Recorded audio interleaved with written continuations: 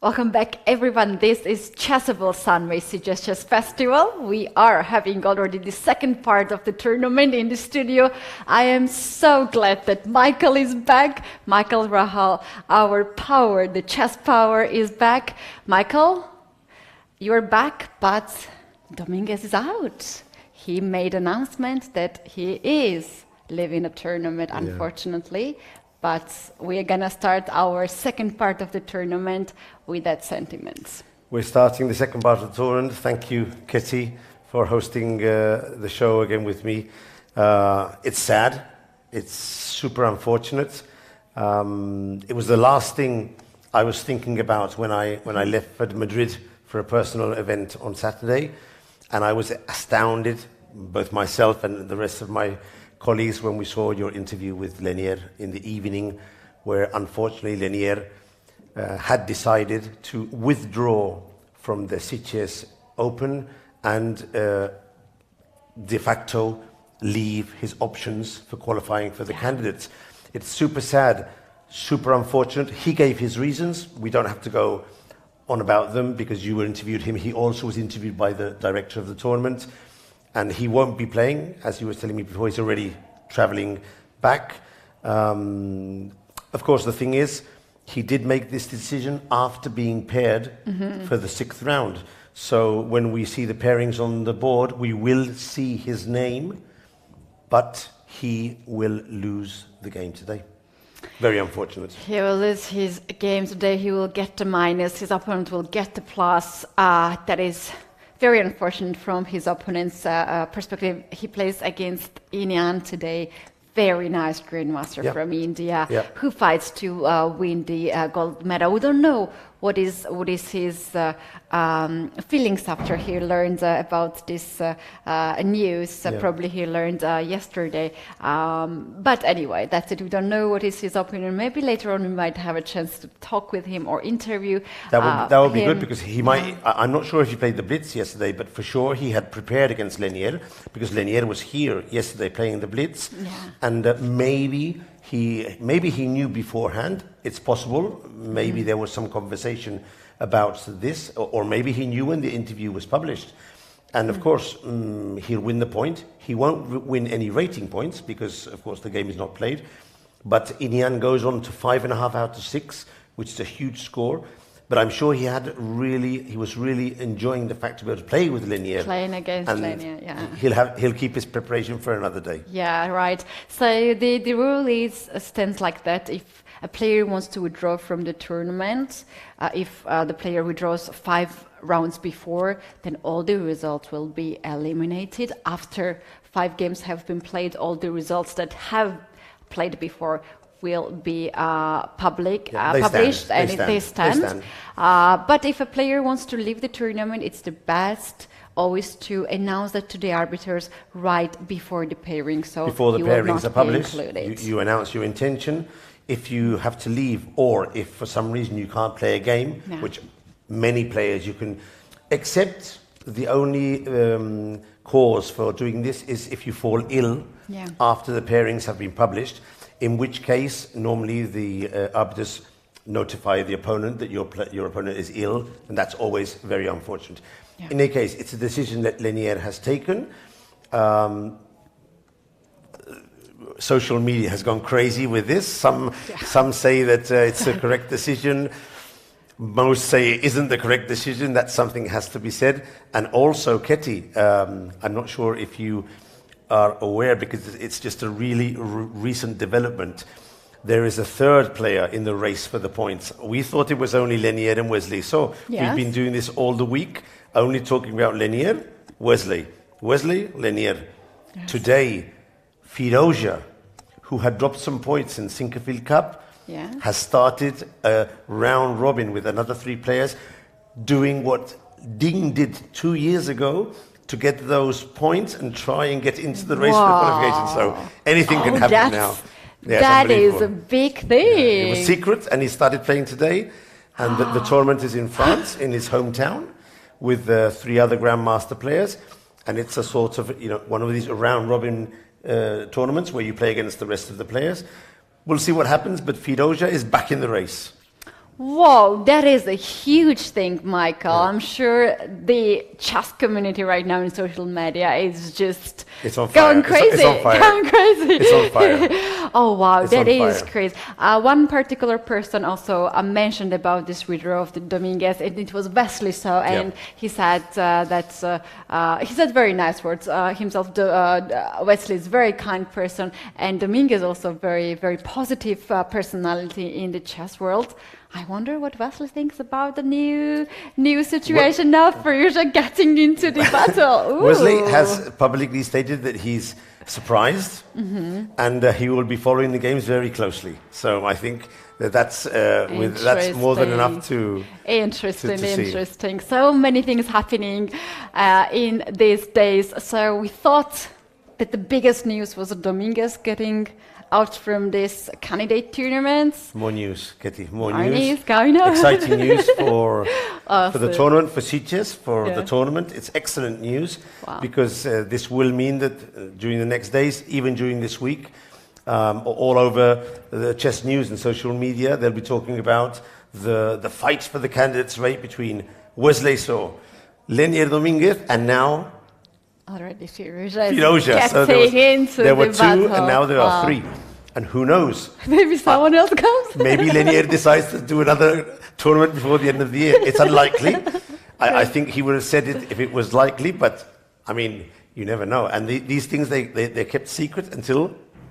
Yeah, it's public. Yeah.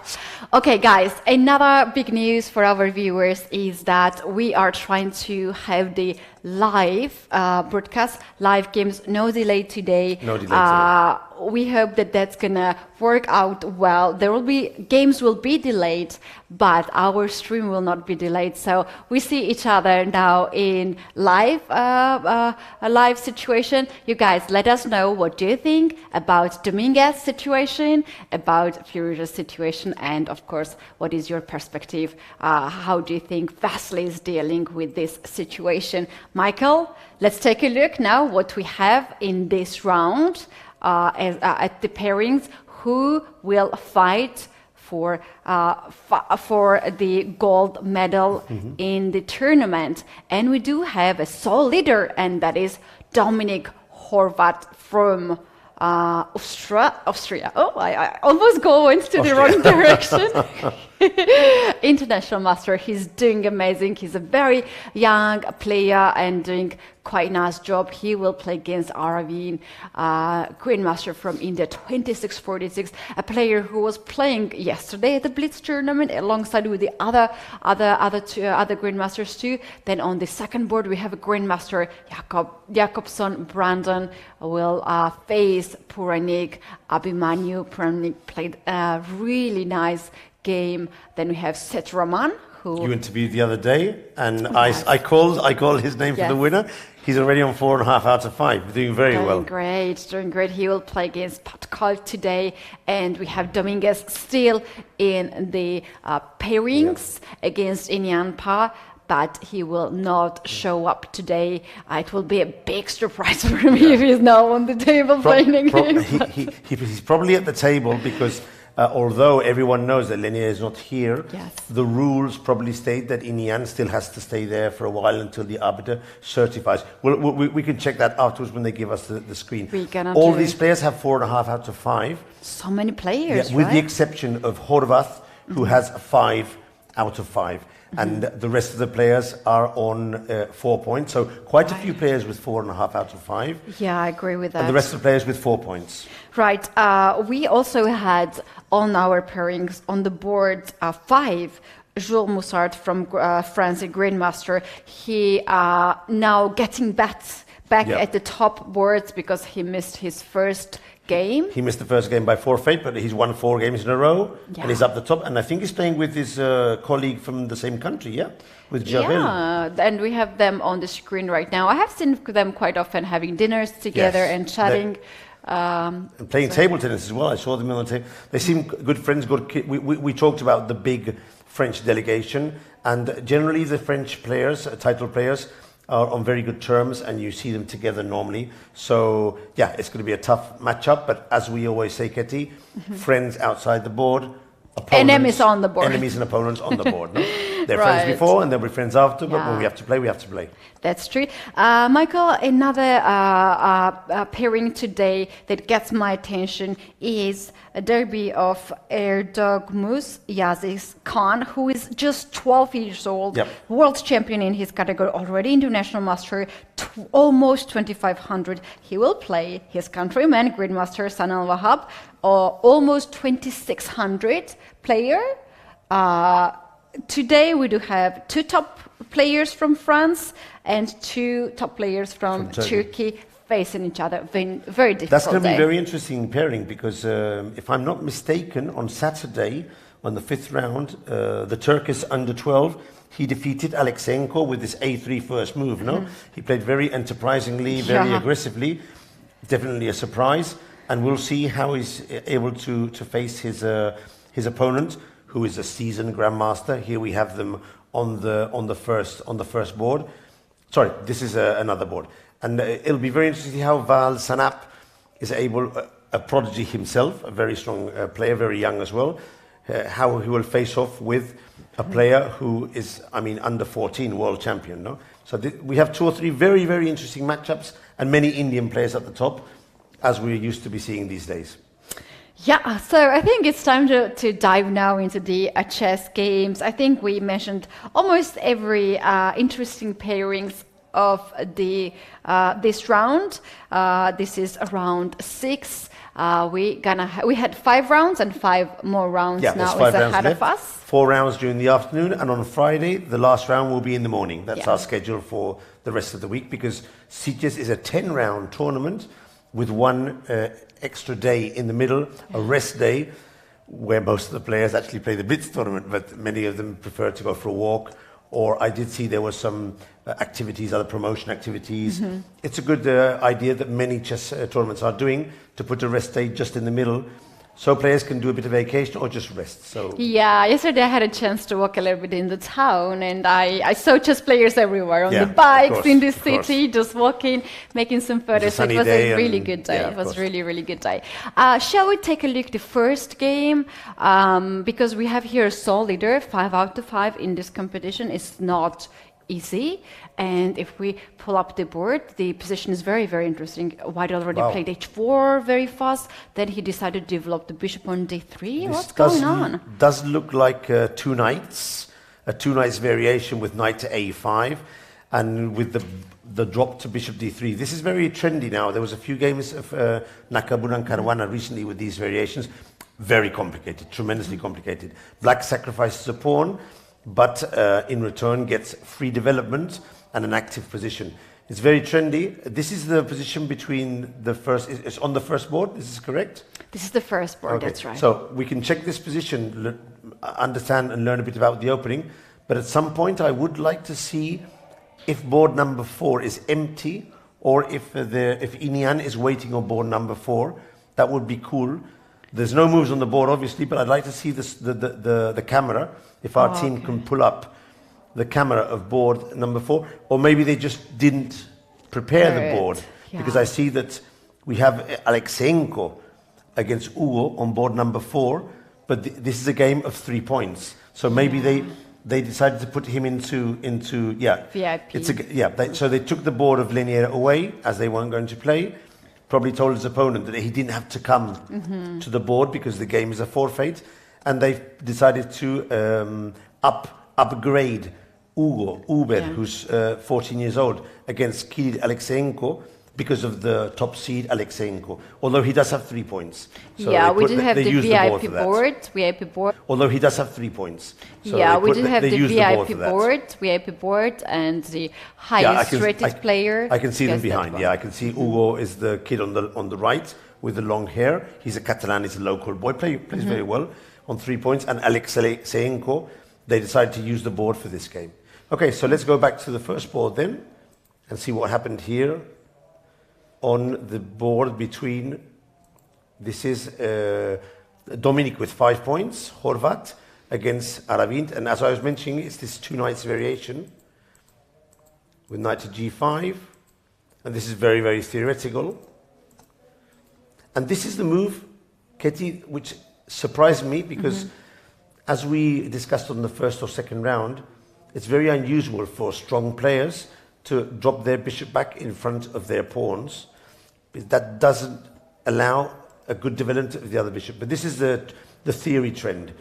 These moves years ago would never have been considered, but nowadays with computers are suggesting moves which go against general principles of opening. And years ago, as you know, Ketty, the move was always bishop to e2. This was the move you would do, I mean, without even thinking. You would never put the bishop on d3. But now, with the modern computers, suggest that this move, combined with knight to e4 if necessary, could be just as good as the other move. So it's trendy now. Horvath went for this move.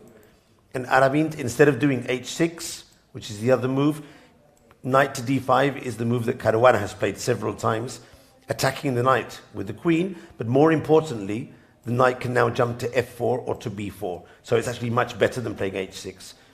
So h4 protects the knight, and queen c7. This is a mysterious move. I mean, what is black pretending? Developing the queen to c7, which doesn't seem to be doing anything interesting, anything serious. It's a bit mysterious, this move. So it's a developing move, and at some point, black must decide where to put this bishop here, either e7 or maybe d6, or even maybe to c5. I would say that queen c7 was played because black wants to play h6. Okay. And to avoid any kind of knight f7 sacrifices, and then to get the queen on h5, bishop g6. So I like that, yes. In that case, maybe queen is there, and now black wants to play h6. As a protection move. Develop and protection. I like that. That's good. Yes. It must be because of that. Because, of course, if not, a sacrifice would be very dangerous on the square f7. So white decided to play knight c3, challenging the knight on d5. And, of course, if black takes, then he would probably take with the d, and then we can open up the bishop. Actually, the computer really enjoys this development of the bishop. But, of course, Aravind is a very strong player and decides to, this must be my move. I don't think he exchanged. No, this must be my own. He did. Oh, he did. Let me check this with moves. I'd be amazed. You just played this move. No. This is my analysis. Yeah. He's thinking now. If I'm not mistaken, this is Aravind on screen, and I do think his knight is still on d5. No, I'd be amazed. Really, I'd be totally amazed if Aravind decides to exchange knights, allowing the development of the bishop on c1. I'd be totally amazed. Much more probable can be possibilities like, for example, the h6 you mentioned before, kicking the knight back, or maybe some development with bishop to d6 or bishop to c5. I'd be totally amazed if Aravind exchanged here. Aravind is taking a lot of time. This would He's not a happen. bit surprised, I think. He is surprised. Yeah. He is surprised. Knight c3 probably has taken him by surprise. I'm not quite sure of the exact theoretical move here, but it probably isn't knight c3. And now he's taking a bit of time. He is even looking up to the ceiling. And this is something that some players do. And many of us don't quite understand why he's not looking at the pieces. And the reason is because strong chess players can use their head to visualize. They don't really need to see the pieces, as you well know. So he's probably just going through some games in his head, maybe thinking about different situations to make the best decision. Everything to play for here. We need to wait a bit more and see if white will consolidate his position and his extra pawn, or if black will be able to find the necessary compensation in activity for the pawn less that he has in this position.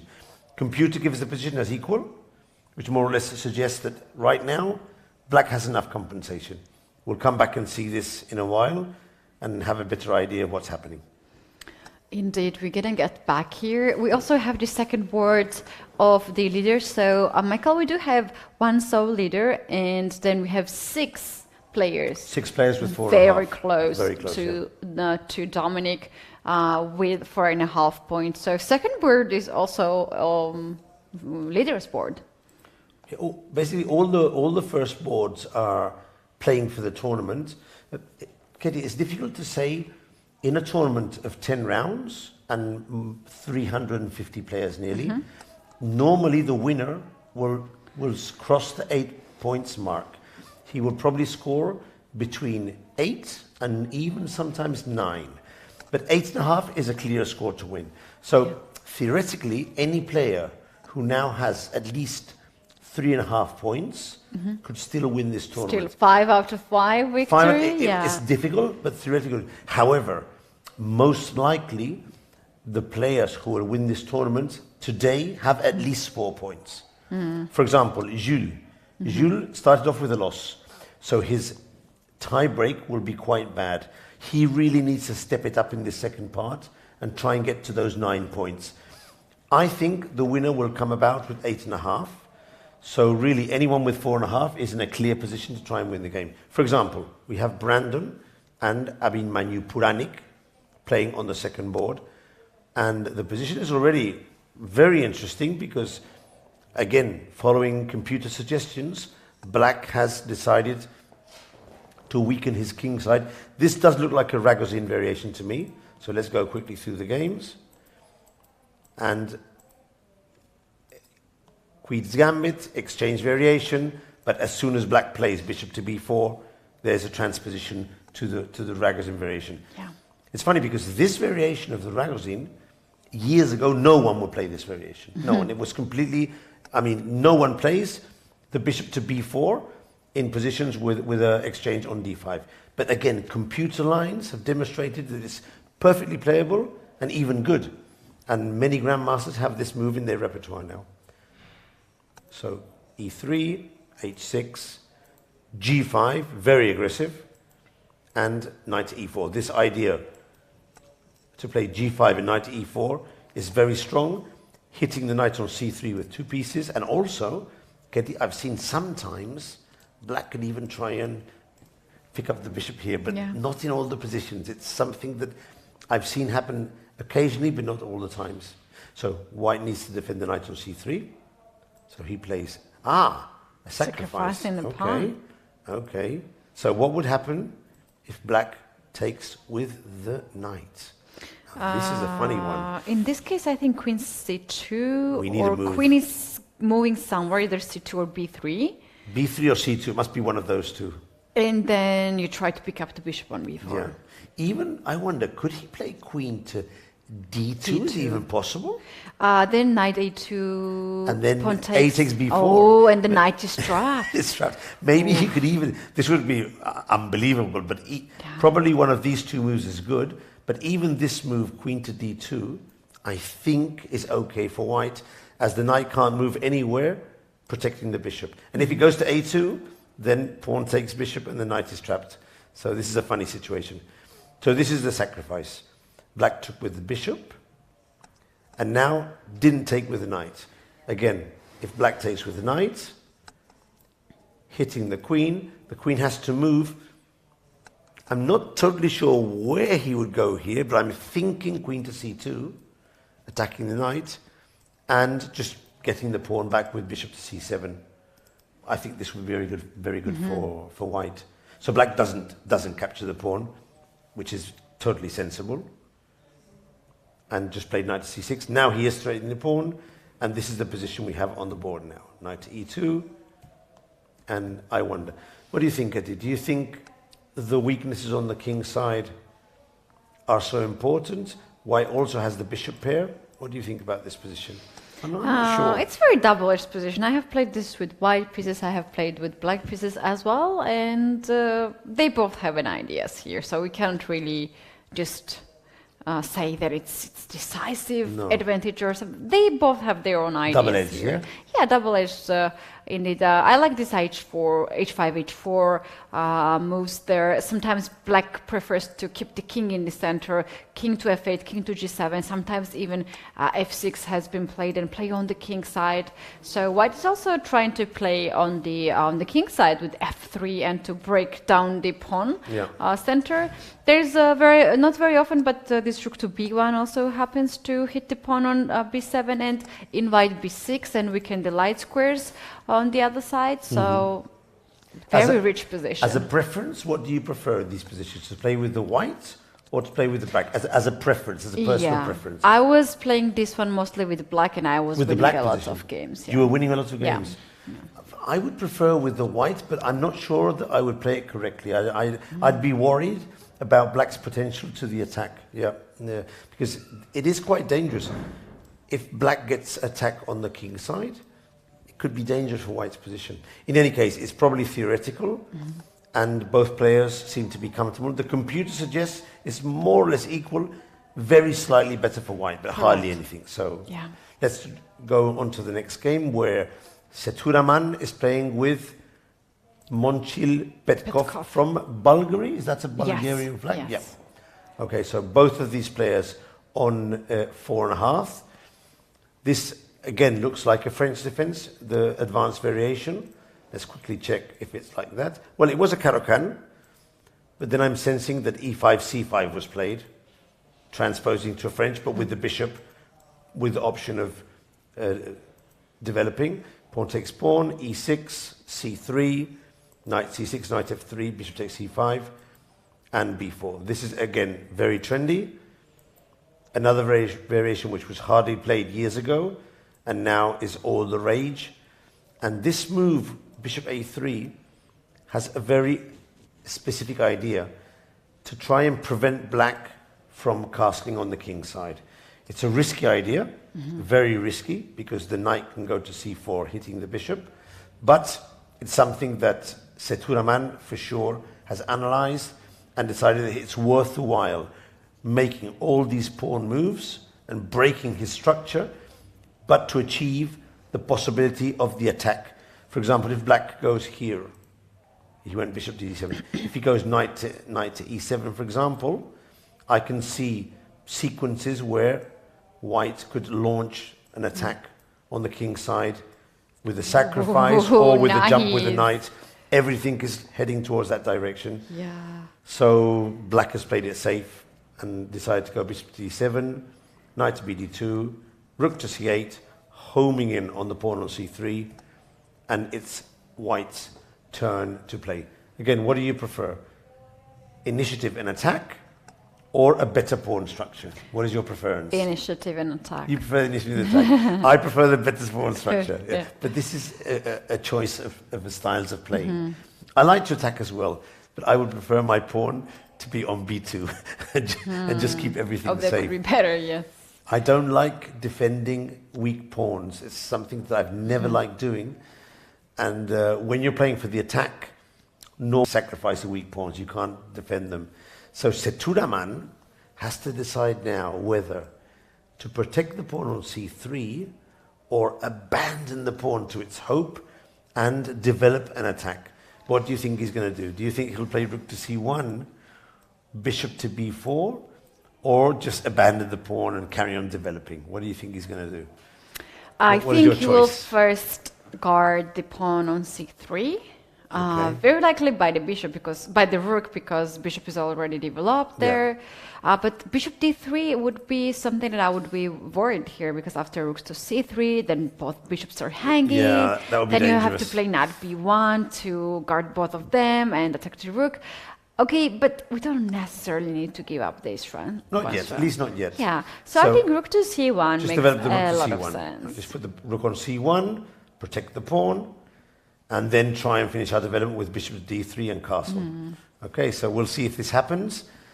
Seturaman is thinking already for 4 or 5 minutes, because bishop to b4 is also a decent alternative. He has to choose which one he thinks could be. I agree with you. If the bishop is developed, it might make more sense to put the rook into play. So I'm actually in agreement with you. Although bishop to b4 is nice as well. What do you think about the crazy move like c4 here? C4 Get rid of this weakness. He might be thinking of that, actually. So let's say he captures. First, the idea is that if you take with the pawn, you play knight d4, knight d6. That would be very strong. I really like this idea. If you get the knight to d6, game over. Yeah. Look, the computer's really shooting up now when he sees these options. So he'd probably have to take with the knight. Probably take with the knight, and this might be the reason why this might not work, Michael, because, with the bishop. And try and get try and still get the knight to d6. It's still interesting, though. It's interesting. I would be very worried with black on this position. And if bishop a5 check, you just walk King the to king F1. away, king f1, yeah. See what happens. I think Seturaman is Maybe thinking he's this. calculating this. Yeah. Seturaman, he's shown us before in his style of play that he will go for these types Tactics, of attacks. yeah. I wonder if he's thinking of this move. I liked very much when he said here in our studio that nowadays everyone knows openings because of Jezebel courses. Yeah. Everyone You have to be studying. Of course, black doesn't necessarily have to capture the pawn straight away, but he could be thinking of that move. It's a very dangerous move, actually. I wonder how black has to play against this move. The computer seems to find a solution. It suggests that black does have a decent move here, but I'm actually struggling to think. Maybe it's knight e7. Knight e7, and if you take the pawn, I will get the knight on d5. On d5. But why would the computer suggest that black is already clearly better with the move such as knight to e7? These weird computer things that I just don't understand. But it's not capturing the pawn, because this plan that you suggested, this is very strong. Maybe the idea is to take on c4. Yeah, with the knight. With the knight, okay. We take with the bishop. We take with the bishop. And now to take with the rook, maybe. With the rook, maybe. Maybe on a good day this might work, because we do have two bishops. And the b5 pawn is hanging. The b5 pawn is hanging, maybe, but I mean... Not so impressed, because queen d6, the queen f8 checkmate ideas. We know this is not good because the computer gives us advantage for white. But if you're playing with black, you might think that this is okay. But I think the move will just be knight to e7. And for some reason, which I really don't understand, the computer says that moving this pawn is not good. And I really struggle to understand why, because it seems logical to take away your weakness from the board. But I think it has to do with the fact that after knight to e7, if you don't capture, I might capture later. And if you do capture, I capture back with the knight. So it's a loss of tempi. Yeah. c4 and c takes d5 is 2 tempi. Yeah. In a position where you have to go for the attack. That's why it's And when you good. play c4 here, if you don't capture on d5, then you're going to hang the pawn on At some c4. point, it'll be captured. At some point. Yeah, and with knight already been on e7, even if you jump knight d4, threatening knight d6 check, black can castle on time. If black can castle on time, the threat on d6 is not so strong. So another we've already got three very interesting positions. Board 1, interesting. Board 2, very interesting. And on board 3, Seturaman, 10 minutes already. And for sure, he's thinking if this c4, he spotted the idea that you gave before, and now he's thinking, should I do it, or should I just play it safe? What do you think he's going to do? Will he go for it? Hard to say. He's thinking carefully. You can see him on the left of the screen. Yeah, we have actually a very interesting question in the chat. As we have now live broadcast, no delay. We can read out the question. So after c4, knight e7. Okay. How about c takes d5, knight takes d5, and knight e4 now? What's the difference? Okay, so let's say we take. Of course, we could take with the pawn as well, which would be very sensible because we activate the bishop. But let's say we capture with the knight. Knight to e4, and now the knight is landing on d6 anyway. Still very dangerous. Very dangerous. Probably he would capture with the pawn. Probably he would have to capture with the pawn here and keep the control over the two key squares. And also, we do have the option of activating the bishop if need be. Yeah, but okay, Michael, now we're talking this from the perspective of a chess player who is not seeing any evil bars or cannot take the moves back. But I had a backward pawn on c3. My opponent had very good pawns in the center. And now I get rid of c3 pawn for e6 pawn basically. I weaken the pawn on d5. Why I'm bad here? It seems from the perspective of as a chess player without any computer evaluation, I would go for this. I would think exactly what you thought there. Get my pawn away, weaken the pawn structure. I can also, but the thing is, he has opened the file for the rook and he has developed the knight. So it's tempi of pawns against development. That's something that's always difficult to balance. If, for example, I could play now bishop to d3, I'd be very happy. But I'd be worried about this rook to c3 move you mentioned before. So it's a tricky position. We have to wait and see what Settlerman does. But as you can see on the screen, he's really focused on the board. 12 minutes thought. He has to decide, should I move the pawn or should I leave it where it is? I have the feeling that he's going to move the pawn. That's my sense from the way I've seen him play up to now. But we'll see. We'll see. Oh, we'll see. That's so interesting. Start of a day. We can go right away to our next board. This is board 5. Yeah, we'll leave the board 4 where Alexenko's playing, but he has a pawn less. Jules against Girel, the all-French competition. Interesting. Okay, this is an interesting game as well. Jules, again, as we said before, he missed the first round, won 4 in a row, and now another trendy opening, the Italian opening. Everyone is playing the Italian Open nowadays.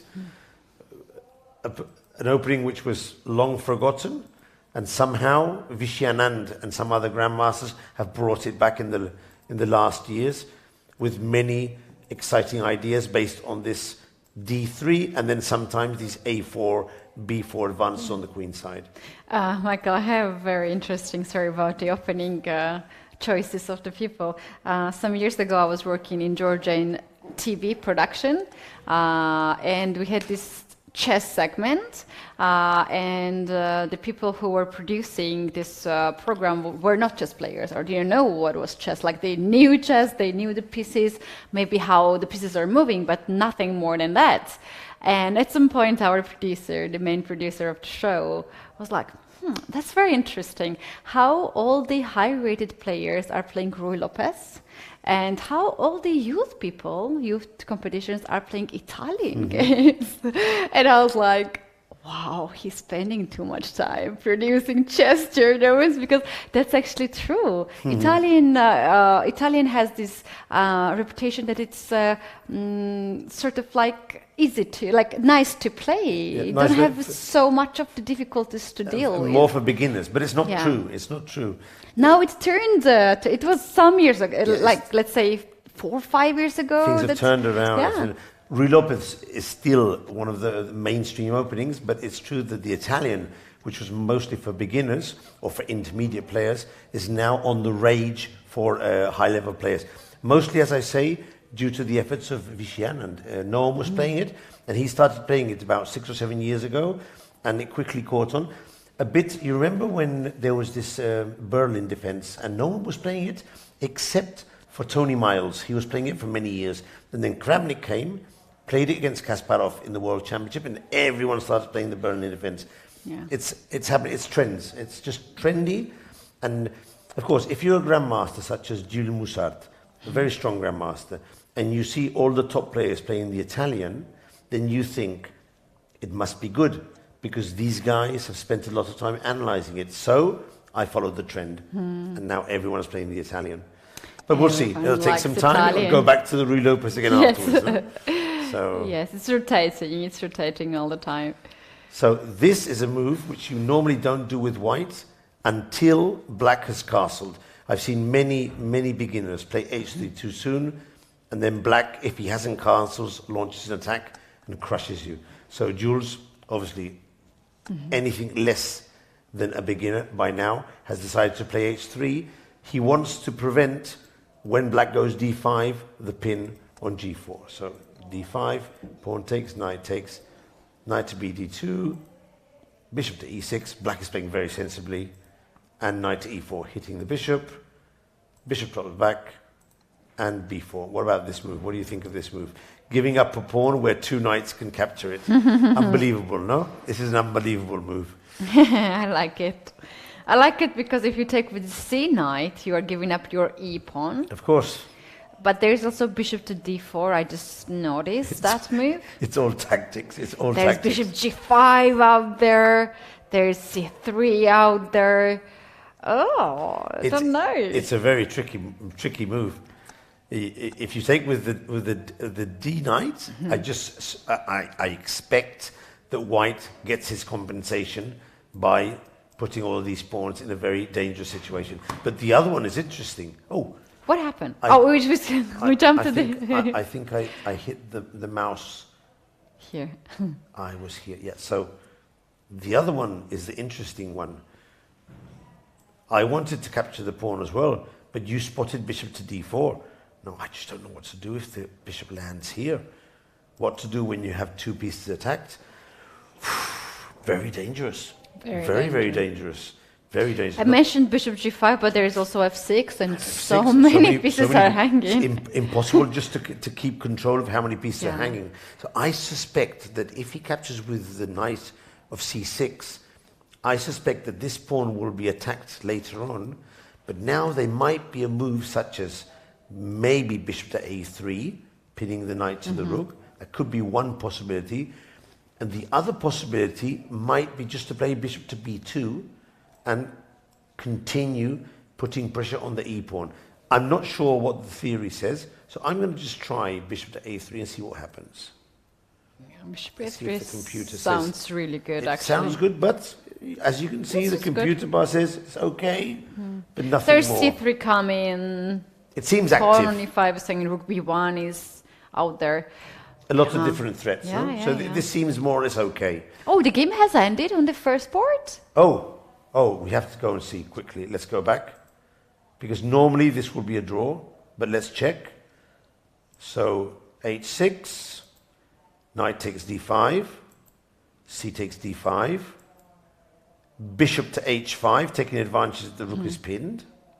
Knight f7 now can be the move. Oh. Bishop to c5, knight takes f7. Oh. I wonder if there's some trick here with castle. I've seen this before. Let's see. Castle. And now he's probably going to take the perpetual. Oh. This is becoming very interesting. What's going on? What's going on here? What's going on here? What's going on here? They've agreed a draw here. This must be a theoretical draw then. Wow. This must be a theoretical draw. Okay, let's try and understand this a bit deeper. If I take the rook, then that's queen the first thing I want to e5. know. Yeah, that's the first thing I want to. We have to show the spectators. They must be thinking, why on earth is he moving the queen when he can capture the rook? Of course, if the bishop captures the rook, then black would capture the knight with check, and the game would take a turnaround, an unbelievable turnaround, and black would win. So I suspect that this is theoretical and has been played before. Yeah. I'd be surprised if there are not games in the database with this position.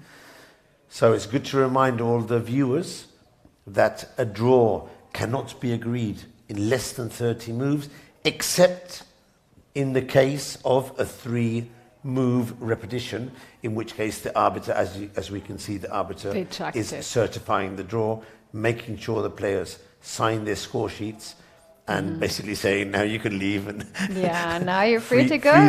Free the venue. Yeah, Dominik Horvath is the player that I don't really heard too much about. And as I look in internet, he's 20 years old, international master. Young, very young, yeah. And there are some of the articles about his play, for instance, at the Olympiad. So I think he can be very dangerous. Yeah.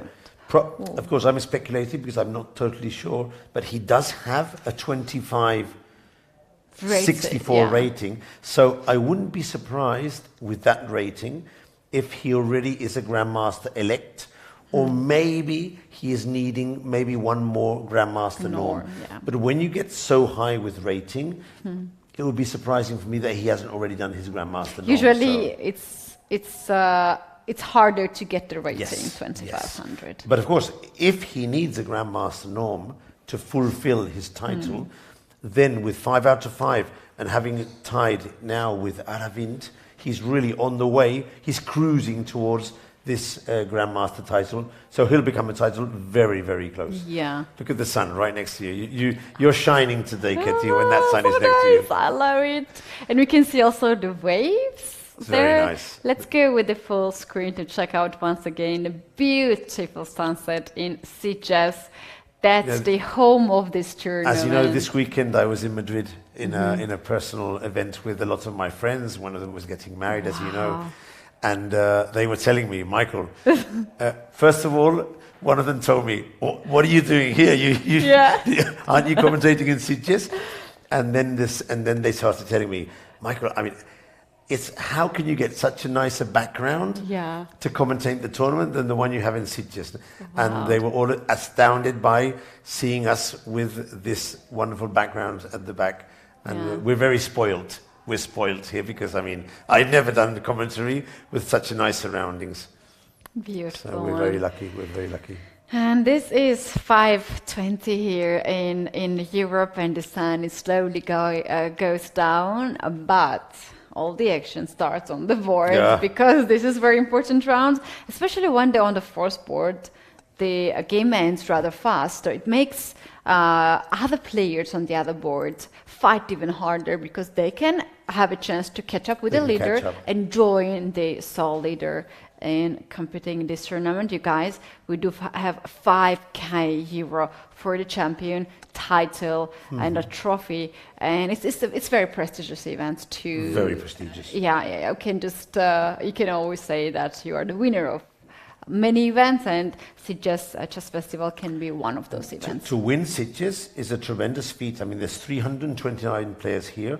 Yeah. It's one of the most important open events in the world, one of the strongest open events in a prestigious city, in a city which has a tradition. Spain has a lot of tradition for big tournaments.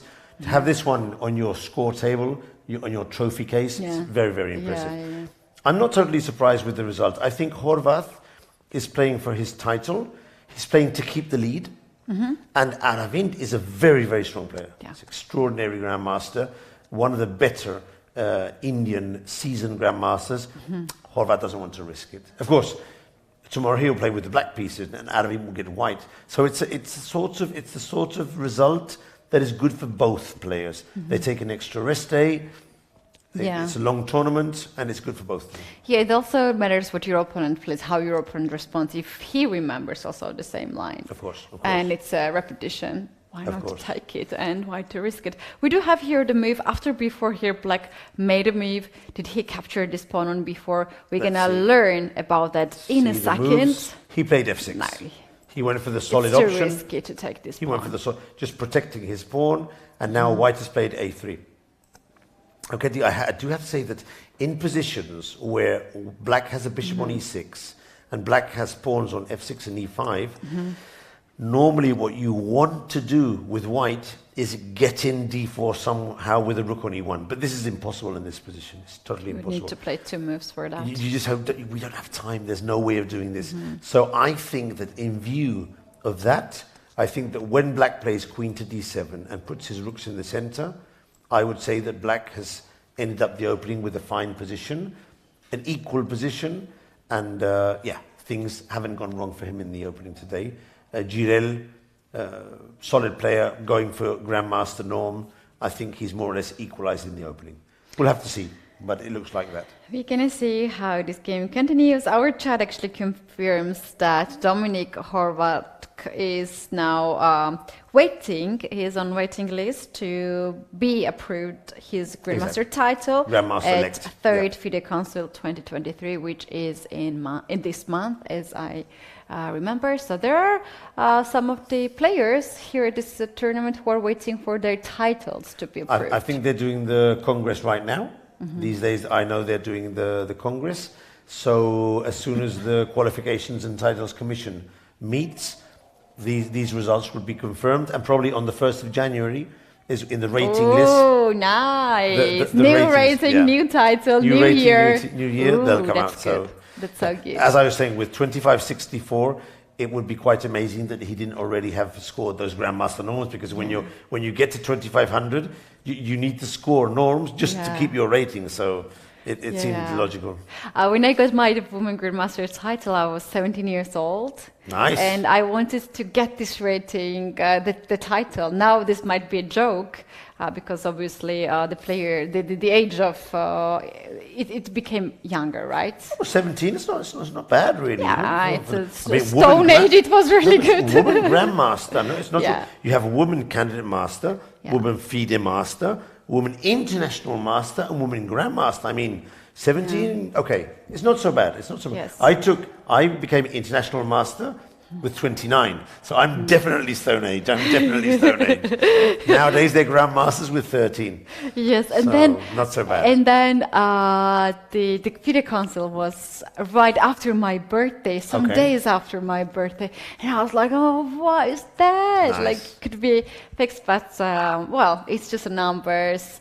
When you for sure are breaking some records, it's good, obviously. But in course. my case, it's not a big of issue. But when you're fighting for the title. Of course. It matters, you know. You're course it looking for matters. this kind of details that you want to get your title as fast as possible. You don't want to have like big deficit from first norm to the second and third norm. Of course. And that's always a new push to your career when you're getting new title. So yeah, the sun is going down so beautifully here. Sun is in going Sitges. down, That's but we key. have Murzin Volodar on the first with white on the board, playing against Ernesto J. Fernandez. He's the Cuban player. He was the winner of the Spanish Omelette Masterclass, and a very enterprising player who likes to play actively and giving a lot of spectacle here in the tournament. They are playing on board number 6, so hopefully our team. There we go. I can see Volodar just behind. He's the kid on the left with the blondish hair. He used to have very blonde hair, if I remember rightly, a couple of years. I saw him in Sochi in the World Cup, and I seem to recall that he had very blonde hair. Yeah. So maybe he was very young when he started to play, and now he's so tall. He grows up already. He just recently played the World Youth Championship under 18. So but I remember him when he was 10 years old. I think he's still 16. I would say he's young. I would say maybe he's under 18 already. But I seem to remember in Sochi he was 14, and now this is 2 years later. Maybe he's under 18, or maybe he's still 16. Okay. So so he's playing with the white pieces, and Guillen is playing with the black pieces. He's looking at the board. Now, here we have a first a clear shot of Fernandez playing with the black pieces. I like him very much. He's very nice. Yeah, he's a fun guy. You can socialize with him. He's a lot of, he has very positive vibes. He enjoys himself here. You know, he plays blitz, then he goes some dancing, then he goes to the master classes. He does then everything. He goes to the city to walk a little bit. He's a lot of fun. But what I really like, the way how he plays, the way how he tries to bring some energy also on the chessboard. He knows very often that it's risky. Everybody knows that, but he goes He's for one of those that. players that I think takes defeats quite well. I'm not such a good player taking defeats, but when you have his style of risky play, you're going to lose more often than other players who are more solid. But then again, he wins a lot of games. Yes. So look, now he's doing some stretching exercises for the camera. I wonder if he knows we're talking about it. No, I don't think so. We'll tell him afterwards. So, of course, the thing is, today he's playing with black against a very strong player who, if he plays a bit recklessly, Volodar will crush him, because Volodar is 26-27 with a classical very Russian formation. Yes. If he plays recklessly in these games with such a strong player, he will be crushed. So he has to be slightly careful. Yeah, Michael, I just very quickly checked, because very often we were talking about Murzin's age. He's 17 at the moment. Oh, he's 17 already. Yeah, okay. Yeah, okay. I think he just recently became. Okay. So for today, Volodar went for a classical London system. Something I learned recently. The London system and also the Colles system, which is with E3 Zukertort, I only recently understood that they are especially strong against knight f6 and e6 setups. If black hasn't played e6, then there are some setups which are better for black. So if you are a player who plays the London, go for it more often than not when black has played knight f6 and e6. Whereas with the c5 variations, it's a bit more tricky. You have to be a bit more well prepared. I like e3 variations here, because especially in the blitz games. Yeah. your opponent thinks like, okay, why didn't get too much, didn't fight too much in the center, but white pieces are just, very dangerous. Yeah, the crocodiles in the water, getting ready Yes. to the attack on the king side, just first stabilizing the center, and then at some point, white gets so much game on the now, for king blitz side. and rapid, they're great because They're you great, also attack, which means your opponent has to defend more, spending more time in the clock. So any variation which plays for the initiative are especially good for blitz and rapid. Okay, so here after bishop f4, b6, e3, bishop b7, knight to b2, c5, bishop d3. This is exactly like Zukertort, but with the bishop on f4 instead of b3. But basically it's the same setup. h3 castle, c3, d5, and the Pillsbury knight on e5 as soon as possible. Now, I'm not sure if black has played correctly now. He played this move here. I'm unsure about this move. I mean, it's nice to get a knight on e4. I can understand that.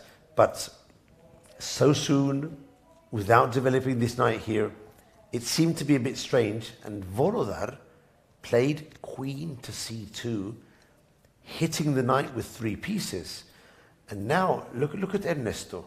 I mean, he's unsure what to do now. I mean, just before he was concentrating.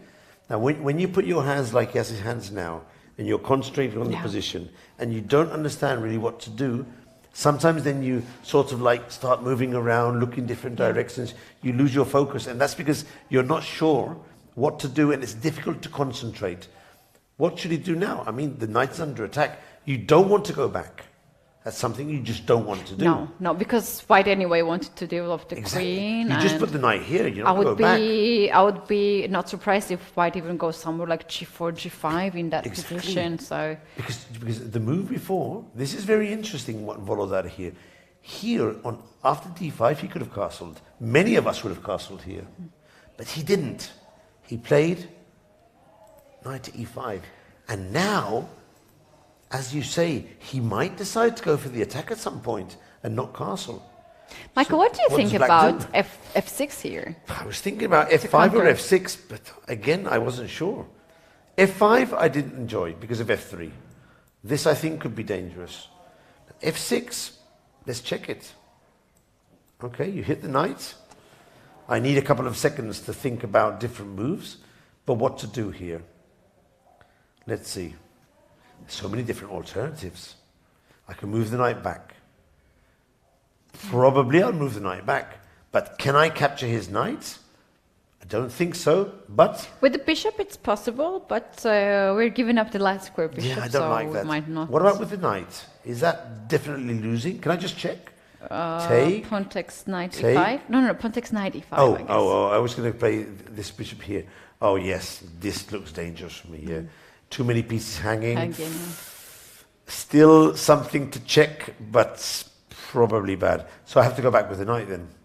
I'll have to move the knight back. But where to? Probably here to f3. f3 or g4 Or even. g4. Because after g4 we have the knight h2 like square. If black goes crazy and plays h5. If you play f5, the knight e5, I have a nice outpost.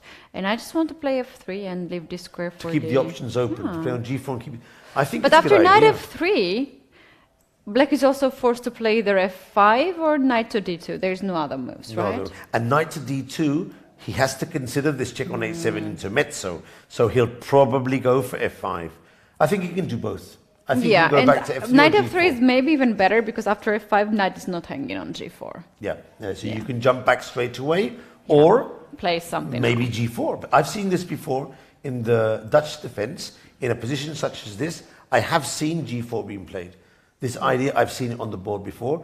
Not sure it's going to work here, but I know it's a standard idea combined with long castle. So Volodar has different options for him now.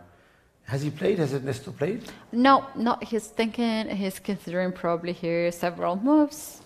It's also a possibility to take the knight on d2. Okay, let's see what happens if he takes here. Because that's a different. Now you cannot take this pawn on f7 that freely because of the pawn structure there, although it's still possible. I'd be very tempted. And then king d2, you know? I'd be tempted. I'll probably lose, but I'll be tempted to calculate this. Let's see what would happen. If he'll trap my bishop for sure, but I'm still tempted to do it. I'm still tempted. Let me just check. You have to play g6, otherwise you just if lost not, the it's just pawn. now. The computer likes it a lot. I'm not sure which sacrifice I have to do, but I'm thinking to capture with the bishop. I'm thinking of this move here, and now I'm just thinking: should I go in with the queen for the mate, or should I just capture with the knight and pick up the rook on the way? Both could be very interesting. Good, yeah. What would you do? Would you go in with the queen? You like to attack, Kitty. Queen. You're going with the queen. You're going with the queen. I can yeah, because you have so many threats here. Yeah. I mean, this is a very good position for you. And the computer says it's clearly winning for white. So I don't think Ernesto will let Volodar. Yeah. I think he's going to play f6. Yeah, you know, Michael, like people have their style, right? You can be sharp, attacking player, very good at the calculation, or you can be really strong in some kind of more like static positions with this maneuvering or everything. As everyone, I also started with being very like training more like puzzles and attacks and so on and so on. And then the moment when my coach went to the other direction, analyzing more like games where you have to maneuver with your pieces, then I started to like so much this kind of games. I understood the beauty of chess is not only in attack. No, of course. As a player, you somehow get this kind of like happiness when you're playing this very beautiful, nice game. When you find out that there is one weakness in the opponent's position, and you are pressing to that and then winning eventually, rather than to have crazy sacrifices. And I got so impressed with this. And I worked so much in that area that I somehow forgot how to attack. Oh, you can't forget your basics. Yeah. Yeah, I was not looking at any attacks anymore, and never enjoyed that. I was not very comfortable to calculate, because when you're looking for improving your piece's position, you are not calculating each move, you know. You just think like, I'm gonna get my knight on, I don't know, any square, and you're finding a way out. And when you have to sacrifice, you need a good calculation. When you attack, you need to have yeah. So I'm more a positional player, but of course I love to attack. And nowadays, most of these kids, they're universal players. Yeah. They attack, they defend, they play positionally. They've learned to play using the computers. Even some of them play like a computer. You know, these weird moves based on the way the computer. It's true that most of them go for calculation in their decisions, but to get to the higher stages, you need a very solid positional basis. Okay, so we'll leave this game here, but I have to say just before we leave that f5 is the move chosen by Ernesto. He took a bit of time to think about it, but finally he decided, okay, the knight will leave it on e5, but I need extra protection for my knight on e4, and I don't want to see anything like bishop to h7. So a good decision by Ernesto. Good decision. A practical decision, and we'll see how this one goes. Is he looking for some kind of f3 bishop h4 checks? Maybe that Possibly. he reserves this square for the bishop, and when you play f6 you cannot jump for the pawn. He's keeping that option very, very open. Now the interesting thing will be here, and I think Volodar is already thinking about it. Shall I go for short castle and play positionally? Or shall I go for some risky variation based on rook g1 and g4 combined with long castle at the appropriate moment? Now, which is the better move? Only the computer knows. Which is the more human move? I think if I were playing with white, I would be okay with short castle followed by f3. I would be okay with that. But then again, here we have the personal choice. Which type of position does Volodar Murzin is more comfortable in? Does he prefer to play complicated, risky attacking positions? Does he prefer to play something more calm? I think he'll go for castling, but we'll see. I think he is more like calm, we'll see. strategic player. He's thinking about it now. He's going over the different options. This is not a calculation decision. It's more a positional choice. And another thing is very often when we are getting ready for the game and looking of the opponent's games, we know what is the style of the opponent, where he feels comfortable. That's and I'm also sure true. Voldar knows perfectly fine that Ernesto is comfortable in the complicated positions. Double-edged positions, he plays them very well. Yes, Yeah. so Yeah. maybe he will go the calm direction to get his opponent out of his comfort zone, right? There's a small trick here, but I'm not sure it works. But I've seen it before in other positions. Look at this, Kitty. This could be fun. For example, after castling, I wonder if black plays knight to c6, if white can play bishop to a6 here. I've seen this trick in other positions similar to this one. I like Computer it. doesn't like it, which means there must be a defense. But this trick has to be remembered. Sometimes it can work. It all depends on the position. It. It Maybe doesn't work something here. like knight d4 or knight before this Yeah. kind of moves, and then to pick up the bishop. But It's a pity it doesn't work here. But Yeah. in some positions, if the queen is not under attack by the knight, this trick can be very Nice worrying. distraction. But it doesn't work here. So I think it will be castle. Black will play knight to d7 or knight to c6, and we'll have a game. We'll have to see how this develops. I want to jump to Karan's game, which is number 17, I think. No? 17? Oh, so 17. sorry, 18. Board 18. oh, let's check it out. We don't have a camera here, but the story of this kid is very interesting. So I'm going to put the position here. Okay, see, Ahmed Karan, he's a kid from Azerbaijan. He is 12 years old. Okay. He is a medalist in the European and World Under-12 Championship.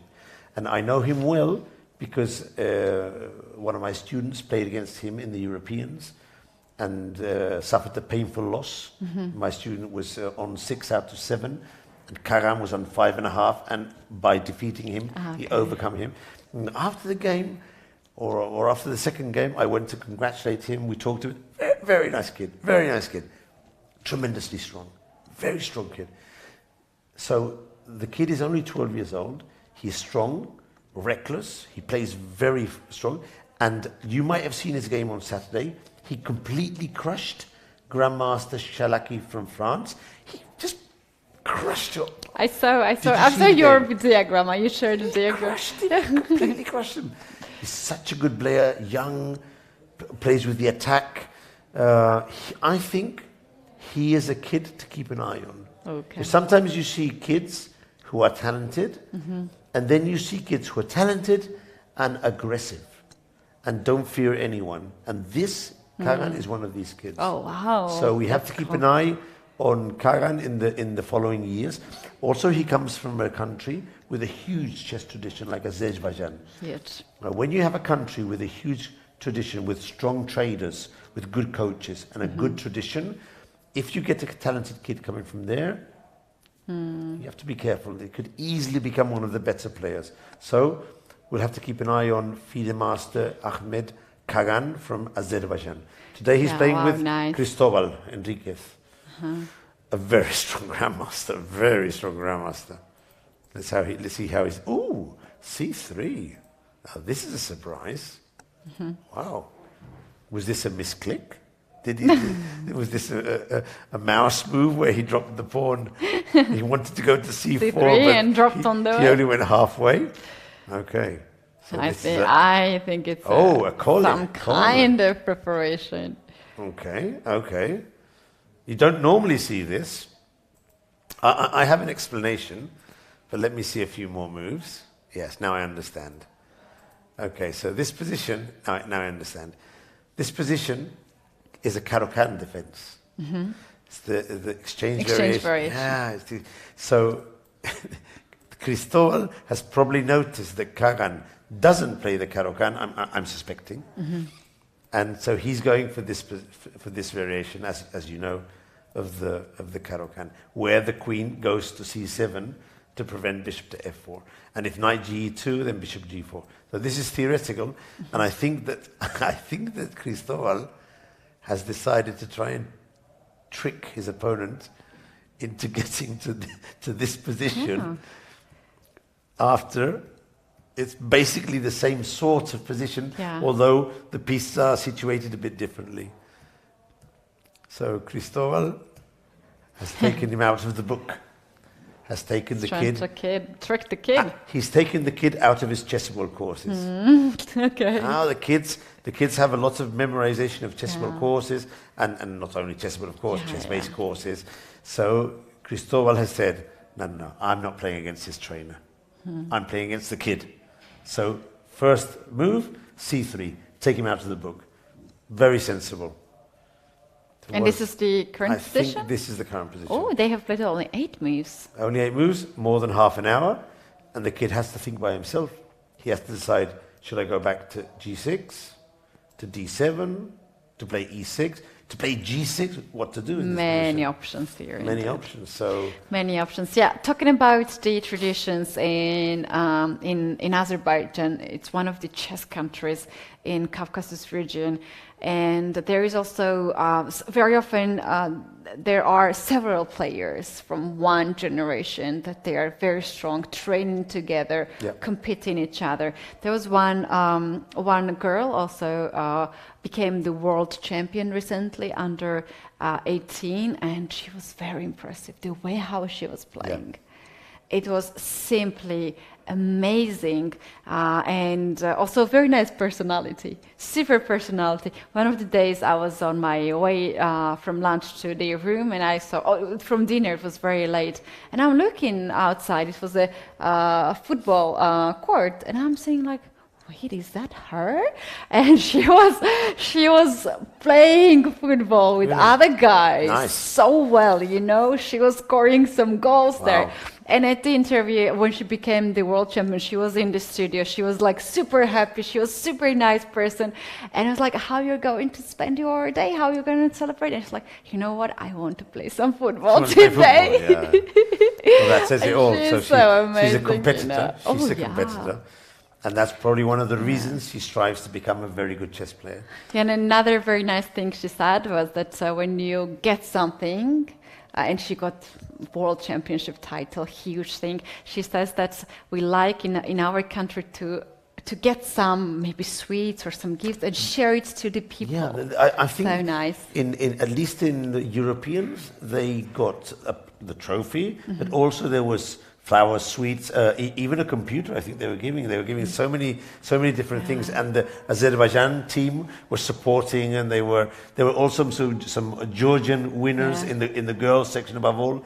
Yeah. Very strong. And also Poland is doing very good as well in youth. Great. Yeah. So Spain, we were there, but we didn't get enough.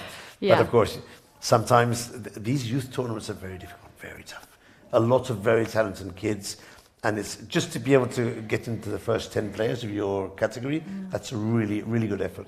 Really good effort. It is indeed. And now we have the camera on the streamers corner. We do have 5 boards on the streamers area. We do have several streamers streaming on their own channel, I believe with a bit of delay. And then we have also 1 or 2 board. We have rotation of the streamers who are not streaming, and we have Jules Gambit. Her name is actually Julia. I didn't even know that. And she said, like, no one calls her Julia.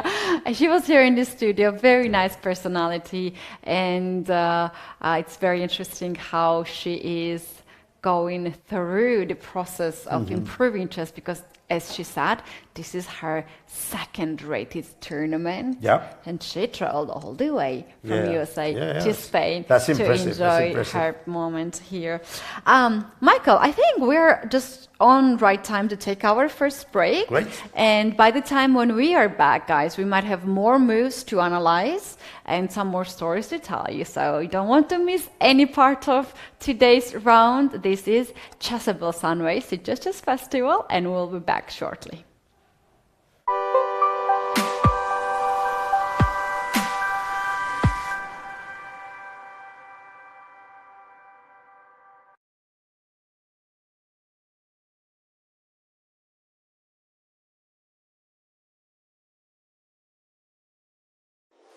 Checkmate the climate change.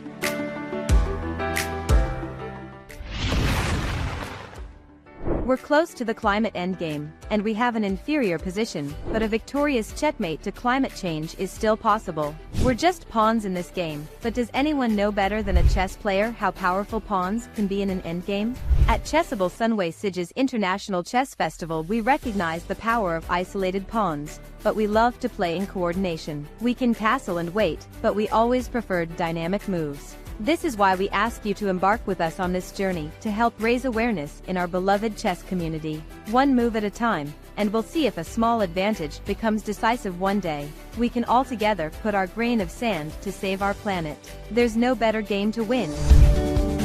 So how are we doing more precise moves now than we used to?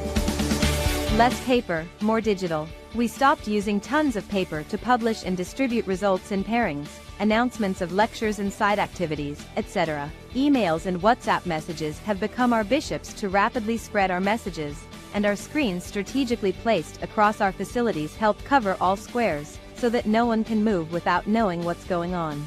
It's not only sustainable, it's convenient. Cell phones may be the enemy of fair play in the playing halls, but they are our best ally outside them. We developed our own app for iOS and Android that you can download and open anytime, while not playing, to be up to date with what's going on in our chess festival, and without any risk of being blamed for cheating. It's also available in the smart TV of your room. And what about accreditations? Here's the deal, don't throw them, because with just a little water and minimal care, your accreditation, printed on paper with seeds, will germinate and become a plant. When you're home, it will remind you of the memorable moments you spent at Chessable Sunway Sitges International Chess Festival, and it will cheer you to help us to be just part of the opening of the chess community's game against climate change. Don't get it wrong though, our accreditation won't grow green chessboards. Electronic score sheets are arriving, but we may need some extra time to adopt them. Players will need to keep on writing. However, when printing is necessary, we try to use recycled paper. Less plastic. We may not be able to make it disappear immediately, but we're looking to leave plastic in Zhuangzhuang. Quality and attention to details has always been part of our identity sign at Sunway events, so we're not cutting anything. Will we still be giving pens for notation of score sheets or gifts to participants? Let us keep the surprise, but if we did, who knows, they will preferably be made with biodegradable and ecological materials. What about free water during the rounds? We will be using sustainable packaging, and we will ask players to take a small step towards sustainability to have their ecological bottles refilled. While we love online chess, over-the-board tournaments like Sunway are a unique experience to take part in. So, what about plastic chess sets? We know we still have many, but we're very aware of time pressure. We're kind of turning back the clock to enlarge the number of wooden boards and pieces in our tournament, in a timeless move for eco-chess crusaders. Better accommodation. Since 2021, our 4-star hotel in Sitges has the Biosphere certification in tourism, which recognizes our continuous improvement towards more sustainable models. And, knowing that chess players require very well-lit playing halls, since 2023, solar panels installed next to the main playing hall are producing part of our own energy. There are many other measures that Sunway Playa Golf Hotel and Spa, venue of the Chess Festival, has been introducing during these years to reduce its carbon footprint, improve water efficiency, or allow energy savings, like changing almost all lighting to LED lighting, or installing motion sensors to activate lights in the hotel's less crowded areas, detecting even the quietest chess players. Sensors in windows and doors limit the useless operation of air conditioning machines when those windows and doors are open. Taps in restrooms have been changed to prevent the waste of water, which is precious in our warm Mediterranean location. Amenities left in the rooms for guests are biodegradable and ecological, etc. All guests at Sunway Hotel and Apartments have free bicycles to facilitate their mobility, reducing the environmental impact of transportation. There's no more enjoyable and sustainable way of entering a game or of mentally analyzing your moves after hours of concentration than to cycle along the seafront promenade. And for those who don't want to cycle, we also provide free bus passes that will allow you to forget your own car during your stay in Sitges. Responsible F&B management. Just in case players haven't eaten any opponent's pieces during their games, we make sure they have enough quality food and beverages in our restaurants at Sunway Playa Golf Hotel and Spa. Purchase from local suppliers, when possible. To reduce the impact of CO2 and promote proximity trade is just part of our game strategy. It's not only time we don't like to waste, so we use efficient waste management to get a better endgame position. Selective garbage collection, or use of returnable glass bottles and other containers, are our defense, no matter if Sicilian, Slav, or French, against environmental degradation. And our openings list includes the use of biodegradable and recycled single-use items such as tablecloths, straws, or napkins. Let's talk coffee. It's organic, it's sustainable, and it's in a biodegradable cup. Even our coffee beans are in on this eco-chess game. And we don't forget the quick response QR codes, which are available in our restaurants, and they remind us that a quick response is what our planet needs. Chessable Sunway Sitges Chess Festival was born 10 years ago with a mission, offering quality and taking care of details. We want every player to feel like a grandmaster. It's time to expand that mission for our next editions. We want every player to get a grandmaster in sustainability norm. We're far from perfect, but we're studying, training and calculating to improve. Climate change seems to be using the latest version of Stockfish, but working all together can build an unbeatable database of ideas to checkmate it. Welcome to our Green and Sustainable Chess Festival.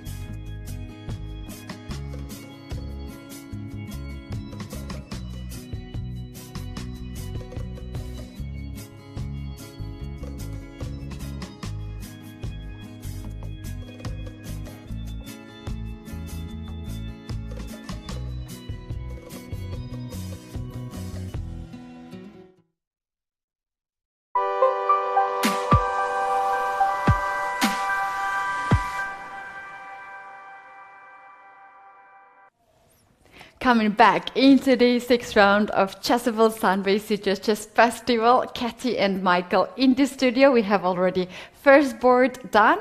The players agreed on a draw, which means that now more players have a good chance to catch up with the leaders and become the co-leaders of the event. Michael, we can see now on the screen the streamers corner. We have these 5 boards, especially set it up for the people who wants to show their game to their community on Twitch or YouTube.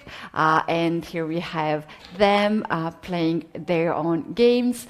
And we do have also the leaders VIP section of the tournament with all the leaders playing there. And I think we have right now the second board on our screen. Very interesting position. Let's pull up the chessboard on the screen and understand what's going on.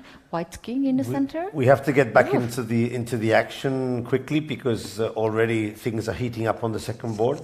But we'll be talking more about the streamer section during the tournament. It's an interesting initiative, something that Sitges is pioneering, bringing and allowing players to bring their own streaming materials, play their game, and for their followers to be able to see the game live on their channels. This is something that is not allowed in some tournaments. Official tournaments don't allow it because in some sense the fact that they bring their own materials to the board could have some implications for the anti-cheating system. But of course, as long as the arbiters and the organizing team are in agreement, I think it's something that in the future we'll be seeing more often because it's one very interesting way to promote the event. Having some players streaming their games and the playing hall with the sponsors' logos to millions or maybe thousands for the moment of people. This is very good and good for everyone, not only for the tournament but also for the conditions for the rest of the professional chess players. So this is something we'll talk about in the future. But for now, let's get back to the board. I can already see it's a very strange sort of unbalanced position. White Brandon has used up quite a bit of his time, whereas Abhimanyu is okay on time. Something I've noticed, Ketty, the Indian players in general normally don't have time trouble. They have very good time management. They have good management. Yeah. I think it's something that they're very practical players. We've talked about this before. They calculate when they need to calculate, but it's somehow they've got a good way of sensing when the position is to play fast and when they need to really calculate. And Abhimanyu really should try and take advantage of White's king here, stranded in the center, because his king is very well protected. But now, specifically at this moment, after g4, Black has a chance of capturing... I was going to say queen takes d4, but it's too late, because Black has just captured with the knight, and the computer says that this is a losing blunder, which, if it's true, would be a huge mistake of Abhimanyu, because he did have the opportunity to capture with the queen, go into the ending, and he's probably worse because White does have 3 pawns and a strong pass pawn, but it is an ending with equal material. However, capturing with the knight, the computer jumps from +2 to +5 for White. Now, I can only imagine this must be because when White puts one of his rooks on the d file, the knight will be pinned to the queen. So let's check this variation. I'm going to suggest putting the A rook on d1. Again, which rook, right? Which rook? But for the moment, I'm going to suggest this one, keeping this one active. Now, if this one doesn't work, we can always go around to the other one. Of course, our threat is knight to b5, or maybe knight to e2. So what does Black do in this position?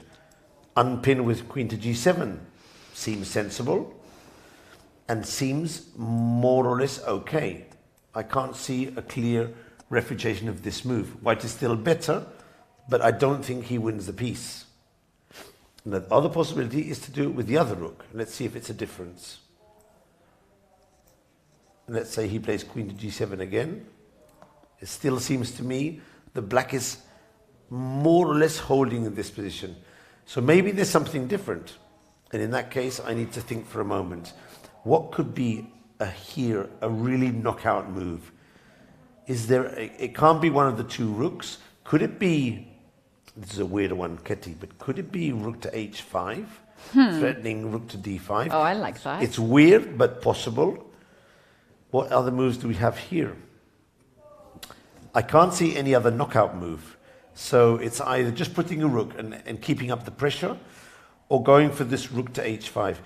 Do we have any other suggestions, Kitty? What do you think? I like rook a to d1. A to this d1. move to be played, and when queen moves on g7, right now the knight is very limited. Yeah. Knight is very limited. We can play here moves like f5, or we can play knight to d5, then f5, f6, and this kind of moves.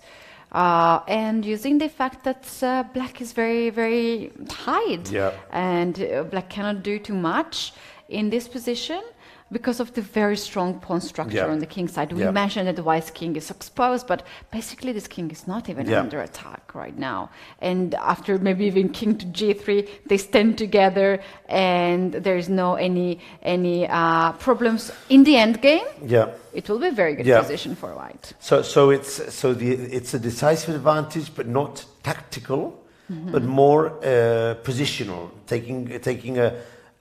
If the queens disappear, the pawns are very strong in the end game, and meanwhile, black has some problems coordinating his pieces. I actually quite like this knight to d5 move, because it hits the knight, and when the knight goes back, you were suggesting maybe, we'd have to calculate obviously, but maybe something like f5, or maybe rook h to e1. Yeah, there's a very good coordination here. Rook d2, rook d1, also to play on the d file, yes. I just checked with the engine right now. Rook d1 has been played here he by played rook d1, okay. white. He went for the practical choice, okay. It's a very good move. Rook to d1, in fact, is the first line here, and queen g7 has already played as well. Okay. And at this point, there are several suggestions, and knight d5 is there, knight e4 is there as well. Knight e4. Knight e4. I thought of this move before, knight e4, but I wasn't sure what the idea would be. But now I notice that if this knight lands on c5, then there could be tricks with knight e6, but also a lot of tactics come with the knight on c5 against the king on c8. It's a typical pattern for attacking with the queen, the rook, and the knight on b7. Many tactical tricks appear with the knight on c5. So maybe this could be a dual purpose move. You go a bit to the center, but also a bit to the king side. So yeah, now I understand knight to e4. I wasn't sure about it, but seeing it on the board, it's more understanding for me. I've seen many games being won with a knight on c5 and a b file against the long castle. There is also an additional threat in this line. If black is not careful, white can also play queen to c3. Yes. Pin the knight. And then also do the rest of the things in this position. This is very dangerous. It's funny because if you put the queen on c3, the queen can no longer move to a square, defending the knight, and at the same time not falling under a pin. There's no available square. So these things tactically are very dangerous. There's been moves. Yeah, so it was knight to d5 here. He played queen g7, and he went for the knight to d5. It was a difficult choice. I mean, there were several good moves, and it was not easy to decide on which one was the best. But they played very fast. Also, black already played knight c6 here in this position. He went back? Yes. It doesn't appear on the move score. On our move list, it only appears knight to d5, as if black is still thinking. So we'll have to wait a moment. And knight to e6, f5 would be very strong. Okay, let's wait for a moment and see if the position is... I think that's the game on the screen. Knight is not yet on c6. He's still thinking. I think he does have to move the knight back to c6. And knight d5 is on the board. Yeah, true. Yeah, but Katie, this position with black, you just can't play it fast. You need to take your time. You need to take your time. It's a tricky position. Not the sort of position that you can play just on... He's about to play. He's going to play. There he goes. He's What is it? He's doing the Yep, he's putting his hand. This Oh, is so long. He's not so that's- certain. Yeah, this is a tell. It's a chess tell. Like in poker, they have their tells. In chess as well. When someone keeps his hand too long on top of the piece, it normally suggests his confidence is not such on a high level because confident players think and execute. They don't put their hand on top of the move. He's played knight c6. Knight to6 We were is expecting on this a move. board. And now you suggested before f5. Which I think like is f5 very much, It's a very yeah. good move. It does give the square e5 for the knight, but I think what white gets in exchange is more important. But it's not the only move. There are There's other also options. another engine move here, king to g3. We mentioned about this move. It's a I funny actually like looking this move a lot, consolidating the king. Ah. I wonder what happens after h5 because the king is pinned. But I was thinking that if the pawn goes to h5, Oh, there's a crazy thing. Rook h5, rook h5. Ah. We need queen to get out. what are you thinking of here? We need to queen to get. No, rook takes. No. That seems a bit too risky. I was thinking just to push the pawn. Okay, computer suggests f5. I was thinking g5 actually, to put the knight on f6. But it doesn't seem to be good for some reason, which I can't fathom right here. But maybe it is okay, just to put the pawn on g5. But we'll see. I don't think he'll play king g3. I think it's more likely that he'll go for f5. Because, do you really improve the king on g3? That's the thing. On f2, it's far away from black's pieces. Now you put it on g3, thinking that it's protected by the pawns, and maybe after h5 you're thinking, why didn't I leave my king on f2? If you want to protect the king, you play rook d2, right? So you Exactly. protect the rook. And if from you want to that protect the far. king, you don't advance your pawns in the first place. You just Yeah. castle. True. So Michael, I suggest to see this games a bit from the beginning because this is the position that we were talking about earlier, and it had very interesting scenario if we just go some moves back. So we were talking about this Rogozin variation, and black started this pawn push, and here at this point. Seems like white decided to double the pawns in the center on the king side. he took some time to think about this, and it wasn't a straightforward decision, but he voluntarily doubled the pawns. And then went c4, hitting on the center. It was very interesting, very interesting. And this king f2. Look, here, Kitty, he actually put his king hidden behind the 4 pawns. So it would be really funny if now he plays king to g3, hiding the king again. Behind the 3 pawns. That would be super funny. This is a modern game of chess. As we said before, it's not the type of position that was used to be playing years ago. But nowadays, computers are saying these positions are perfectly okay. And fast forward, we get the type of position that we have before. And I think white is better, and we'll just have to wait and see if Brandon is able to convert. By the way, he just played queen to c3, which was one of the suggestions of the computer, just trying to eliminate the queens, and hopefully Brandon must be thinking, if I get the queens off the board, then I can put my king on g3, advance my pawn to f5, go with the king to f4, and gradually try and promote, maybe exchange a rook on the way. And remember, the pawn on h6. This is not equal endgame. Very equal. Yeah. Black is worse here. Worse, yeah. It's not worse. Equal. So his pawns are very far away. White can push the pawns. Yeah. White and also press the pawn on h6 on the other side of the board. Brandon has made a good decision proposing the exchange of queens, and we'll have to wait to see if Abhimanyu decides to capture. So, what other games do we have? Board 3, very interesting. Sechuraman against Patkov. Yeah. We left this position here. Yeah. We were discussing if he's going to play c4 or not. Do you remember? I wonder how long he took on this move.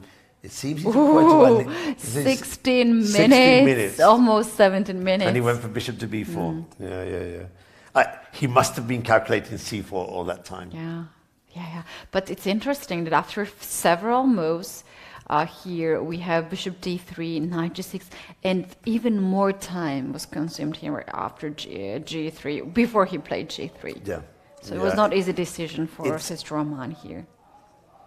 It's a tricky one, Ketty. I've played the French all my life, and in many occasions my knight has gone in the advanced variation. That's why you are pronouncing French names so well, right? Ah, that must be the reason. Must be the reason.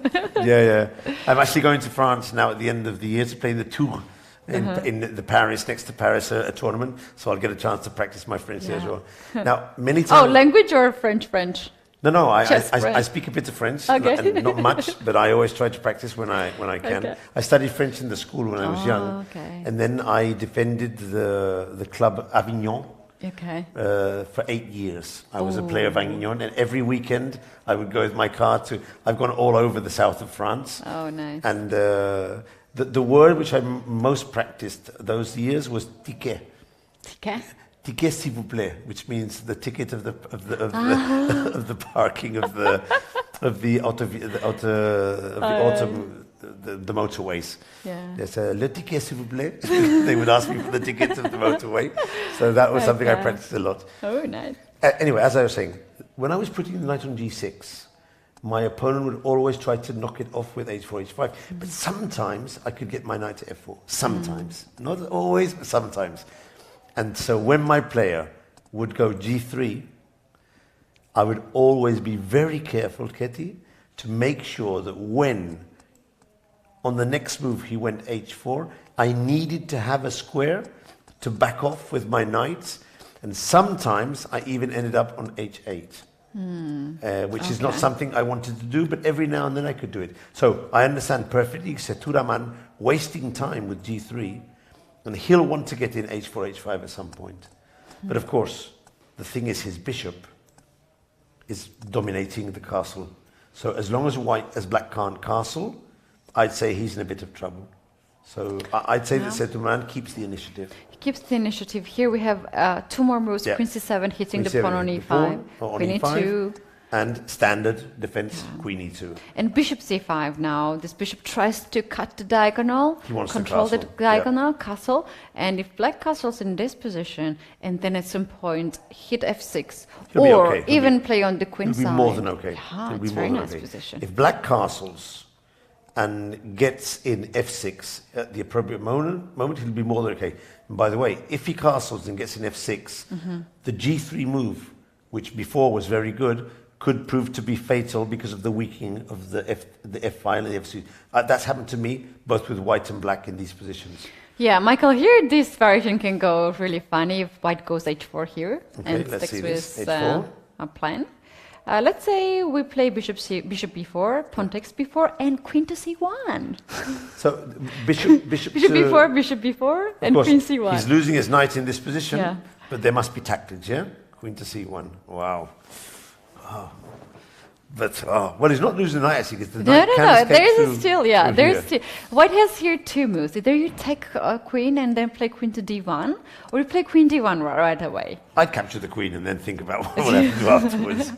Okay, let's see what happens if I capture. You capture. Take. And I drop back with the queen. Queen d1. You have to capture me. You have to take it. I take it. But now, what are you going to do with this one here? Yeah, you have to play knight c4, I guess. Only move. Only move. And now you have to choose. Do you want to capture with the bishop or with the knight? And both look good. Yeah. I would think I'm capturing with the bishop here. And get the knight on this. I think, yes. You said this before, and this is beautiful. If you get the knight here, you have such a nice position. There's no bishop b5 here because computer likes the other one even better, but I think both are good. Both are good. So... yeah, it's interesting that the bishop on c5 is very good, but you can't exchange the bishops on b4. So the only good thing about this move is that you can castle. Yeah. But will you castle now? You can't. Well, you can. Now you could castle. But then the pawn goes to h5. Now, do we have a back? Do we have a square for the knight? Knight e7 is a square, but I'm so scared here. Bishop h7, knight g5, h6. Let's check this variation, because this could happen on the board. This could actually happen, so we need to check this. Sacrifice, jump with the knight. Computer says it's bad, but we'll carry on. And now break open with h6. Looks very dangerous, but computer seems to be holding here. I'd be very, very worried here. Very worried with black. But then again, if I block, how do you kill me here? How do you get through with the queen? My king hides here. My knight can jump here. Maybe not so easy to kill me here. Maybe this bishop h7 is not working. But there's also this knight g5 ideas. To go straight for the attack with knight g5, hitting the pawn. Now this seems dangerous as well, and no sacrifice is required. So this could be interesting. Again, computer holds, but it's the same thing as if we see human ideas which attack. And the computer holds, but we don't see the moves very clearly, it does mean it's dangerous. So we have to be very careful here. Very careful. Maybe you can play h6 and nothing is happening, but I'd still be slightly worried here after h6. I think I would go knight h7, rook e8, and now, I don't know how, but I'd try to bring my queen here somehow and play knight to f6. But the pawn on e5 is hanging with check. It's all very complicated, and we need very concrete analysis. And back in the head, we always have this bishop b4, rook to c1, queen to c1. Always, this is on the board at every precise moment. It's a complex position. White is already getting slightly low on time. The computer says white is better, but it's not easy to decide the way to go for the attack. So we'll keep this position obviously in mind and come back just in a while and see what happens here after. Bishop to c5. As I'm seeing the computer moves, it just suggests castle and keep everything under wrap. Because if black does castle, then maybe we can launch our attack with h4. Yeah. Maybe this is plausible. There's no trick with queen to c1 now. So. Yeah. Also, what's really here black's plan, right? You have to go for f6 at some point, but it's not easy. When you play f6, then h4 is already there. h5, the bishop from d3 has such a nice control over the squares. Yep. Good range. In French, as I know, black is having very nice counterplay on the queen side, right? Getting some nice moves like knight c4 to trade some of the pieces there, maybe open up the c file, but that's not so easy here in this position. Not so easy in this position. Not easy at all. Okay, black does have its chances. He can decide at some point to capture on b4 and play knight c4. It's a complex position, so let's leave it at that for the moment and find some interesting games further on. We were considering the fun game between Volodar and Ernesto before. Many moves have been played here, and just let's check how the position has evolved. Okay, Ernesto has gone for the lockup. He's decided to lock the position, and white has exchanged one knight and placed the other knight on e5, hitting the queen, and is now in a position to expel the black knight and break also on the queen side with a4. Here, Volodar has a better position, and more importantly, Ernesto, I don't think it's the type of position that he enjoys playing. We talked about this before. Ernesto is a fun person, likes to play attacking chess, creative chess, imaginative chess. Volodar is very happy with a closed position where he can just keep press. Yeah. So interesting game. I think this is a clash of the styles here between these two players. Michael, very interesting game. Board 10. Okay, let's jump down to board 10. We do have here Bryce Tegelon against Jin Gao. Jin Gao, one of the better players from Singapore, if I'm not mistaken. I've seen him. He was playing in Formentera as well, and he plays quite a lot of tournaments. Jin Gao. Very strong player. Yeah, we're gonna get in this position, but I would like us to go back on move, let's say 8. Okay. Where we have very nice scenario in that position. So they have open Sicilian. Yeah. Bishop e3, queen d2, with f4. Here I know that also bishop b4 is a move which is interesting, but b5 is theoretical. e5, b4, knight b5. We sacrifice a piece to get it back here afterwards. This is theoretical, I think. Yeah, knight c to b5, in fact, is Take. given a brilliancy here. It's a brilliancy, I seem to remember this was...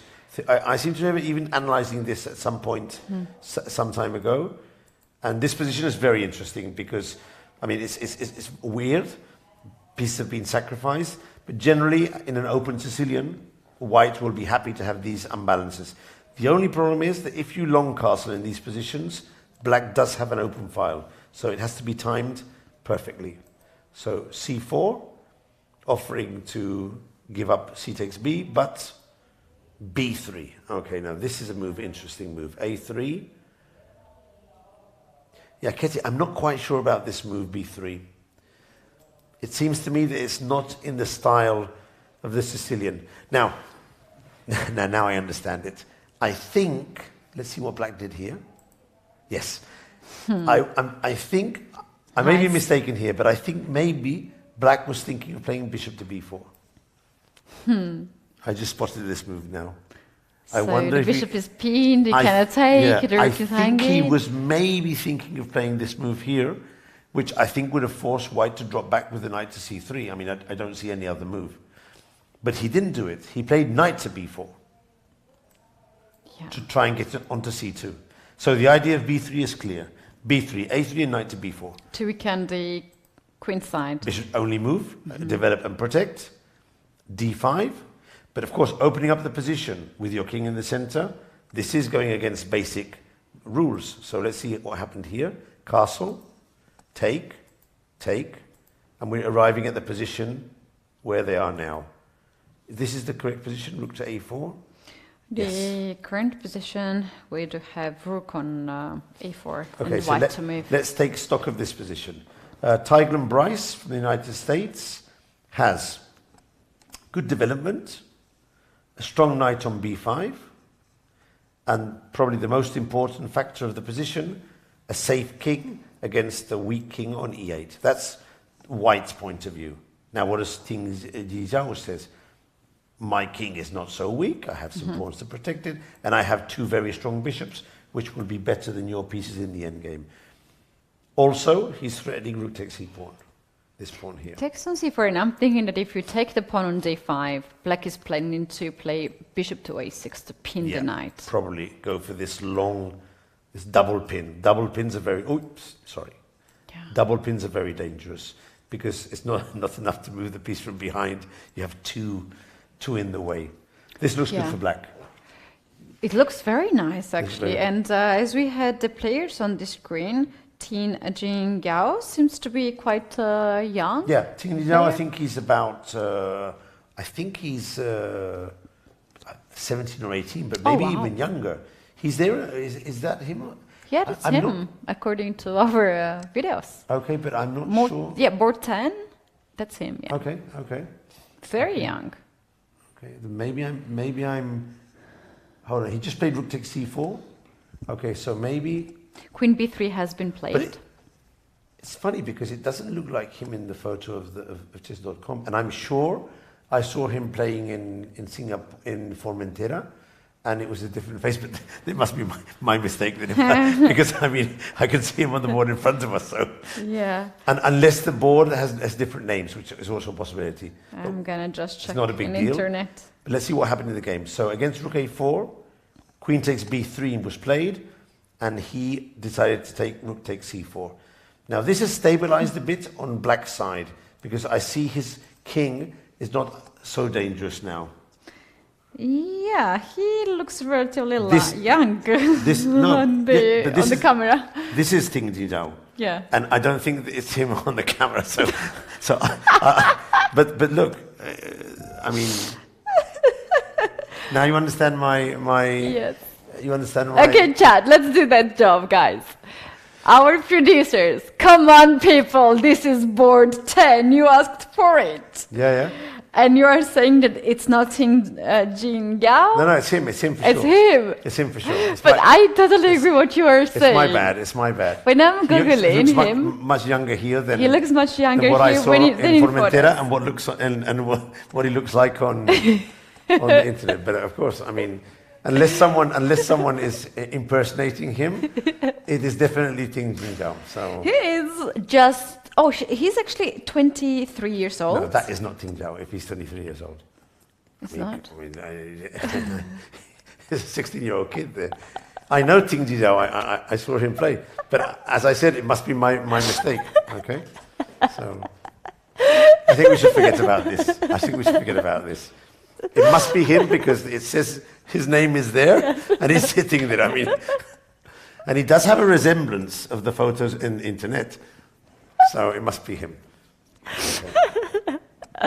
Maybe sometimes it's the way how he dressed. Maybe it's more sporty. Yeah, okay. The glasses are looking but very it doesn't look like a 23-year-old. This is so looks funny. more like a 16-year-old kid, but okay. It's so hard to judge. In fact, a fun story now. I just went to the B group because some of my friends had seen a player, and they told me try and guess his age. Whose age? Of the player, age of the player. Yeah. So I went to see the player. I looked at him a bit, and I thought, okay, I'm going to guess his age. Yeah. I went out. What age did you guess? And I said, okay, I'm going to give you a range because you never know. Yeah. My range is between 15 and 21. Okay. I'm not sure, but that's my range. Yeah. My range of ages between 15 and 21. And they told me he's 13. So my low range was not bad. But imagine I was going from 15 to 21 and he was 13. So it's clear to me that it's becoming ever so difficult to guess the age and the ranges of age of the players. No, so okay, it was a fun thing we did there. But of course it's him. So in internet, it was a very popular game to guess the yellow. You were seeing the game of the player, and you guess the rating of the rating. Okay. And here we can guess the age of the players with the camera. Or even guess if the player is sitting down and someone else. That's even more funny, you know. Okay, this is an open tournament, so it's much more difficult. But sometimes both Ketty and myself, as we're international players, we know the players, having either played against them or at least seen them playing, no? And then when we see them in the camera, sometimes the angle or the face might seem a bit different. But going back to the position, which is more important, the last two moves, at least it seems to me that black has improved, because I thought that although the b3 pawn can be captured, giving up the c4 pawn works better for black. Because the pawn on c4 not only protects the knight, but also, in some sense, was giving black some trouble. And giving the pawn back, it seems to me that at least the king is slightly more safer than before. But okay, it's a decision you have to make, and that was the decision that was made. I was thinking maybe about a4, a5 to hit this pawn here, what has more pieces, but then you allow rook b4 again. This rook is very active on the fourth rank. The rook is active, and he will try and advance the a pawn at some point. But I thought there would be more chances to create an attack against the king. Of course, I'm not sure which move I'd have to use, but I was thinking of rook ac1, just to put the rook into play, and the tactics work in my favor. If black does capture, we capture with the rook, and he can't play queen takes knight because of rook takes bishop check. The tactics were working for me with white. Of course, black wouldn't do this, but at least the pressure was on the black king. Now things are becoming a bit more calm. We still do have this f5 move, so we'll see what happens here. Very complicated game. Very complicated game. Michael, I have to make an announcement right now, as I have to leave you and the viewers for about 1 hour and 30 minutes. You're leaving us, Ketty? Yes, to host another chess match between Levi Rossman, Gotham Chess, and one of the strongest junior youth chess player. That's going to be a good one. Fausti. They're going to play in about 20 minutes, actually. Nice. I better make it on time and host the show with Fun Master Mike, who was watching this show, and he was a bit worried how would we manage to go in the Mike is great. I know Mike from some tournaments. Greetings from us to Mike and the whole chess kid team, who are now setting up the match.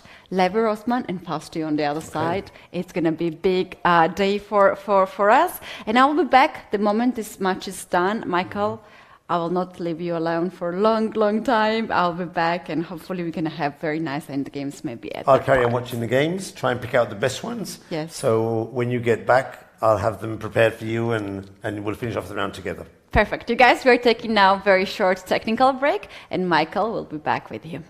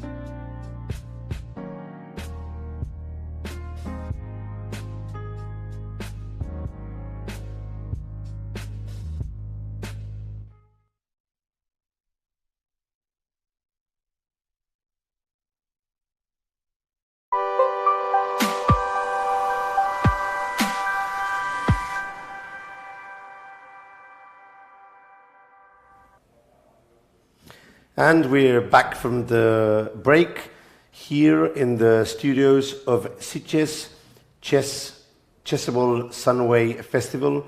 International Master Michael Rahal with you. Ketty has just left us for a while to attend another very important event on ChessKid instructional youth platform.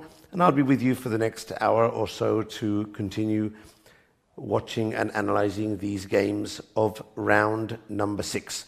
Of course, the main important decision for today was the withdrawal of favorite number 1, Lanier Dominguez, from the tournament after his interview yesterday where he explained, unfortunately, that he decided to not continue based on the performance of the tournament and the difficulties he was having to gain those rating points to qualify for the candidates.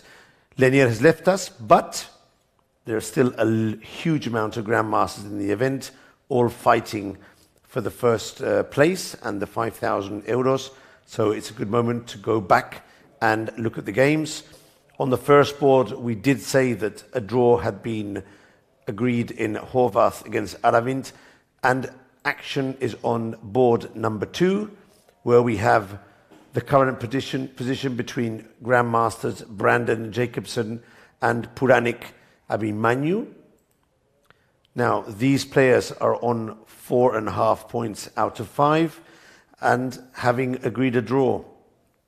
On the first board, the winner of this game can catch Horvath in the lead. So it's actually quite an important game. We can already see on the screen both players focused in the position. I think it's the board that's at the back. And yeah, I can see Brandon on the left. And he's just advanced his pawn to f5. And basically, he's trying to suggest here that his strong knight on d5 combined with the passed pawn on f5 is giving him the advantage. Now, the main problem in this position is Black's lack of coordination. Now, coordination means the difficulty or the easiness that a player has to make his pieces work together towards an objective. In this position, we can clearly see that White is dominating a long diagonal with the queen, and also his knight is in a very strong position, taking away many of the squares that Black could use for his own pieces. If we take into account also the pawn on f5, we can quickly see that Black doesn't have many plans at his availability. For example, knight to e7, playing against the knight would just lead to mate with knight takes c7. Queen takes c7 would be mate. So he can't move the knight. He can't really move the queen. There's no really good squares for the queen. The rooks need to be protecting each other. So Black is actually lacking moves here. One idea could be h5, trying to break open White's king position. Now this could be good. However, I think there might be a tactic in this position which is very good for White. For example, if White pushes g5, he now would have 2 very strong passed pawns. You might be thinking, but Black can capture the pawn on f5. But here we might have some tactics. There is a fork with the knight against queen and king. But for that, we have to do the intermezzo. Queen takes c6, pawn takes c6, and knight to e7, winning the queen and winning the game. Now, this tactic already suggests that Black is in trouble. If he can't play h5, he can't play h7. Now, what can he do?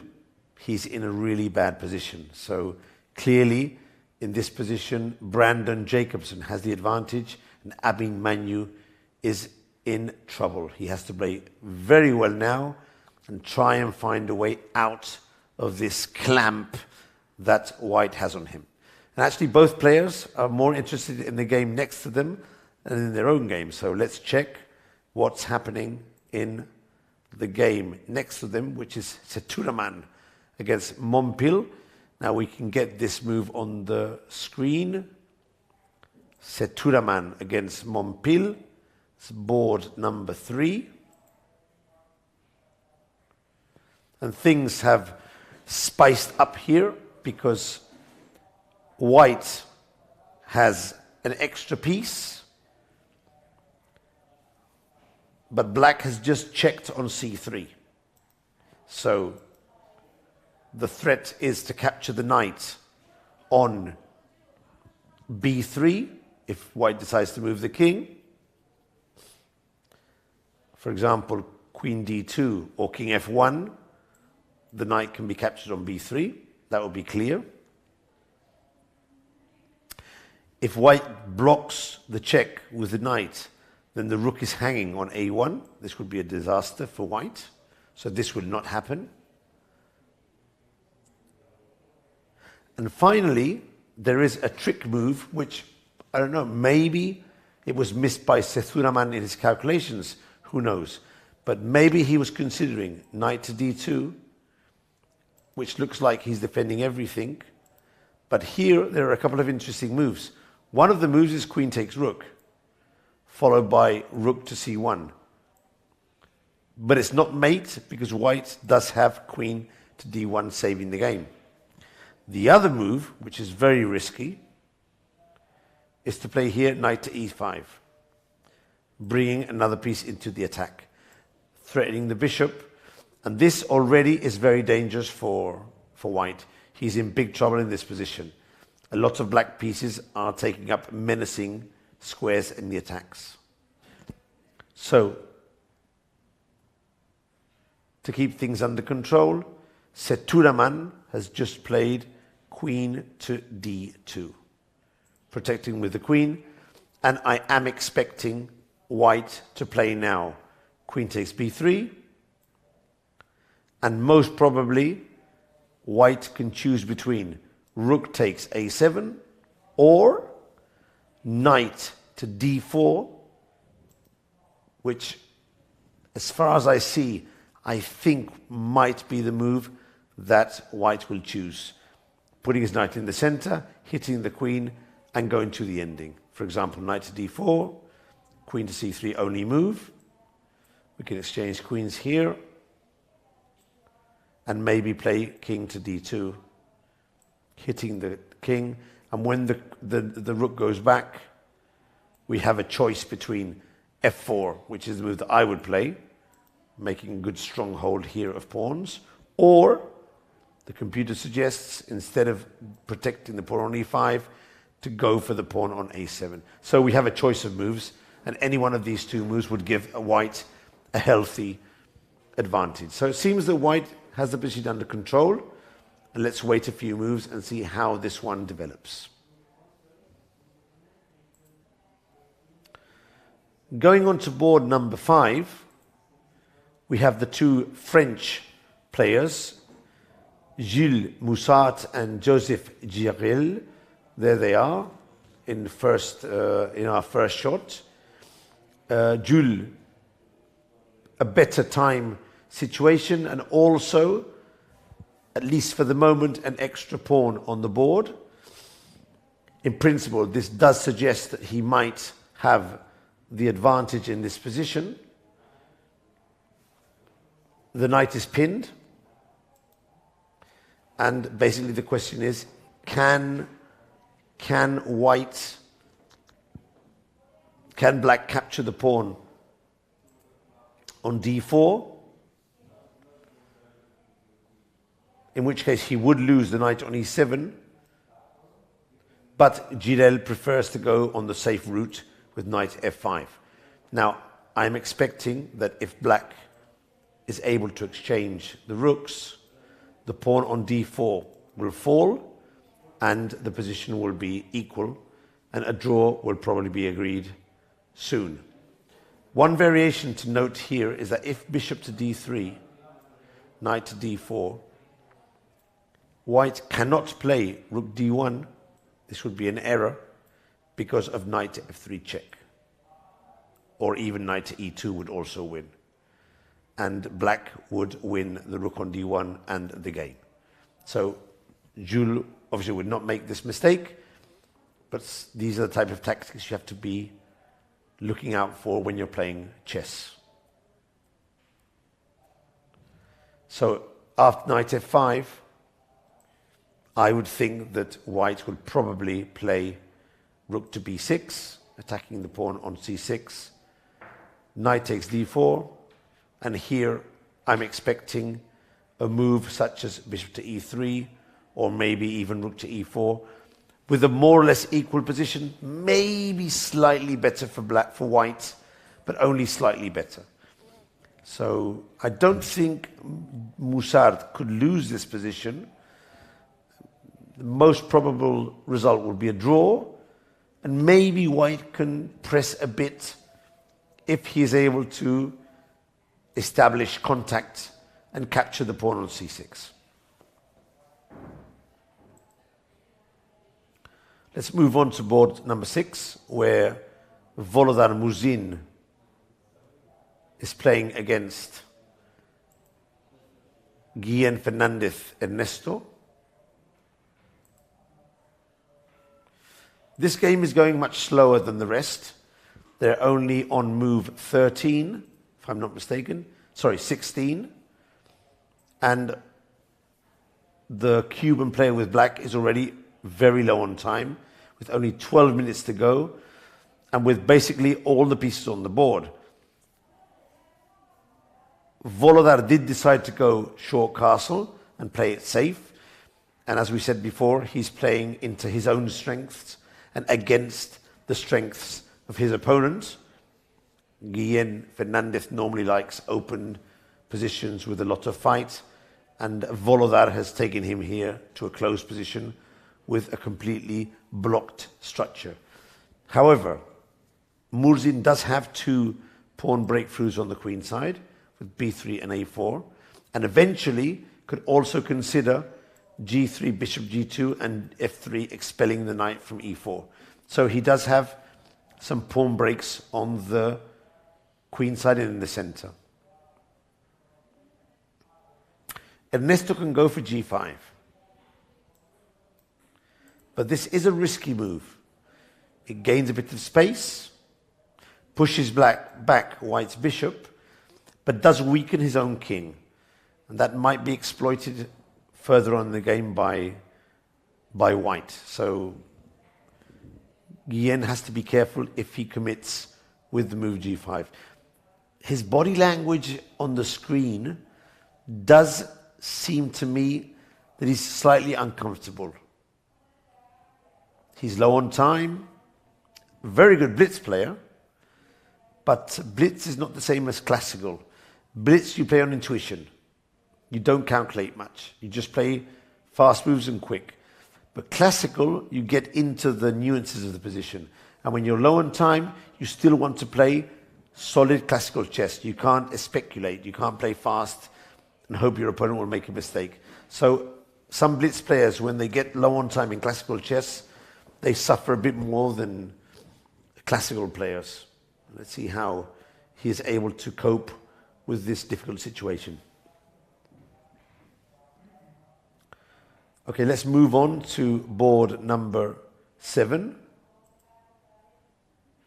Now, on board number 7, we have another strong young Indian player, Leon Luc Mendonca, 26-11 with white, and he's facing Sviatoslav Bazatkutsa, who I think is from Ukraine, with the black piece. As you can see on the screen, another very young FIDE master. Sitges this year is full of young talents that have come from all over the world to develop their skills and face international competition.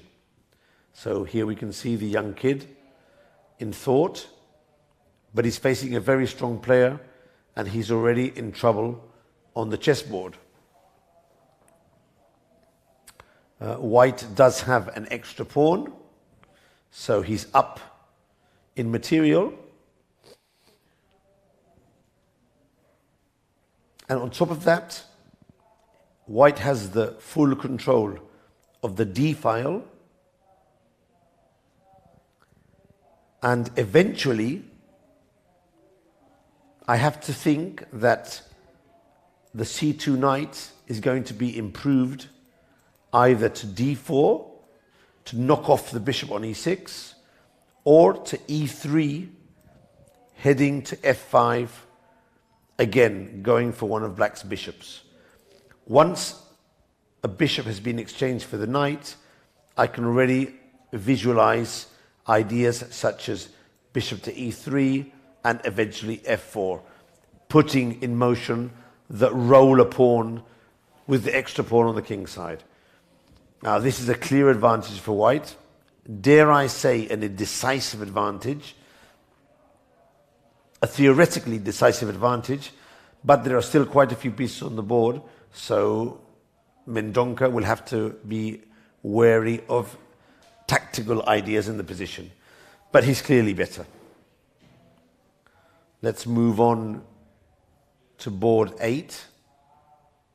Now, board 8 is a funny one, an interesting one. Let's see if we can get the players on board 8, because it's two Turkish players.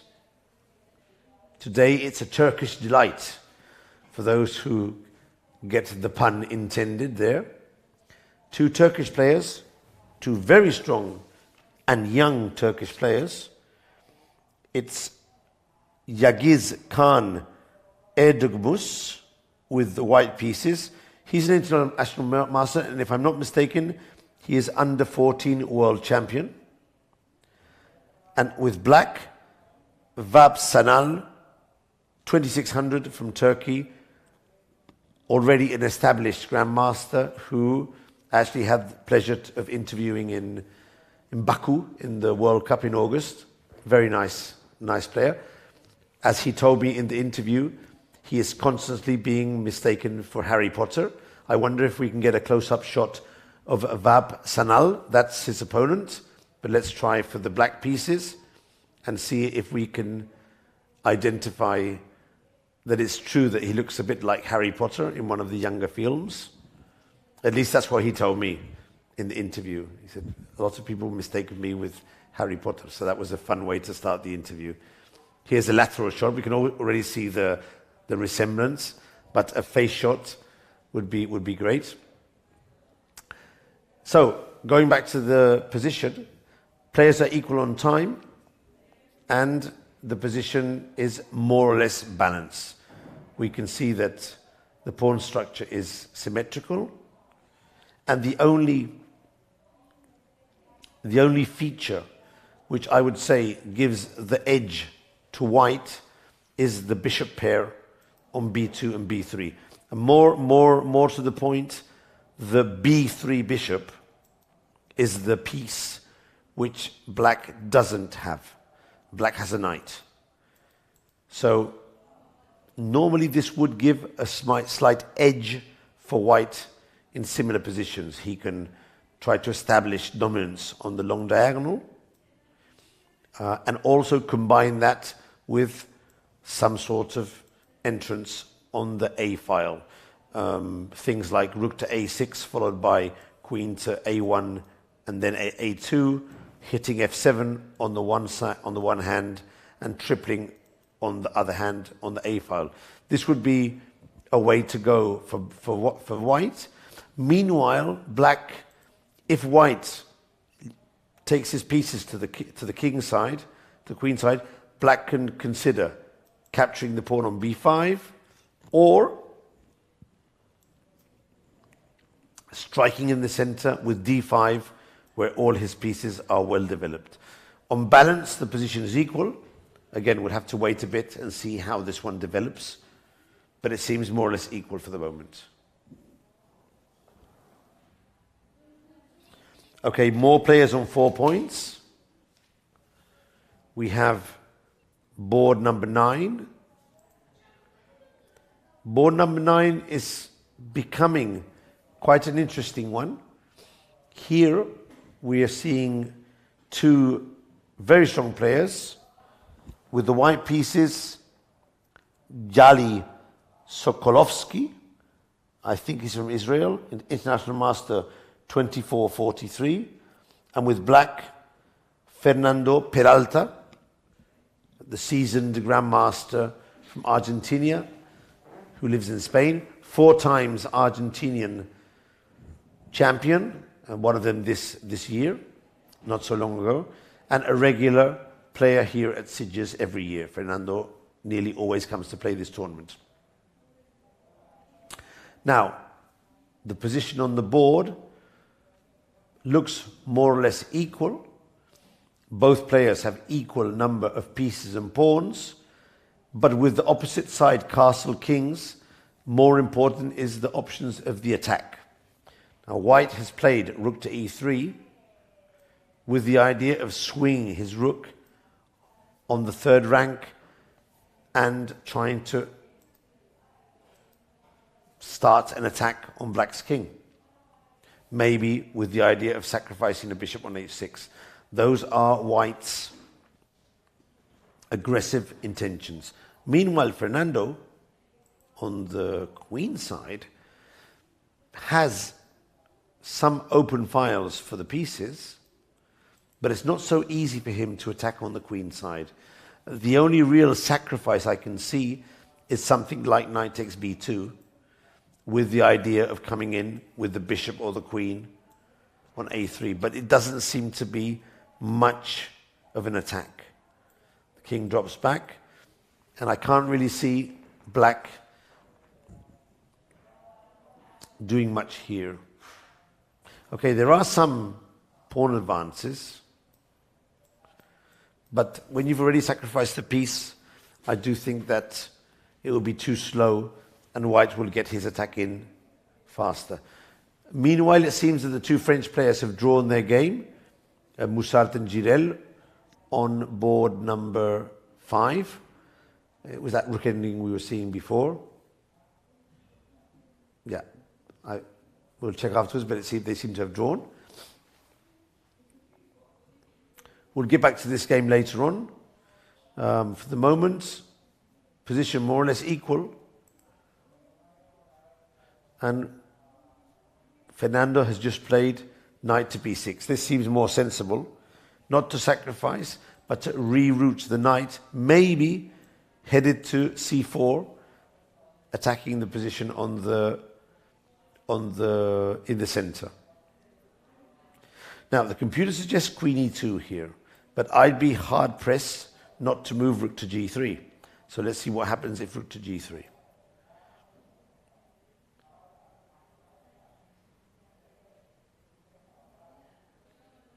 This seems quite a logical move, threatening bishop takes g6.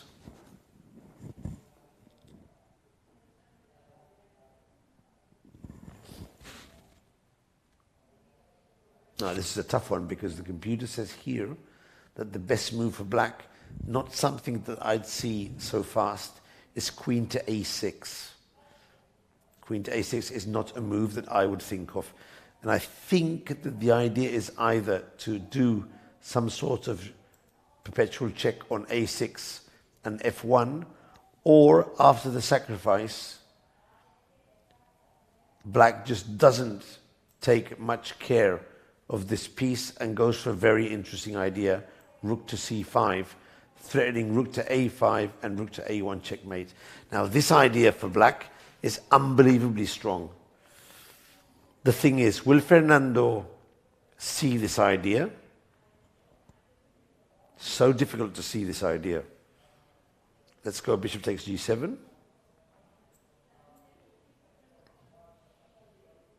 Yeah, it's not only this idea, it's also this idea here.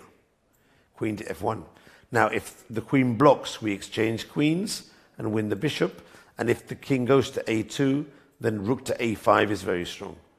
So this is a very double-edged position where both players have to calculate these variations I'm offering on the analysis board. And it's not easy to calculate these variations. They have to be really focused to go through them in their heads and make sure they don't make any mistakes. We'll definitely be watching this one in a while.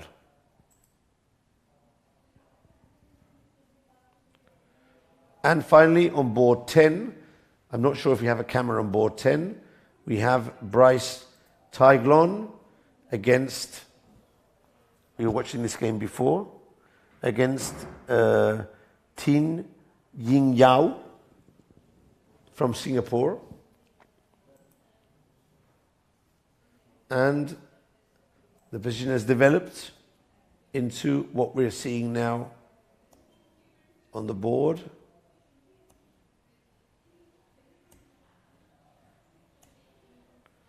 Okay, so White has won a pawn and keeps his position active, playing for the attack.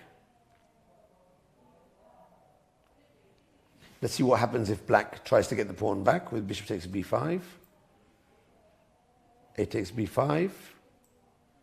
And if Black wants to get the pawn back, he has to sort of round up this pawn somehow.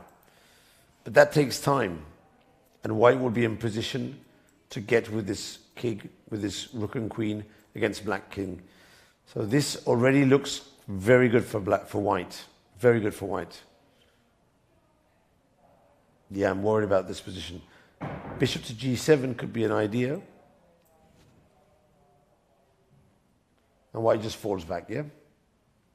Comes back here, gives the pawn on b2, and gets the pawn on h7. And again, the Black king, again, very weak.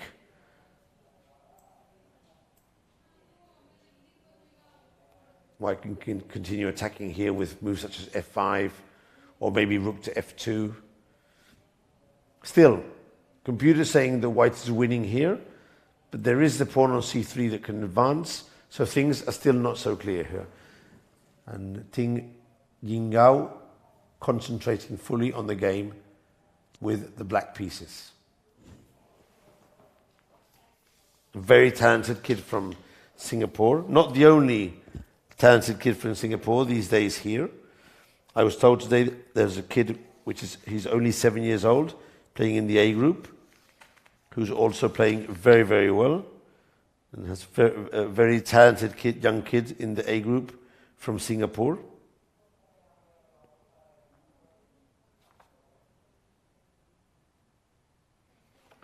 Okay, let's carry on scanning the tournament table for interesting games.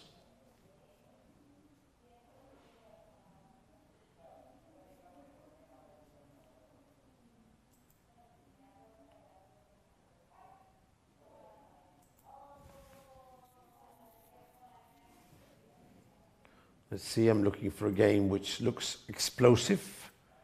All these players that I'm seeing here have 4 points. I'm just scrolling through the games, looking for one that sparks my interest or attention. So many to choose from today. So many very good players on the top boards. As I said before, all these players on the 4-point score mark. Okay, so there was a player I was following before, Ahmed Khagan. He's playing on board number 18 against Cristobal Enriquez. So let's check this game here. And for the moment, Ahmed Khagan seems to be doing well. Doesn't seem to be facing many problems here with the black pieces. Material is equal. He does have some initiative on the king side with the 2 rooks here, with the bishop facing also the king side, and also eventually he could put in motion his pawns, and maybe that could be the start of some sort of attack on the king side.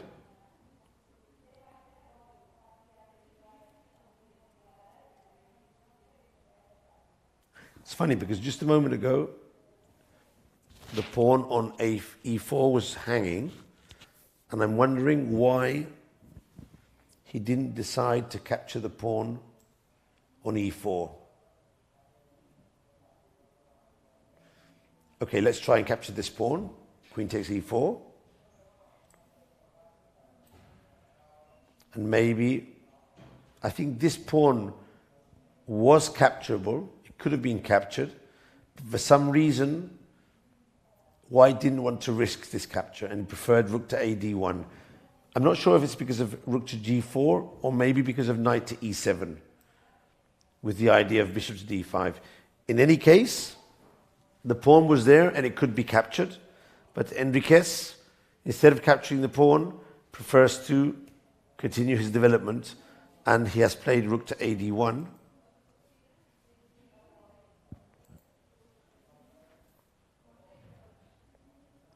Now this move controls the open file and maybe has the intention of situating the rook on d6, which is a very strong square for the rook, hitting both pieces and also interrupting the connection of the black queen with white's king side, sort of putting something in the middle so that black can't easily transfer his queen to the king side for the attack. A very strong move anyway. Okay, so not much happening here. We'll obviously pay attention to this board and come back if something interesting happens. We have a result on board 25. So let's go here. Bobir Satarov has defeated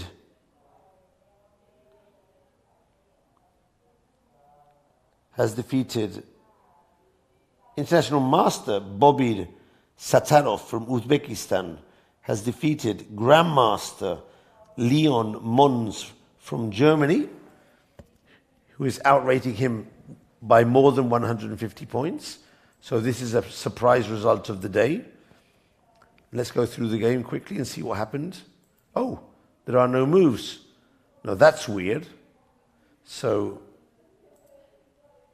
bearing in mind these boards are being broadcasted, this suggests to me that Leon Mons has not come to play. I'm going to try and confirm this because this would be a huge surprise. This would be a forfeit. I'm going to try and confirm with the main arbiter, who I do have on mobile.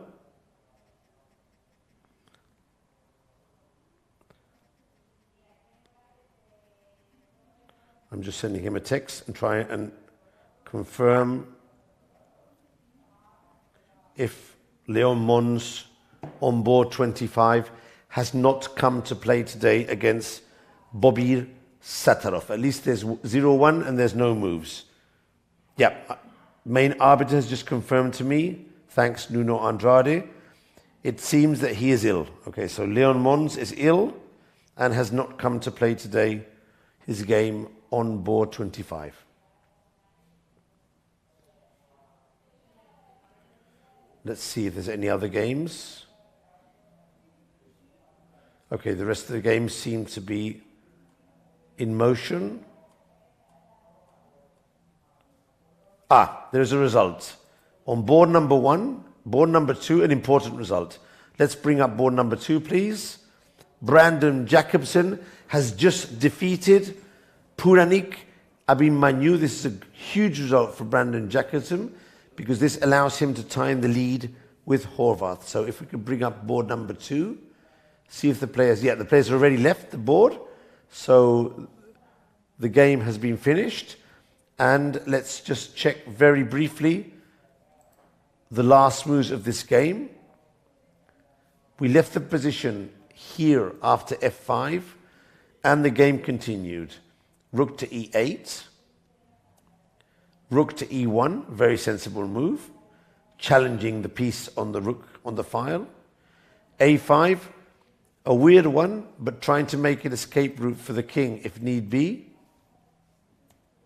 Rook takes rook, queen takes rook, and here the computer suggests queen to g7 with a direct hit on c7. And obviously Brandon found this very strong move.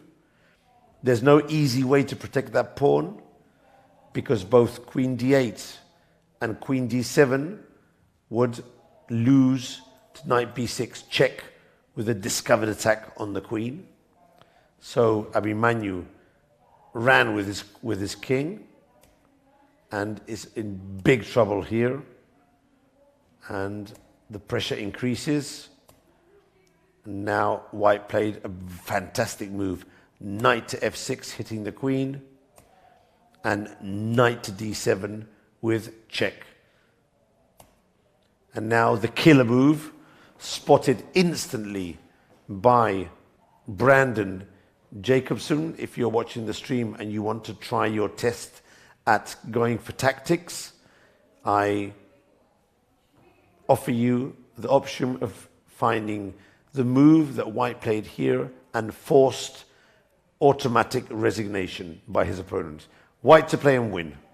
I'll give you 30 seconds while you try your best.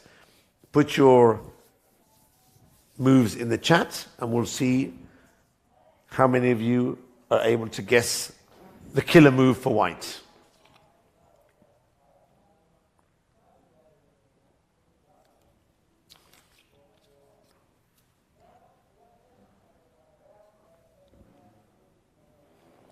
Okay, well done everyone. Well done all of you who spotted rook to d5, forcing the resignation of Puranik Abhimanyu, who will not be content with today's performance. As you can see, everyone loses games. Even the strongest 2600 players have an off day, and Brandon Jacobson had just crushed his opponent, scoring a very important win for the tournament and for his career. The threat is rook takes a5, knight takes a5, and queen takes a5 with a sort of Anastasia mate, which is very typical in these positions, but normally occurs on the king side. Here it's an Anastasia mate on the queen side.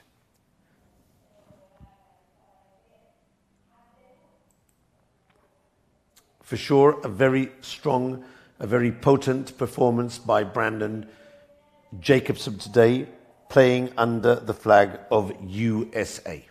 Let's move on.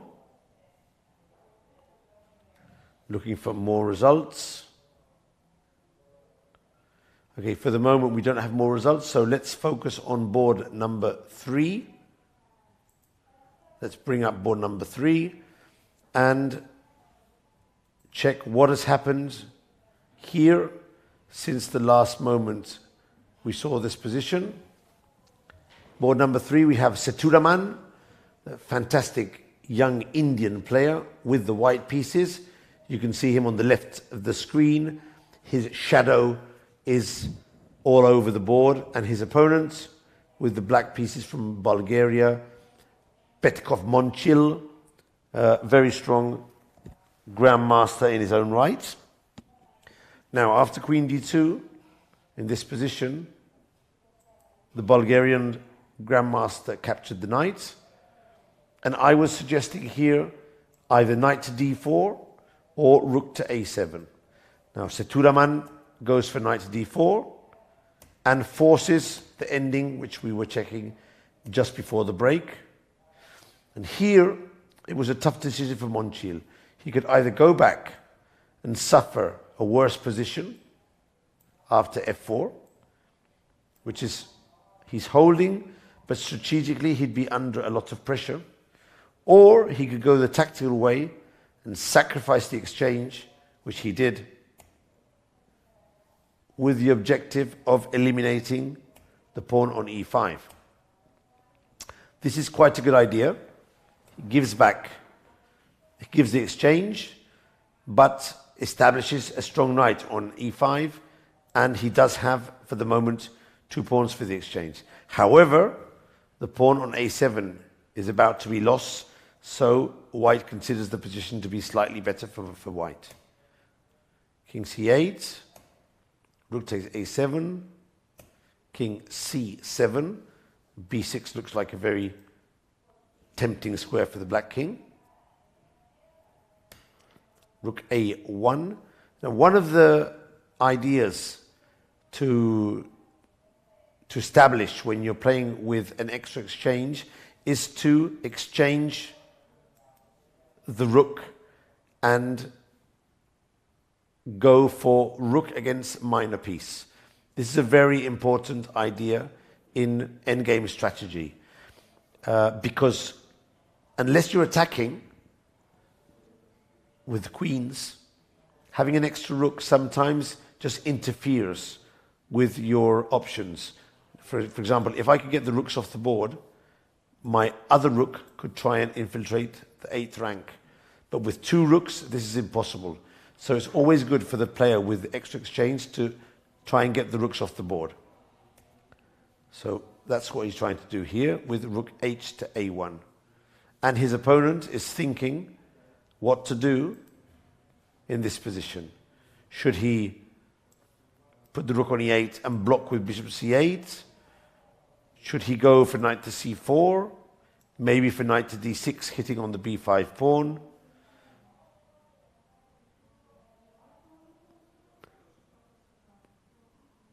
Should he go king to b6? Which would allow what we're looking for here. I'm going to put a sample variation just for you guys to see the sorts of things that could happen if I exchange rooks. I can capture the pawn, but now the rook starts hitting the pawns from behind. And at some point, I think the pawns could easily be lost. It's getting very tricky already to protect the pawns on the king side. And if one of these pawns is captured, then white will have a clear plan of advancing his pawns and at some point getting a queen. So, as you can see, exchanging rooks is important. He's about to play. I saw Monchil. I think he was going to play the knight. Not totally sure if he touched the knight or not. But that was his intention. I think he wants to play knight to c4. So we're approaching the most interesting part of the round, which is the 4th hour. The game starts at 4:30. It's already 7:30, so they've been playing for 3 hours. And the 4th hour is where we get the time trouble. So he did play knight to c4, and Seturaman immediately contested with f4, putting pressure on the clock. Knight to c4, and according to the computer, not the best move, but in itself a good move, f4, keeping the e4 under bay. The alternative, obviously, was to play rook a8, but he probably thinks that there's time enough to be able to do that. That's important to notice as well that if knight to d6, hitting the pawn on b5, black has a good choice between rook to a8, or even he can play rook 1 to a5, protecting the pawn, because the move b6 is not possible because of the pin. So white does have a slight advantage here, but it's not easy at all. We'll see how this develops. Let's go and look for more results.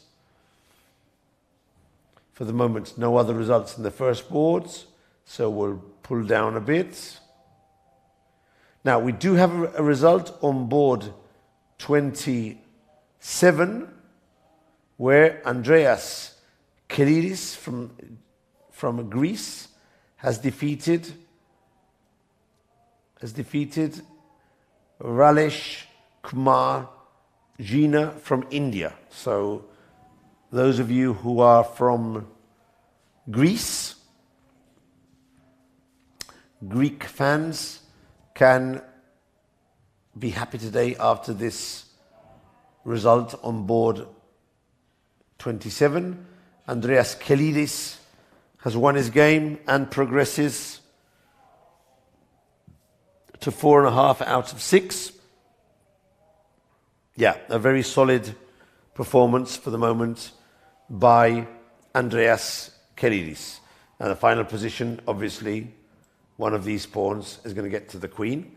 And as you can already see in the playing hall, arbiters are moving around, picking up score sheets. Games are starting to finish when we go into the 4th hour. Time trouble is on the clocks and games start to finish.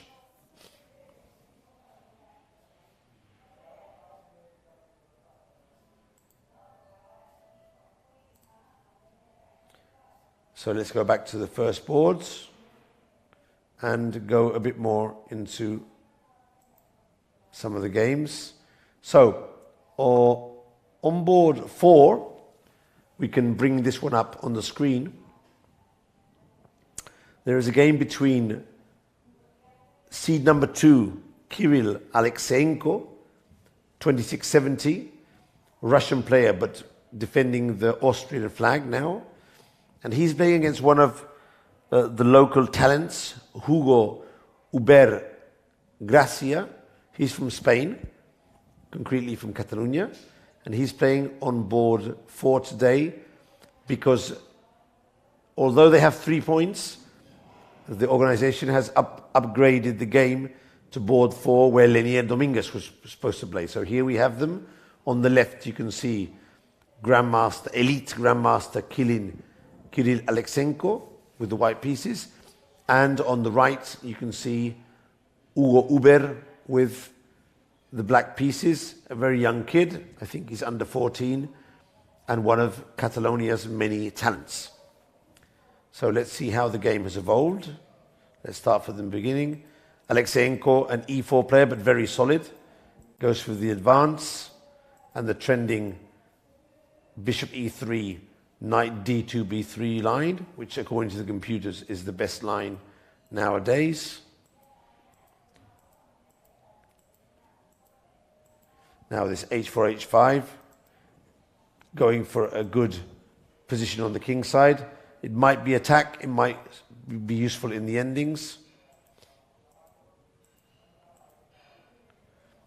c4, opening up the game. c3 is the alternative. And already white has a commanding position here with 2 strong bishops and a knight on c4. But Hugo, for the moment, defending well. Okay, so here, this is an interesting moment. Bishop takes c5 was the alternative, but probably might have been dangerous because of a5, and it's hard to find a good square for the queen to still protect the bishop. For example, queen to c7 would probably run into rook c1, and this looks very dangerous for black. Maybe even already lost. So instead of that, Hubert opted for queen takes b2, queen d7, bishop g5, bishop takes, pawn takes, and rook e1. The computer was suggesting here c6, which is not an easy move to do, but as far as I understand, the idea would be to capture on a7 and try and use this pawn as a passer with the strength of the bishop on f3.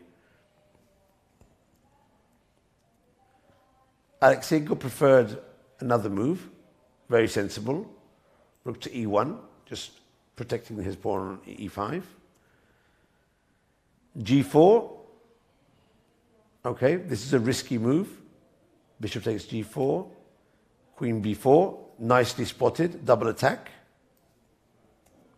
Bishop to f3, queen takes c5, rook to c1, queen to b6, rook to d1, queen to a5, hitting the pawn.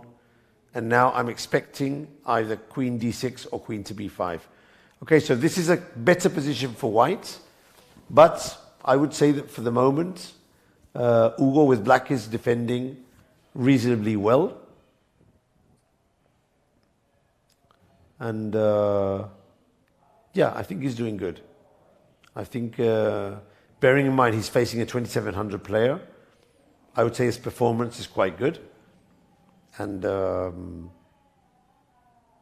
yeah, it's difficult to say which will be the move of white. He has an extra pawn, but white's activity is very, very strong. For example, if he plays queen to b5, queen takes b5, a takes b5, any exchange of rooks will drop the pawn on b7. And if not, a rook is landing on d7 very soon. So it is a difficult position to play. He has played, there is a move. Also, Ugo is under 1 minute, and he has to make, I think, 17 moves. 14 moves. He has played queen to b5, and Ugo has to make a decision in less than a minute and a half, so let's stay with him here. He's twirling the piece. Clearly, he's nervous, low on time. Very low on time, actually. 30 moves, a difficult position. He has to make a decision.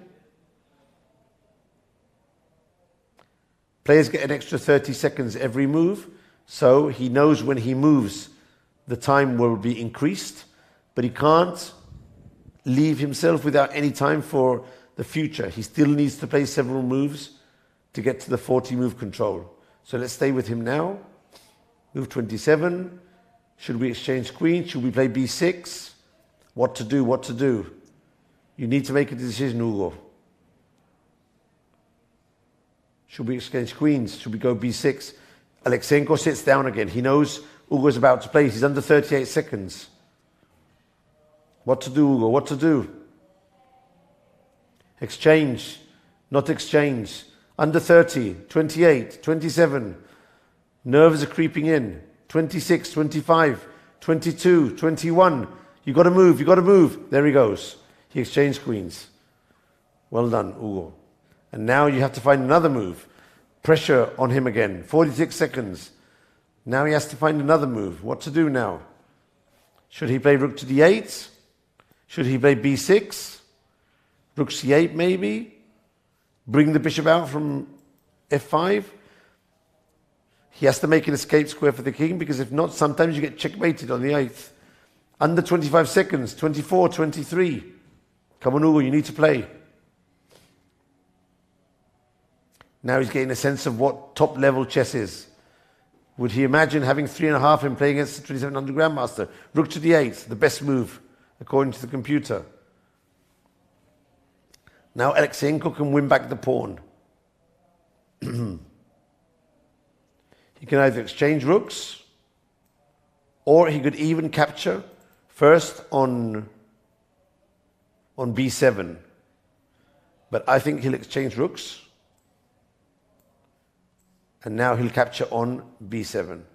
Maybe, and only maybe, he'll play rook to c7 straight away to capture with the rook. So it's clear that the white has a better position. He's getting back the pawn and possibly attacking the pawns on a7, f7. So we'll keep an eye on this position, and Ugo still has to get to the control of 40 moves.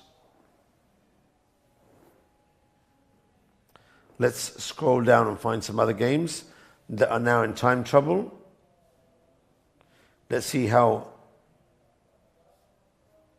board number 3 is doing. Let's see how Seturaman is doing. He's doing okay.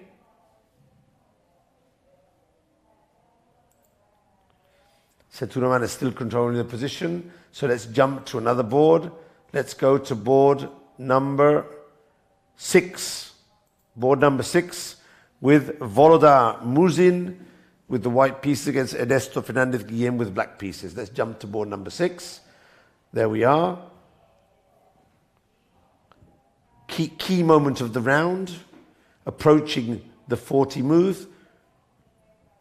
Time trouble. There we are scrolling into the move. And Volodar has just played b3. And now Ernesto in huge time trouble. Now, imagine the situation. Move 22. He has to do 20 moves to get to the control. And he only has 30 seconds on the clock. With all the pieces on the board. This is tremendous time pressure. Tremendous time pressure. So let's stay here. Because, 20 moves here is unbelievable time pressure. He's thinking his move. 14, 13, he plays. f4. Okay, he's going for a direct attack. But this move is a mistake. And he is going to lose material, my friends.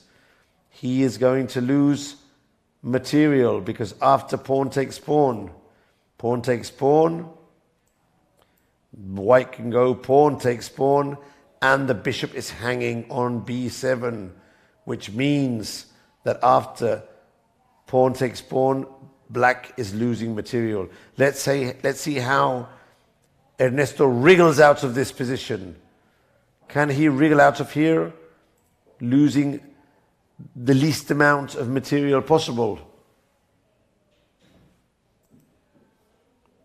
He is recaptured, and now I'm expecting either b takes c4, or maybe, and only maybe, bishop takes e4. But most likely, b takes c4 I'm expecting here. So Volodar is taking it slowly. He doesn't want to rush things. He wants to make sure he makes the best decision. We'll stay here for a moment to see how this game evolves. Let's see if one of the main cameras can get a close-up shot of Volodar's face. If that's possible, that would be cool, because he's in full concentration now. There we go. Very young player, 17 years old, already a vice champion of the world under 18, recently in Montesilvano in Italy, and for sure one of Russia's most important prospects for the coming years.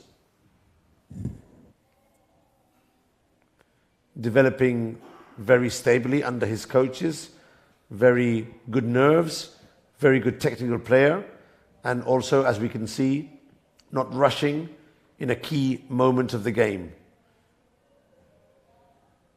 Because he can either play b takes c4, or he can play bishop takes e4, and both moves are interesting and have to be measured.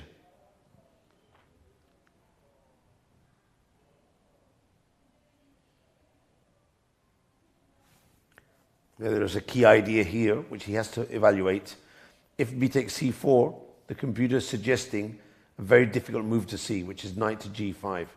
And the idea behind knight to g5 is to capture on e5 and then capture on f3.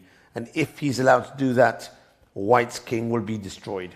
So, as this is something that Ernesto Guillen will see and evaluate, Murzar needs to think just a bit now, Murzin, to make sure he makes the correct decision. He needs to assess this position and make sure everything is in order. For example, rook takes pawn, bishop takes knight, and maybe here, instead of capturing the bishop, he can go for rook takes b7. And as you all can see now, although his king side is broken up, he has the threat of mate on h7. And this allows him to keep the advantage in the position. Bishop g7 would be only move, and now king h1, and he can bring his rook to the attack on the h file, the g file. So if he spots this idea, then he'll probably go for pawn takes pawn.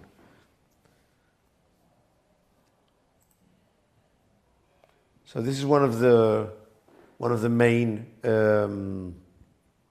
skills of a chess player at this level. Be able to play well, fast, and with accuracy. He's just played.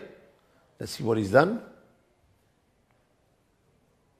Aha, he's played a different move. He's gone bishop to g4. Okay. Now, according to the computer, this is a blunder. Of course, he was trying to prevent the knight g5 idea, but this might be a blunder. It's hard to see exactly why, because it attacks the pawn on e6 with check, but according to the computer, it's a blunder. But it won't be easy for Guillen, with only 20 seconds on the clock, to find the best sequence. Let's stay here.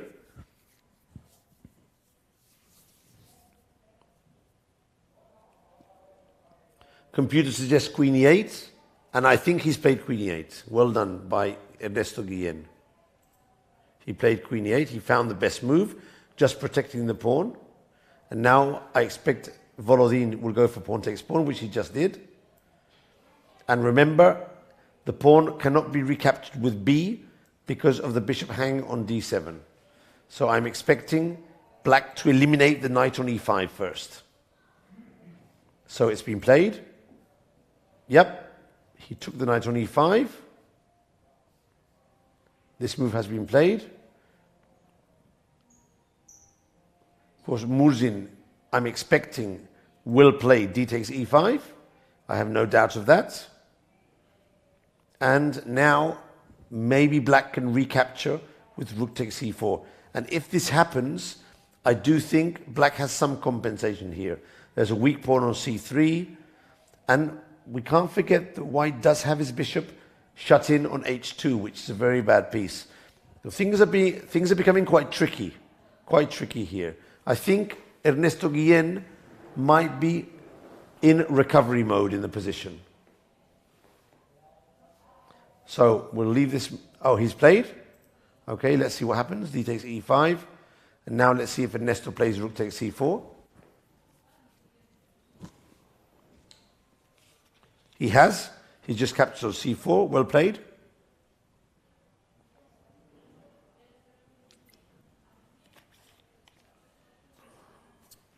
Now, a very sensible move here would be rook to b4. But I think that Volodar has gone in a different direction. He's played rook to a7, sacrificing the pawn on c3. Now, this is a really, really difficult decision to make. I was suggesting rook to b4 with the idea that rook to c3 would be faced by queen to b2, a very simple move, threatening the pawn on b5 and also threatening the knight on e4. But Ernesto, instead of that, went straight for the kill with rook to a7 and is allowing his opponent to capture on c3. Will Ernesto capture on c3? He has 30 seconds to play. There you go. He did. He captured on c3. Well done. A very nice move there. Rook takes c3, recaptures the pawn. Now, queen to b2 is basically the only move.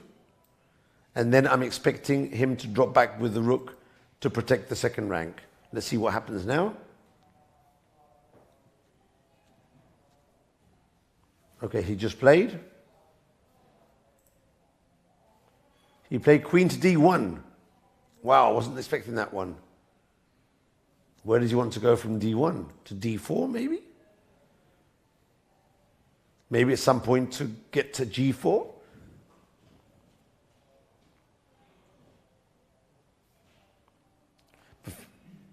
Watch the queen on e8, protecting at the same time the pawn on e6, but also protecting the pawn on b5. So, de facto, black has won an extra pawn. So something has gone wrong for Volodar Murzin, which just goes to show the difficulty of chess at high levels. He played bishop g4, which seemed very sensible, but was actually a bad move. 8 seconds to go. He has to play. He has to play. And he played queen to c6. Okay. Now, this is a mistake, a tactical mistake, and quickly punished by his opponent. The correct move was to play rook to c7, but now he's just lost material because after queen takes b7, bishop takes c6 check, king to h8, and now white has very concrete moves to win material. For example, bishop takes d5, hitting the queen, hitting the knight. This is already looking very, very dim for Guillen. And that's how the game is going. And unfortunately, black will be losing this game after the tactical shot that Guillen has just fell into. Obviously, because he was very low on time. With a bit more time, he would have found rook to c7 and hold the game. Now he's going to lose because he fell in deep time trouble in this game. So a warning for all of you who are playing out and want to improve, don't get into positions with 2 minutes for 20 moves, because then it's very easy to fall for a tactical shot based on the impossibility of calculation. 16 seconds, but now he's just losing material. He can't protect the knight, and he could actually consider He played rook to c7, queen to c7. Now Murzin will capture the knight, of course. And the position is already very, very difficult. His only chance is to try and do something. The bishop on h2 still is shut in. But it's just so difficult to find something to do. For example, if he captures the pawn on e5, I think white already has very good chance to just play f3, establishing the strong bishop on here, and then he can go queen to d7 or similar. Okay, he does have two rooks for a bishop, so while the bishop is shut in on h2, he can still try and find some tactics. So the game is still open. We'll stay here because it's interesting. He did capture the pawn.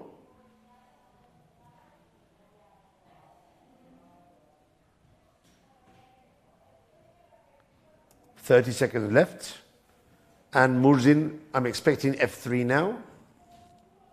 f3 is good because not only protects the bishop, but allows king h1 and bishop g1 and bishop g4. And if he gets that in, the game is over. He just played f3, and I'm expecting some idea with king h1, bishop g1, king h2, and the bishop ends up on d4. So let's stay here and see if he's able to complete this wonderful maneuver with the bishop. This is actually a very interesting game. So 10 seconds, and b4 has been played. And now, yes, king h1 and bishop g1 looks like a very, very nice way to go now. Before doing anything with the queen or with the rook, just get your bishop into play, and then everything will seem much, much simpler. So let's go for king h1. Now, if Volodar spots king h1 and bishop g1, that's a sign of a high-level player. He's thinking now, taking his time, and he played king h1. Nicely played by Volodar. Fantastic. Fantastic. Not an easy move to play, by a long way. And now he wants to bring his bishop to g1 and get to d4. 20 seconds for Guillén Ernesto. And he sees what's coming. He sees what's coming along. And he doesn't know how to deal with it. Rook, where's he going? Rook to c8. Good move. At some point the rook can land on c1. And now I'm expecting... Oh, now there's tactics.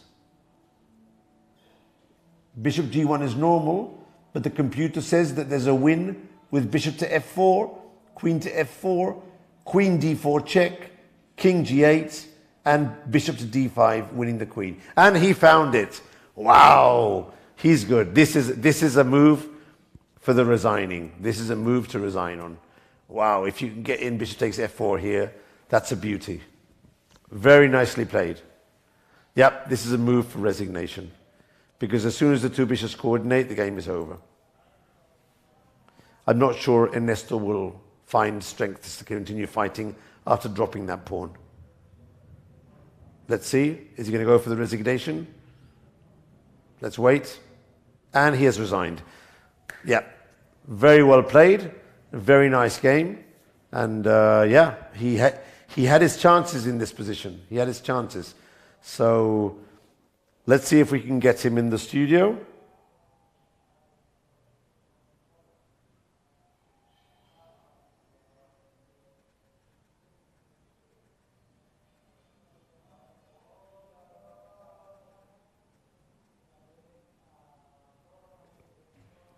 Okay, I've asked for Ernesto if he can come in.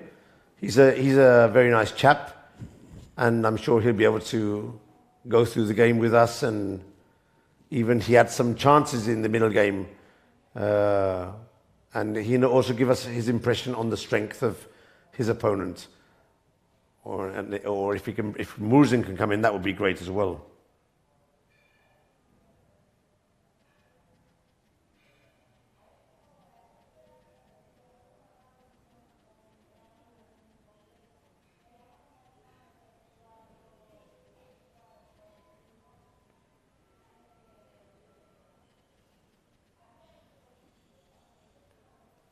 So we'll see if one of the players can come and talk to us and explain to us some of the moves, maybe a small interview. We'll see if we're lucky. And meanwhile, we'll continue scanning the games, seeing if there's more results.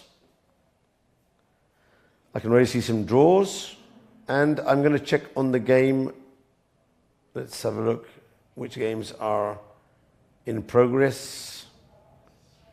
Okay, the one game we left quite a while ago was the game between Leon Luc and Sviatoslav on board 7. And this game has taken a turn. So let's see if we can focus on the game. Ernesto is just trying to understand where he made the mistake, because clearly he had a decent position at some moment, and he's just trying to process. This is something that many chess players do. I sometimes do it as well. When I've lost a game which I think I could have held, sometimes you stay at the board just a while and try to understand. Now, the game we have now, White has an extra pawn, and things were going very well. The pawn was consolidated. The knight went to e3. However, Black has launched a pawn to the end of the board, and now it's much more difficult to play f4. And although we do have an extra pawn here, the computer seems to suggest that Black also has good chances in this position, playing on the king side with the rook, and also playing for the attack on the b4 pawn. So let's stay here for a moment, because they're on move 36. They still have five moves to go, and both of them are under their last 5 minutes. So we'll stay here for a while and see if this apparently calm position may explode into fireworks if White is able to get in f4 and f5 at some moment. Let's wait here for a moment, see what he does with the white pieces. The computer is suggesting moves such as knight to c2, slow technical moves, and Mendonca is thinking what to do with the white pieces. One of the youngest, strongest Indian players, and his opponent, even younger, Sviatoslav Bazakutsa, 2400, 57 points, FIDE master from Ukraine, probably already with the IM title under his belt. Another very young player, and chess is actually for young players nowadays. So many good young players climbing the ranks, trying to get into those coveted 10 best players in the world spots.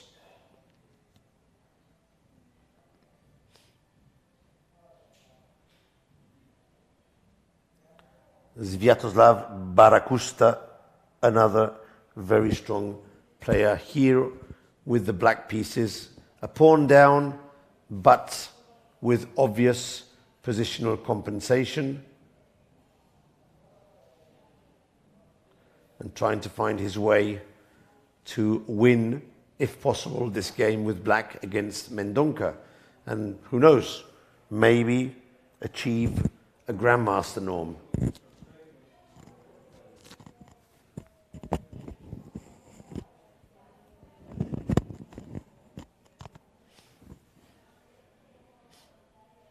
Mendonca still thinking, under 4 minutes. He needs to make a move.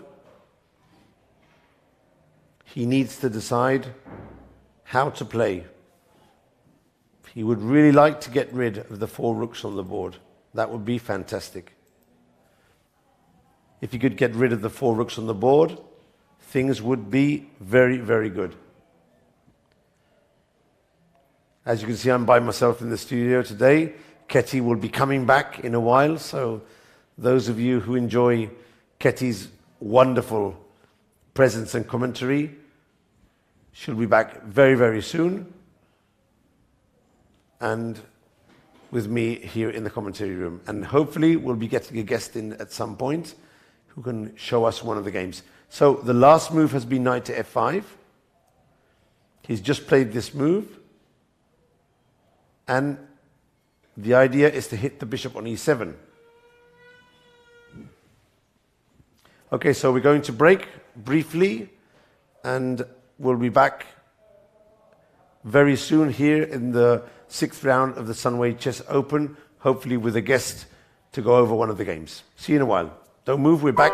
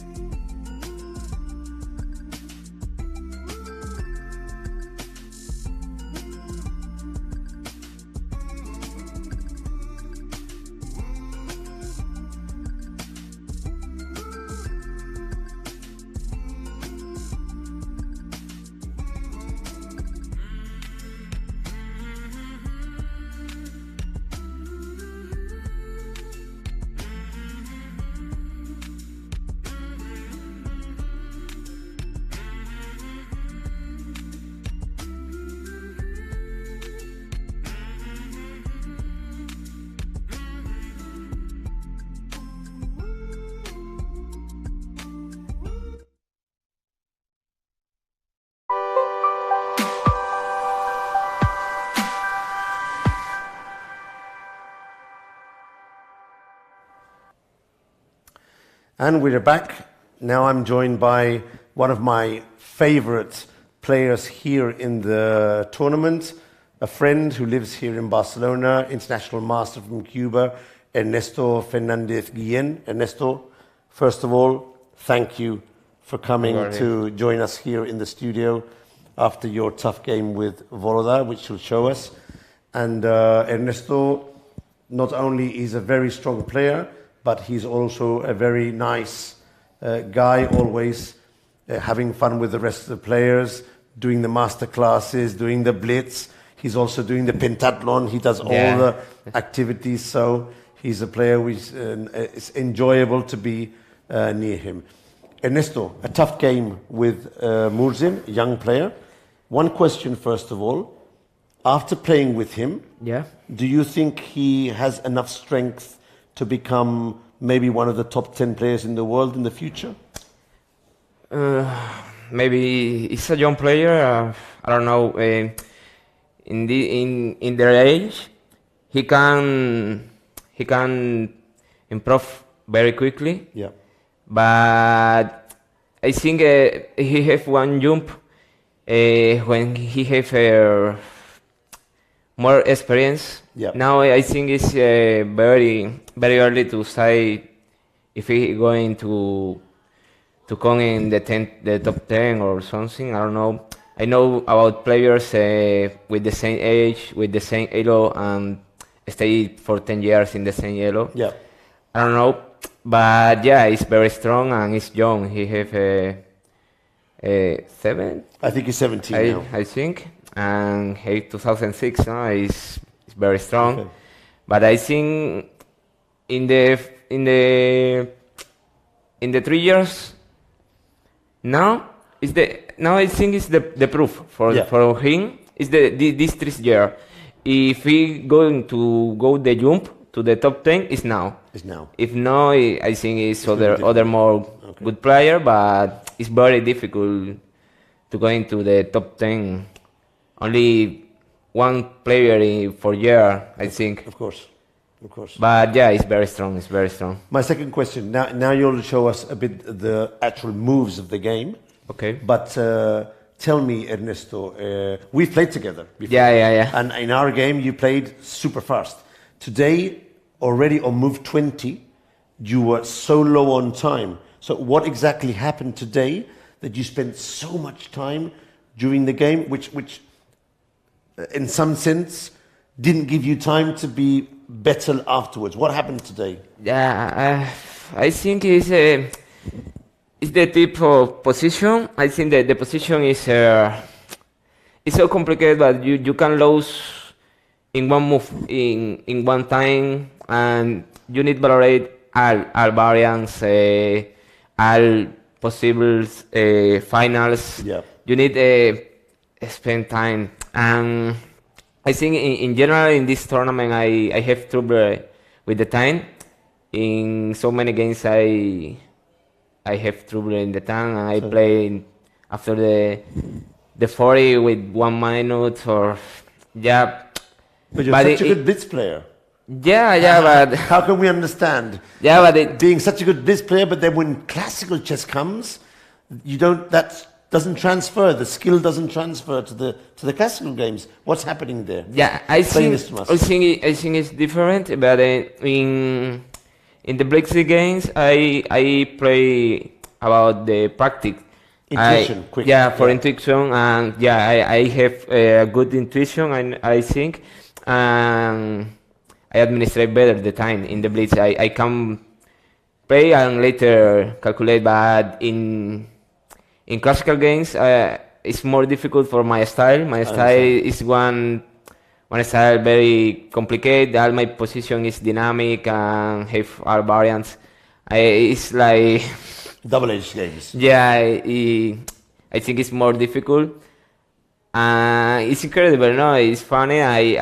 I play very quickly in Blitz, and in classical I am very slow.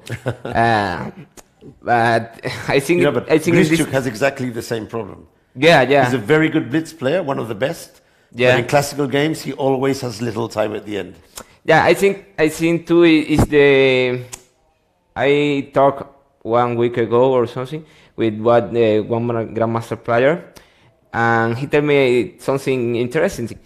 He told me maybe it's for the when you play so much blitz, you accommodate your brain to this time. And some players like me, I think he was the time, and he don't have idea he was the time. It's like every time he was the time for he like more the blitz and the classic. Okay. And he's interested. I don't know. Maybe Maybe there's something there. But maybe it's true. I don't know. Okay. I think that's something to be discussed. Maybe with a couple of beers and take time to think about why people play so well. I think also, at least it's not my case, but when you play a lot on intuition. Yeah. And then maybe when you play classical games, Your intuition brings you the move, but as you have time, you just want to make sure everything is working. Whereas in blitz, you don't do that. You just go with the intuition and hope for the best, no? Yeah, exactly. And of course, against tougher opposition, if you make a mistake, then they punish you in classical games because they're better. No? So something to take into account. Okay, let's go through the game then. Tell us, you were playing with black with, as I said, Volodar Murzin, a very young and strong player. Yeah. Tell us a bit about the opening and the middle game. Okay, let's go. I think my player is a positional player. I don't look so many games from there, but with the game today, I think he's a positional player and it's very incommoding for my style. I think he tried that.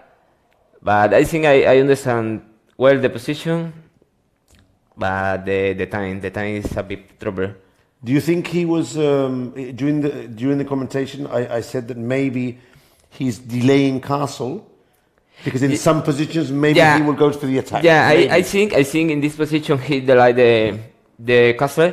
For maybe in some position the white can play g4 and g5 and take some expectation with the attack.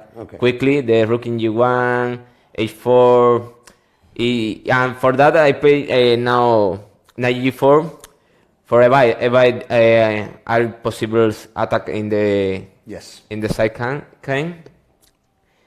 And yeah, here he stayed for 20 minutes. Yeah, or 30 minutes. He fought quite a bit. He had to play queen c2. Yeah.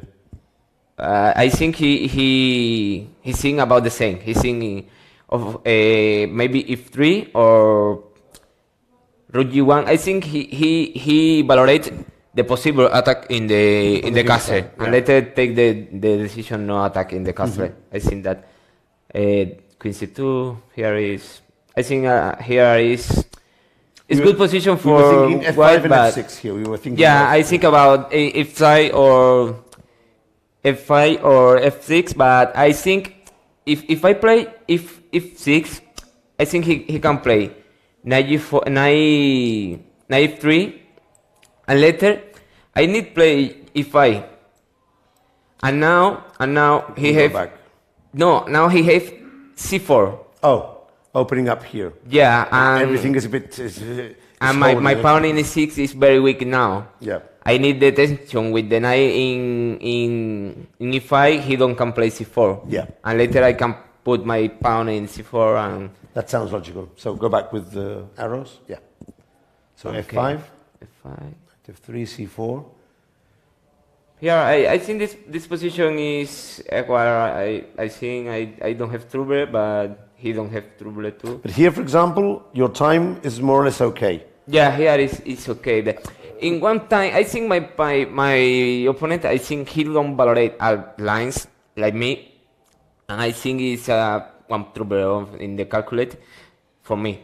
For me, I think in this position I was the time for I calculate b3 or e4. And I think he don't valorate this b3 or in this moment. I think he don't valorate in this moment. He played. I think he played waiting. I think he played waiting my mistake. Okay. I think. Queen d8. After here the position is equal. Is good position. It looks okay for black. Yeah, e3. I don't understand this move. I think he played that for my time. I think. Just to let you think. Yeah, let me think, but no have I don't know the idea e3. I play e6 and he play e4. I don't understand what is the difference. Maybe the square in b6. I don't know. I don't sure. I think e6 is one mistake. One waste of time. I think it's better maybe bishop d6 or queen a or a or maybe g5. I don't sure, but I don't have time, and I play this.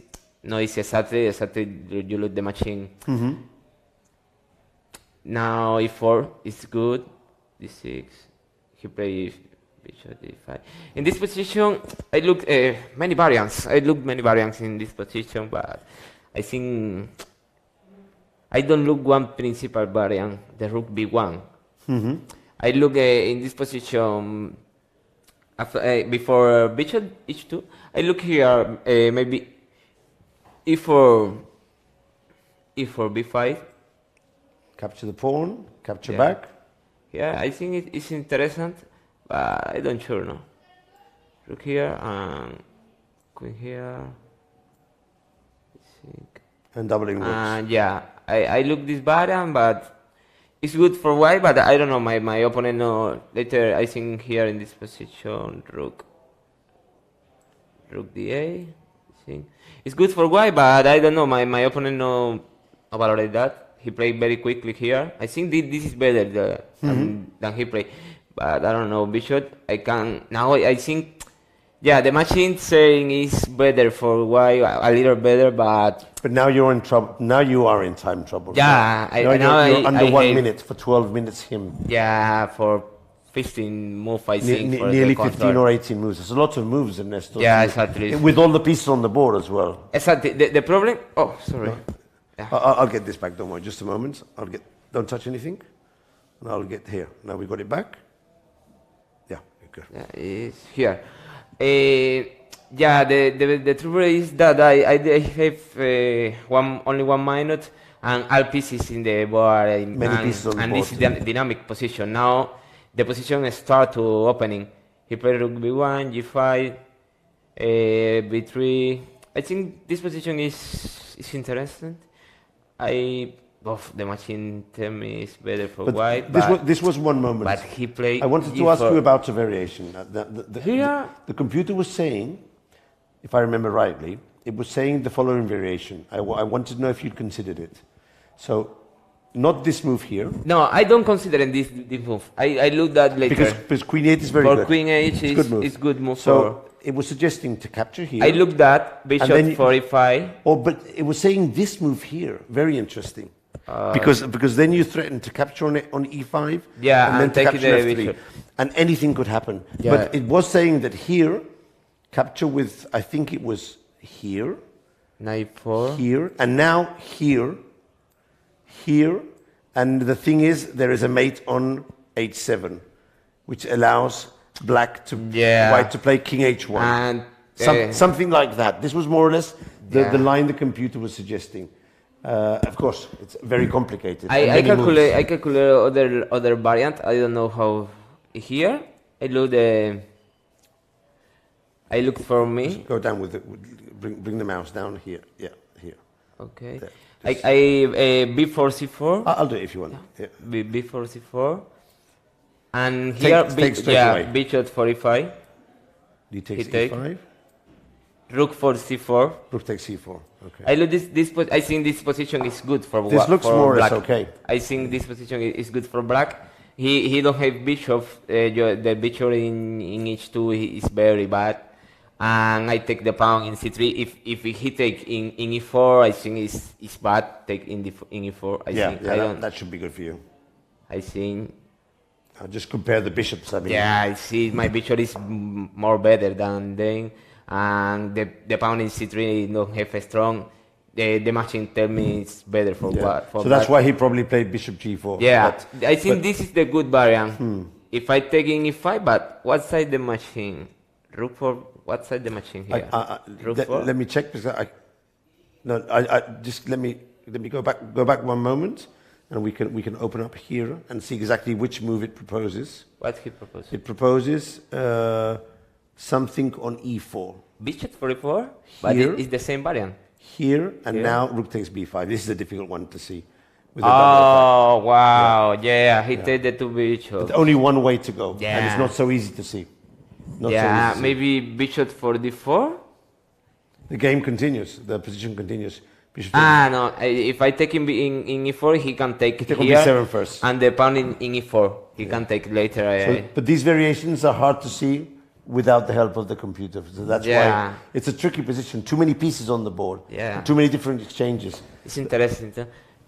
But it's a key position. He made a mistake here with bishop to g4. Yeah, bishop to g4 I think is and bad now move. Suddenly you have a good position. Suddenly. Yeah, I don't look one big mistake. I lose in one move. Bishop 45. I think in this position I This is stay good. better. This is good. This is good. Rook, All this is good. rook b7 here. I don't have time and I play queen c6. Yes, that's a bad, that's the it's a blunder. very, very Rook bad to move. c7 is the move. Rook for c7. I think is the good move. He don't can take in anywhere. I can take in c3. I can take. I can play h5 in sometimes. I don't know what. First you took on c3, I think. Queen c. No, first you took on c3. What? First you took on c3. Yeah, no. This is a very bad. No, move. I think that's okay if you play rook c7 afterwards. But what side the matching here? It says queens to c8. Queen here. No, sorry, queen to c6. Queen to c6. Ah, the same move Just sacrificing the pawn on e6 with check. Yeah, the same move. My rook no is in the queen of him no is in d1. Not on d1, so it Yeah, can't go to g4. Yeah, it's the same position. Oh, it's very good for black, but I don't have time for that. It's difficult to see all this, Ernesto. Very Yeah, difficult. in this position he don't have the trick. He don't have rook for b7. I can take with the queen, bishop 46 and queen h8, and he don't can take in d5. And It's the difference. It's the difference. And In these the- variations, the bishop on h2 is dead. Yeah, it's there, So- and I can play d4 or You could eventually win rook this 4. game. In Yeah. fact, the computer was saying before that instead of rook to a7, which is bad, in fact, but it has the trick. Yeah. Better to play rook to b4 with the idea rook takes c3, queen to b2, hitting both. And this position should more or less be more or less I equal. look this variant. I look this Not variant. worse for you, but more equal for him. Yeah, I look this variant in this moment, but But he went for the trick. He yeah, went for the trick. he went for the trick, and he go for the trick. I think it's the idea. Here I don't have time, and I play for intuition, take the pawn, or the troubles, and I don't look the tricks in e6 and d5. Queen c6 it looks very good. But to take It's the the pawn, the take the pawn is okay, as long as you go back to c7 now. Yeah, Now you have to play rook now, to c7. But now the trick is in action. If I play rook c7, I can evade, no? But you were worried about what were you worried about? then? Here I think three moves here. Queen c6, queen ch. Of course, in the both move I don't see the tricks. Of course. And rook c7. And rook c7. But I don't remember why No I time. No time. I don't have time. I don't remember why I don't take rook c7. In fact, I think you were going to make a move, and then you played queen to c6 with 8 seconds on the clock. It was really fast. Yeah, I played for play one, I think, in this moment. But I look rook c7. I think it's good, rook c7. But I don't remember why queen d4, I think. Queen d4 and later f3 or bishop f3. And you're pinned. But if you don't see the trick, then queen c6 is very good. Yeah, That's the thing. with the pawn in c3, with the rook in c4. Everything is defended. But of Yeah. course, it has the. And then he played very well, king h1 and bishop g1. That was very well played. He spotted this idea very well. And later the trick is, it's one blunder, it's of one course. blunder. It's easy to play here. There's no way to go now. Now you're lost. Yeah, now you're lost. no wait for. I tried to, but No, you did the best thing to try, but then he spotted this king h1 yeah, idea. king is one. Very good, very strong. Yeah, it's Very two strong. bishop being one opening game is. We know this is dangerous, and you're there. Yeah, here is don't have chance. But It's a pity. it's It's a pity. interesting. It's interesting game. I like this game. I think later I can analyze better in my house. You know, Ernesto, I think this type of a game against such a strong opponent, it helps, at least it would help me, and I hope it helps you, also to understand how we play the game, how we focus the game, what we're thinking of during the game, where to spend the time better. You just learn from these games. Even if you lose the game, but you have a positive mentality, you end up learning from the experience. So sometimes I think you have to go through it. No? It's good for Leon this type of game. I think, I'll influence in the. My brain is. And you down also now. get to practice English, which is also good. Yeah. and you're I on need stream. to chess and English debut. I think this game is. How is one game you need to stay focused all the game. Yeah. Later you can learn for all in the final, in the mid game, in opening. but it's very complicated. You need more time than me. Okay. No 1 minute. So, with us, international master from Cuba, but here living in Spain, making his career as a chess player, trying to get those grandmaster norms that you need to become a top grandmaster, which you will obviously get, although these things take time. Yeah. Ernesto Guillem Fernandez, thanks for coming along, and see you, and good luck for the rest of the rounds. Yeah, Okay. I tried. I think this is a good game for maintain focus. Now I look the game and I think I play well. I think you played very well. Yeah, I and you think- can learn and improve on this experience, so Yeah. it's all good. Let's go to break, and we'll say goodbye to Ernesto and carry on in a few seconds. See.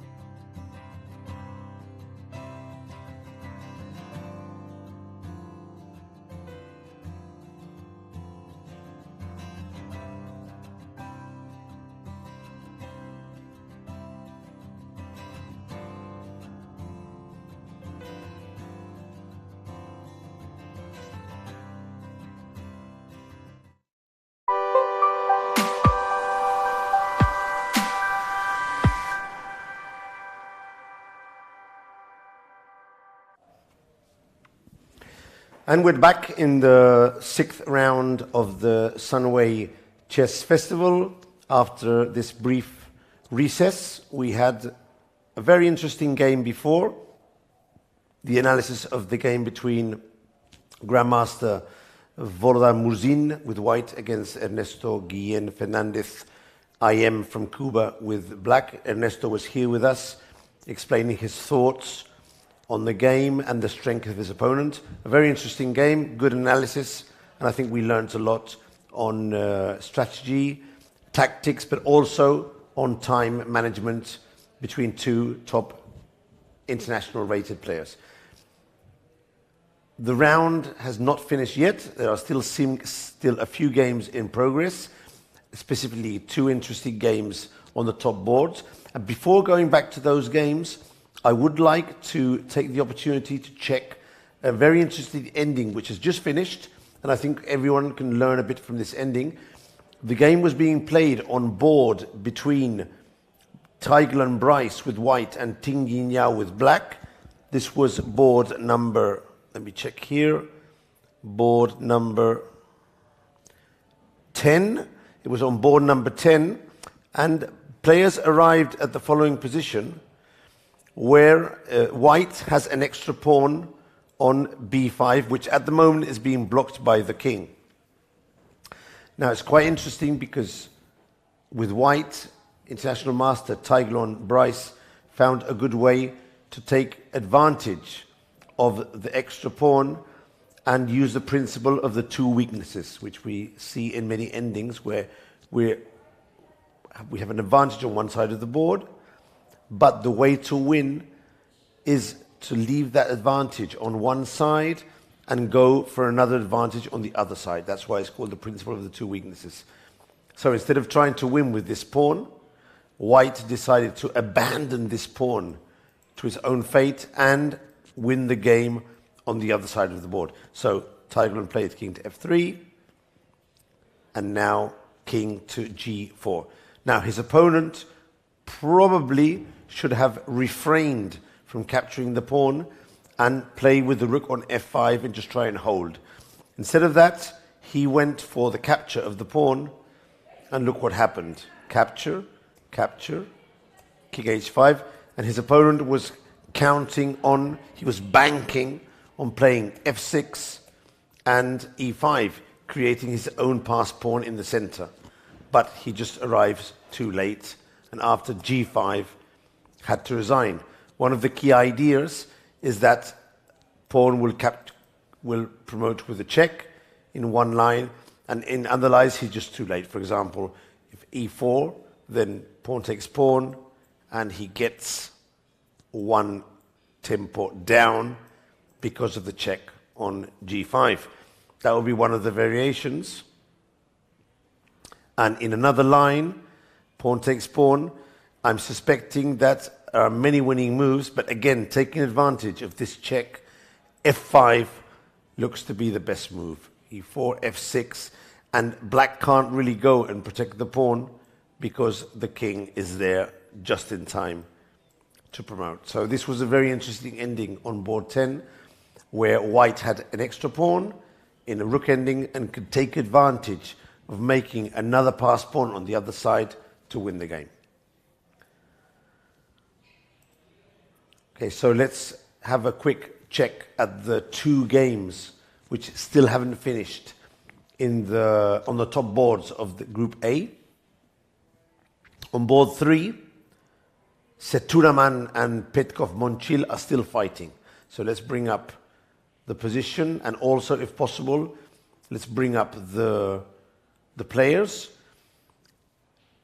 I did say on one of the rounds that Seturaman, after getting back into the game, after having a losing position, I think it was round 3, I said this guy might go on to win this tournament. And since then, he's just been winning game after game.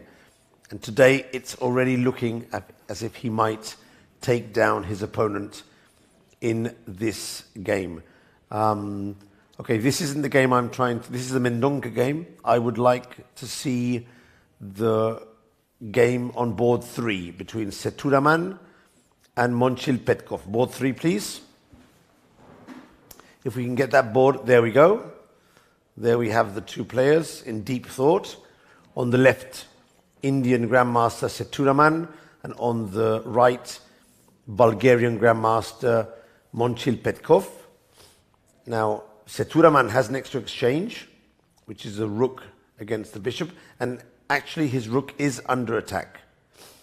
However, we are expecting the rook to move, probably choose between E1 or G1. I actually prefer G1, although the computer slightly prefers E1.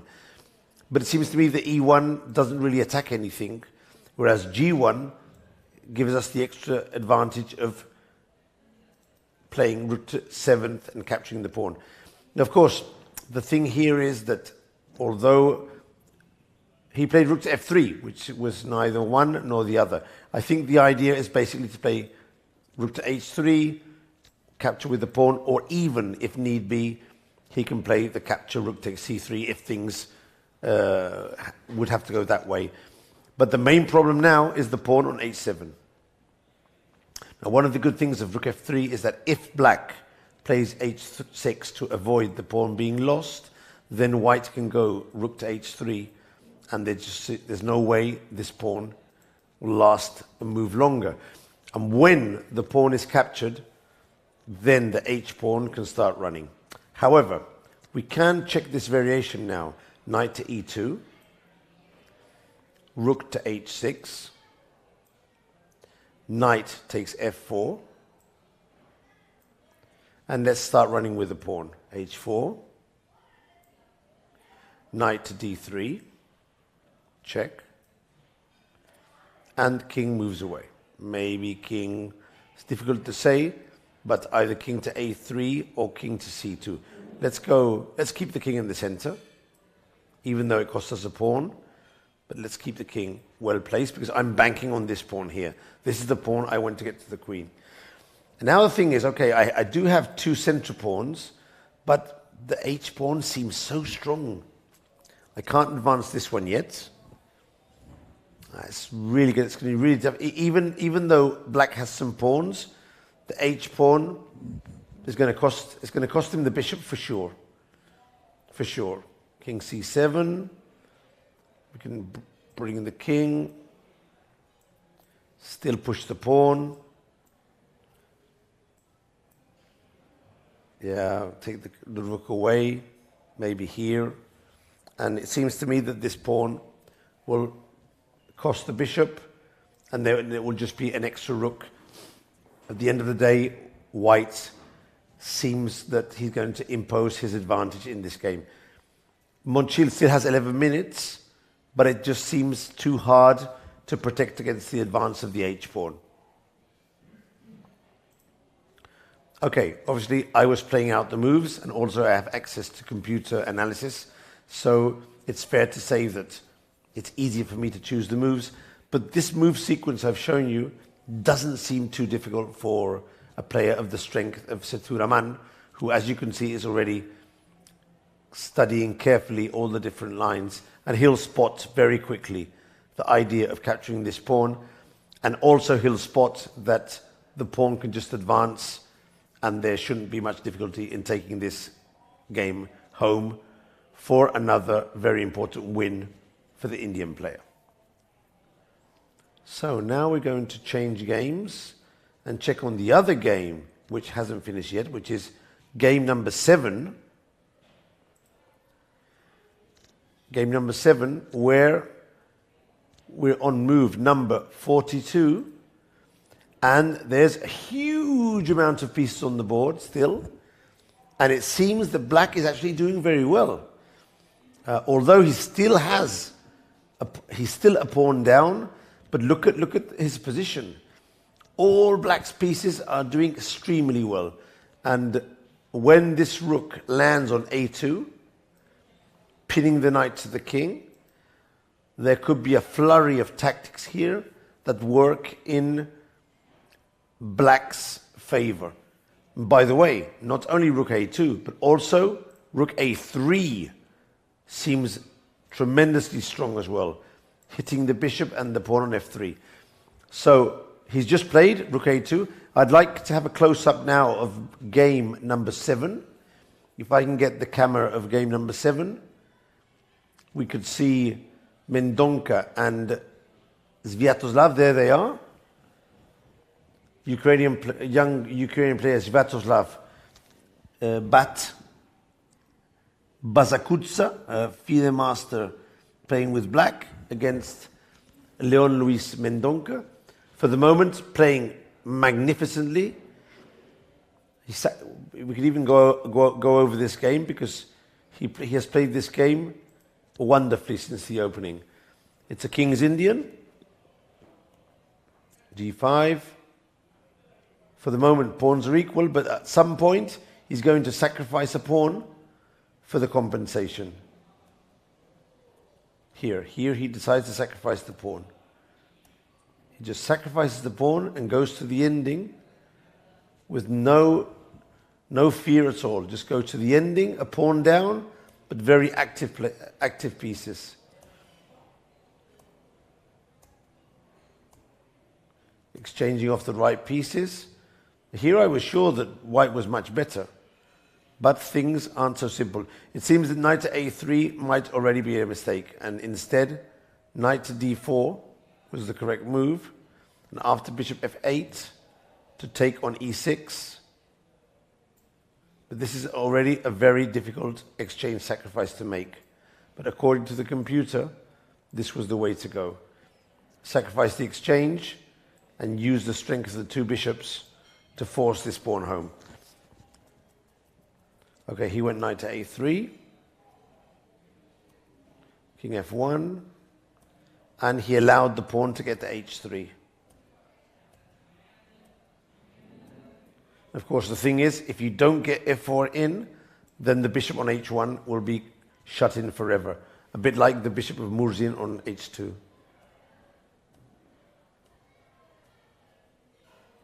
Again, here another mistake was made. f4 was the move. Pawn takes pawn, pawn takes pawn, knight takes pawn, and the idea was to sacrifice a pawn, but open up the position for black's pieces. Now the knight is hit, and also the knight on d7 is hit. It's hard to say what exactly white missed here, because this does look quite promising. Maybe some threats of checks, or well, who knows. But this doesn't seem too difficult. And normally when the player misses these ideas, it's not because he doesn't see them, but simply he just prefers the idea he plays in the game. And that idea works out badly, and then he no longer can play the other one. For example, here, this b4 move is not good. It looks good, but it's not good because it allows black to break open on the queen side and take advantage of the extra file there.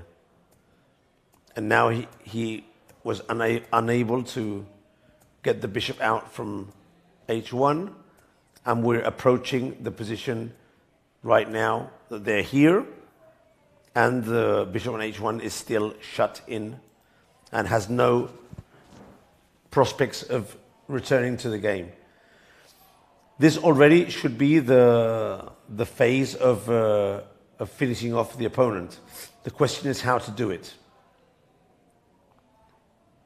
One idea could be to play bishop takes d6, followed by rook to c3 and bishop to c4 check. It's not so easy to see. Let's see if it's working. Bishop takes, pawn takes, and now rook to c3, threatening this check on c4. Yeah, this is not so easy. Rook to b1. Not so easy to see. Knight to f8, and against f4, we have a check on g4.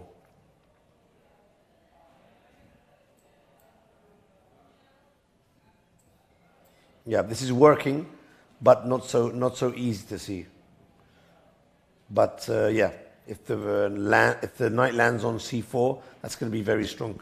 So this is something that Sviatoslav is actually looking at now.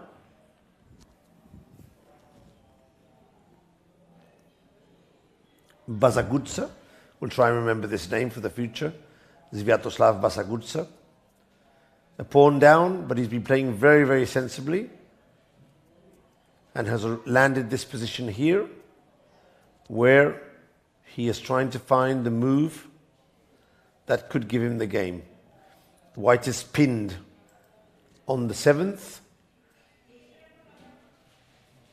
All black's pieces are very well placed. The bishop is shut in on h1, and the knight on d6 can be eliminated at any point. So let's briefly check other games or results.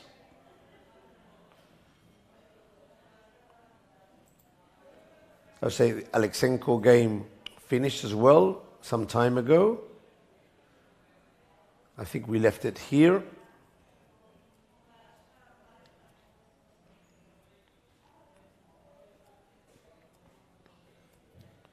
Yeah, gradually Alexenko improved his position, and there was a tactic that Uber missed. Here he had to play rook to b3.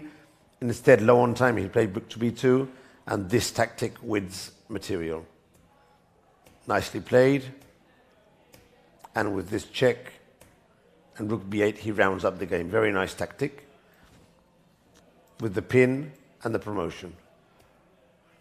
So in the end, he had to go this endgame, but this endgame is very difficult as white has an extra 3 pawns and no chance at all to draw a game where you're 3 pawns down and running up the board so fast. So we're checking games here.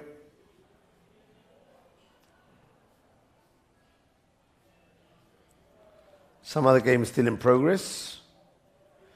Zaidalev against Grostein is in progress here. This looks probably like a draw. 4 pawns each on opposite side called the bishops. Another game which is still in progress is Vignesh against Abduramak. This one is more interesting.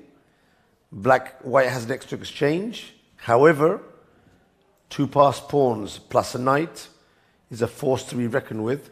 So, yeah, this one is tricky to say if white will be able to win. So it's not such an easy one to confirm. If those pawns get to the 6th rank, black will have very good chances of getting a draw. I dare say it's more likely a draw here than a win for white. And you even have to be careful with white not to mess it up. These 2 pawns together plus the knight are extremely dangerous. The best way to go is b5.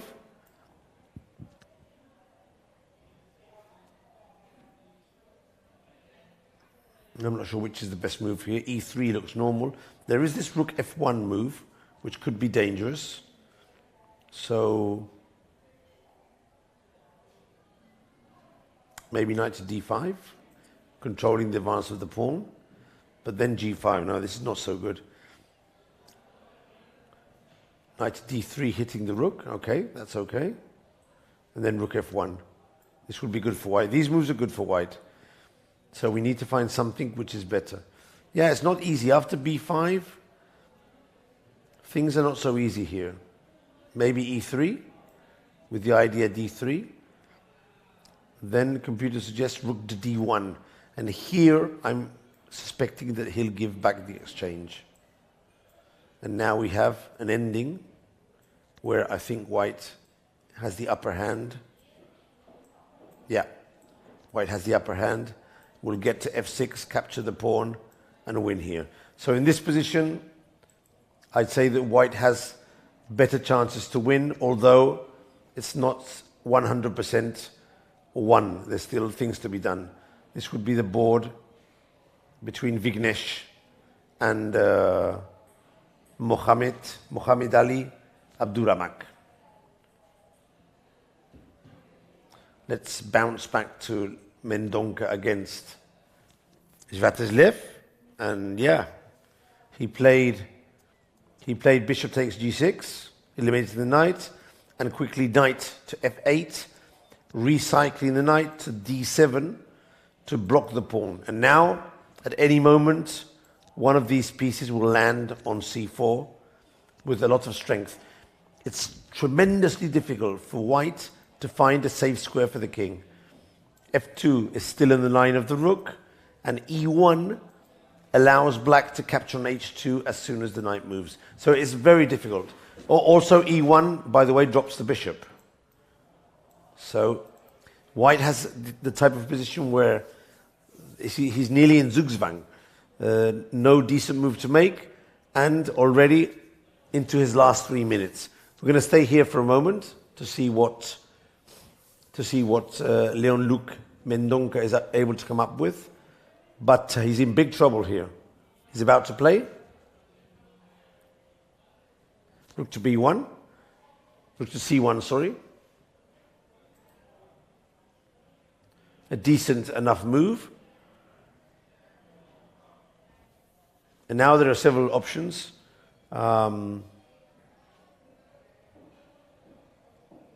Many interesting options here.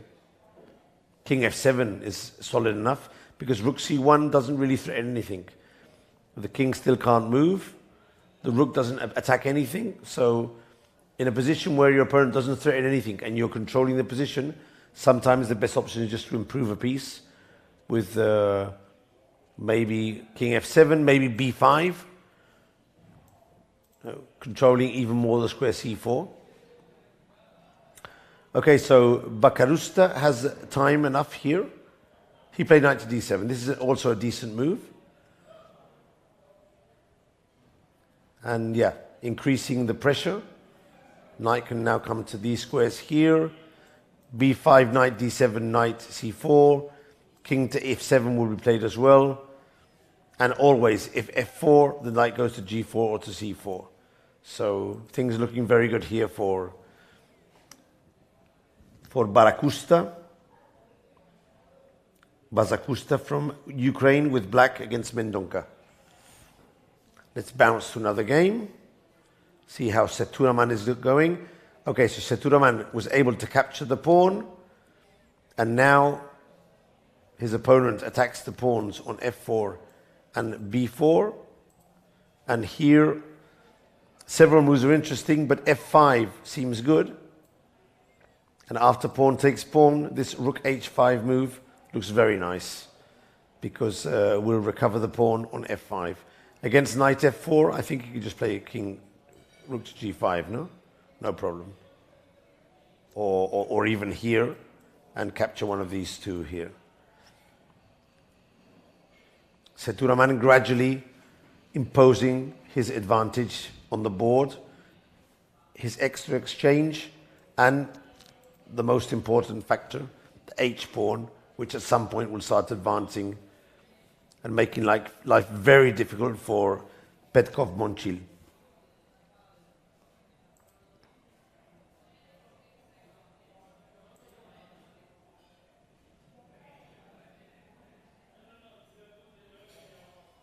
Still looking at different games, trying to bring up interesting positions.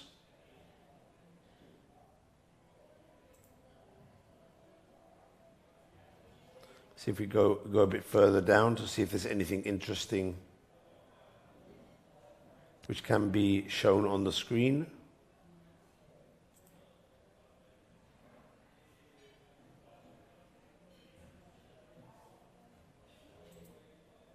Oh, so many good players.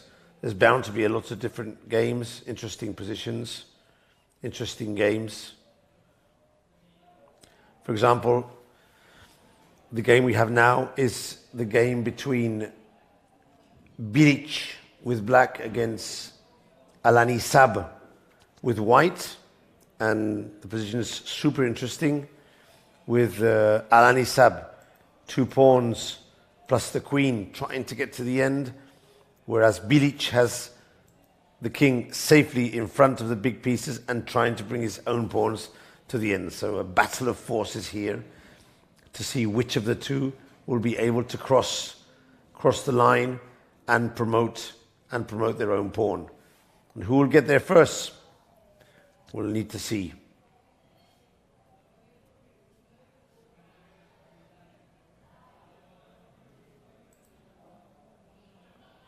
Another interesting position here between Eugenia Doljaninova and Alexandra Samagova, one of the streamers' corner games, with Galinova with 2 extra pawns, and as soon as she is able to solve the problem of her rook, which she has just done, eventually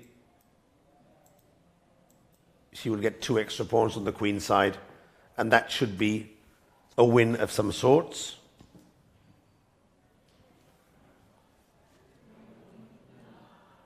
Let's go back to the games at the start.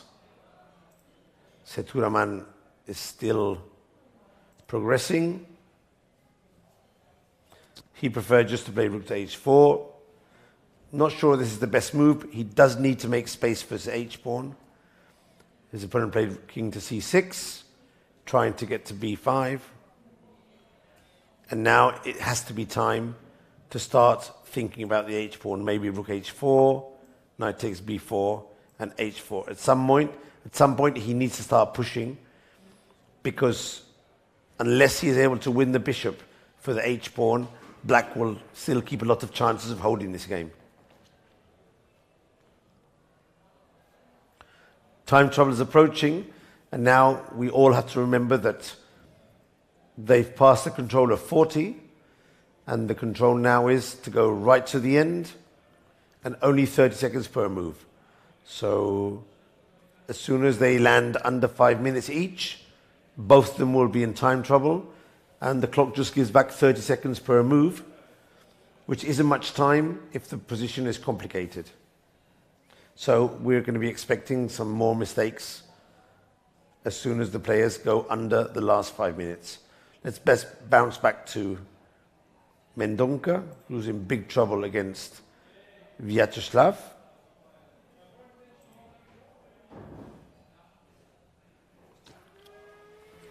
Bishop to f2 was the last move played, and now this position is quite difficult.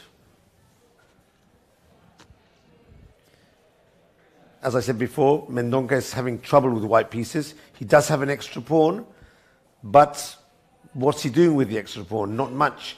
He can't advance his own pawns. There's too many weak squares around his king, and meanwhile his bishop is still shut in. The only thing that's playing in favor of Mendonca's position is that he's under 3 minutes, but Sviatoslav with black is already near the 8-minute mark. And of course, the younger kid has a lack of experience. So Mendonca might have a chance if the position pushes on and gets his chance when they're both low on time. So we'll have to see what happens if that occurs.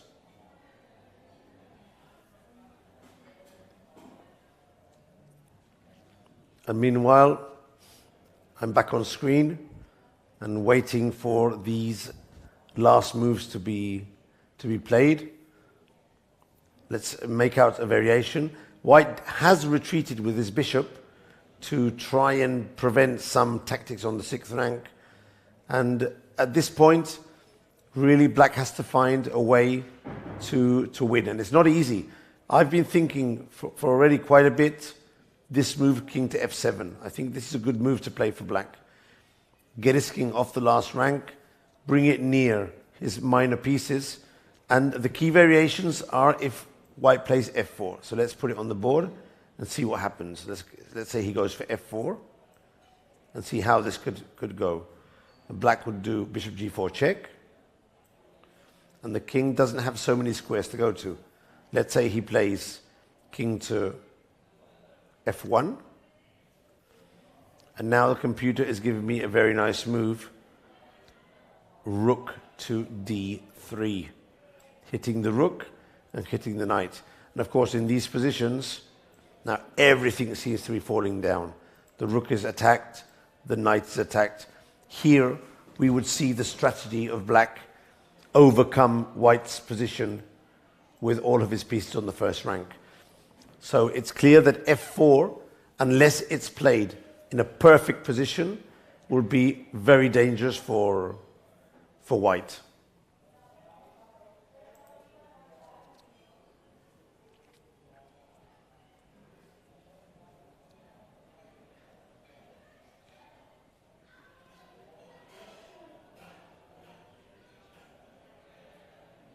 For some reason, the computer is suggesting one move after another.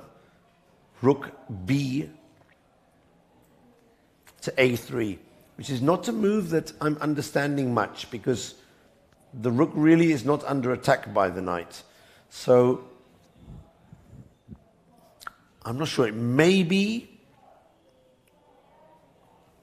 the idea is to play rook A1, swap off the rooks, and then go for this bishop here, which is shut in on the last rank. This might be the idea, although I doubt it.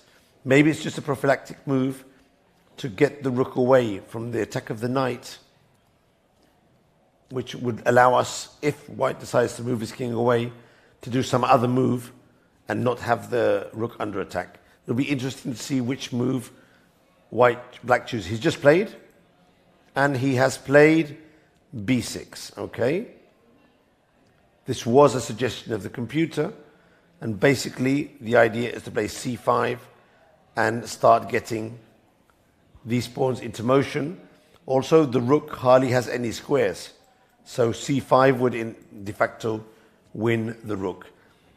So this is actually quite a good move, and we'll stay here and see if Mendonca can find a way to protect his position against this very dangerous c5 move, which his opponent has just done.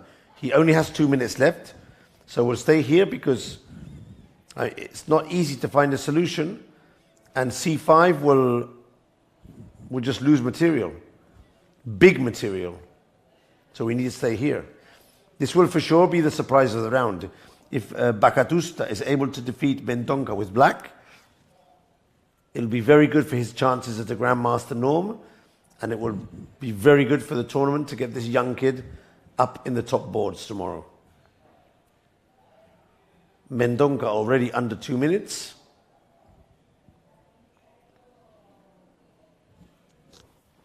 He can't find a way to go.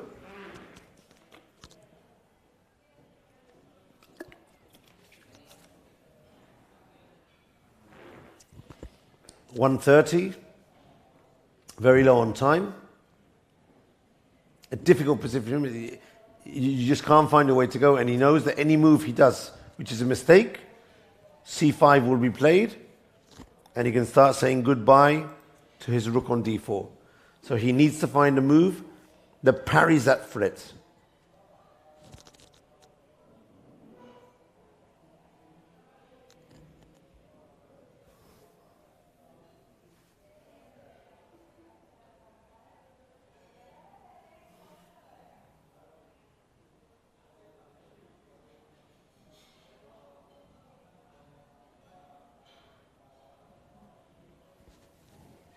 Still thinking. Okay, he played f4. That was the only move, and his opponent has answered immediately. He hasn't even given him time to think. Unbelievable. f4, c5 straight away. Pawn takes pawn, giving him no time to think. No time. This is always risky in chess to play so fast, but the kid has everything under control. And now he's actually winning material because the rook has nowhere to go. No valid squares to move. So he'll probably sacrifice the rook on d5, but already he's losing material. This is impressive. The kid didn't even think. He knew against f4 he already had c5 decided. Very strong performance by the Ukrainian kid.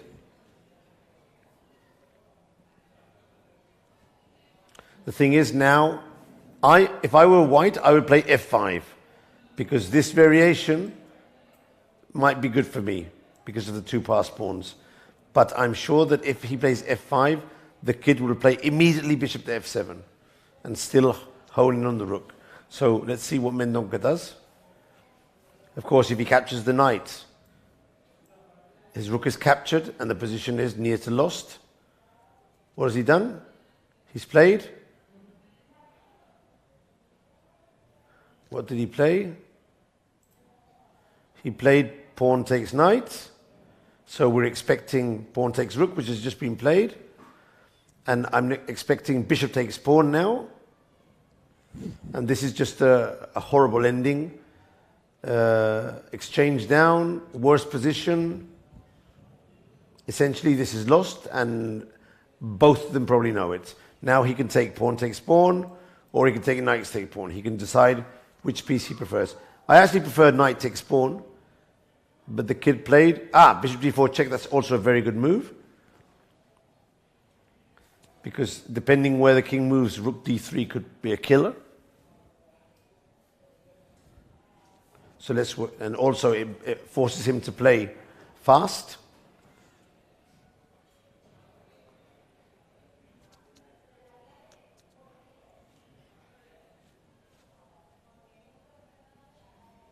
Okay, he played king e1, and now there are many moves to win.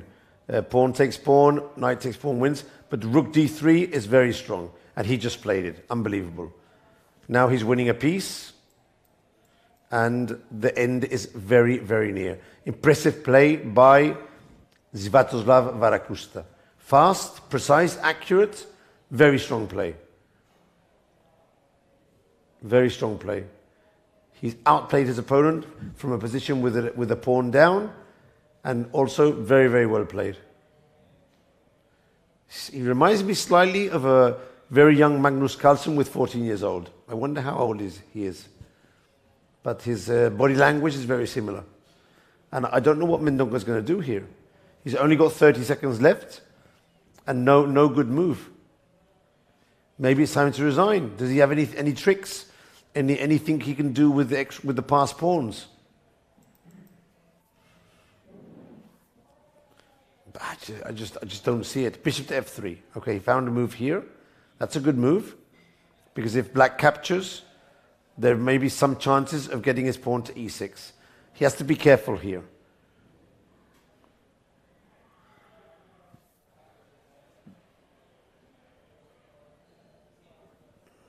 He can't allow these pawns to push too forward, so he has to be a bit careful.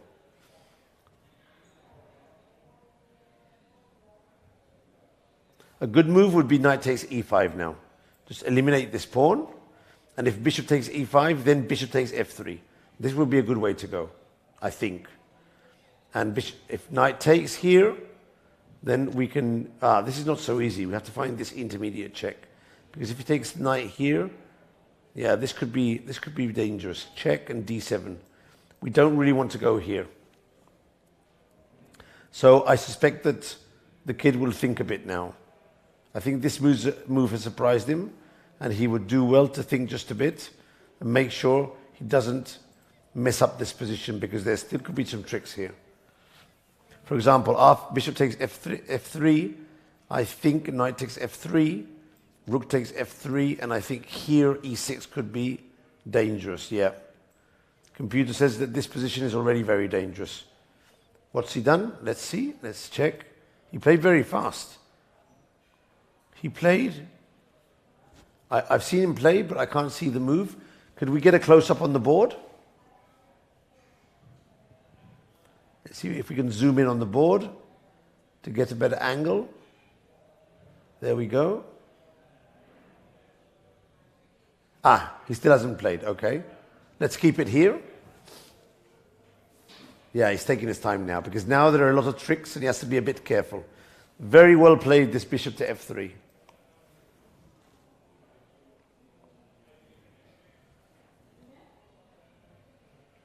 Okay, there is a suggestion. Knight takes e5 is simple, but there are other suggestions as well.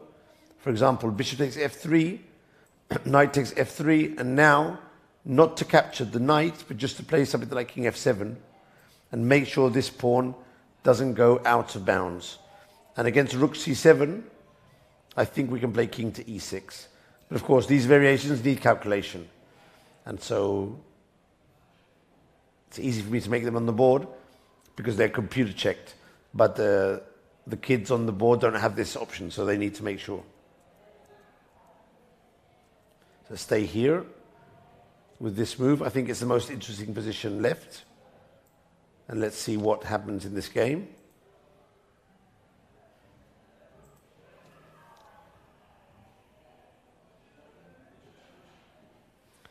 The move has definitely surprised his opponent, that's for sure.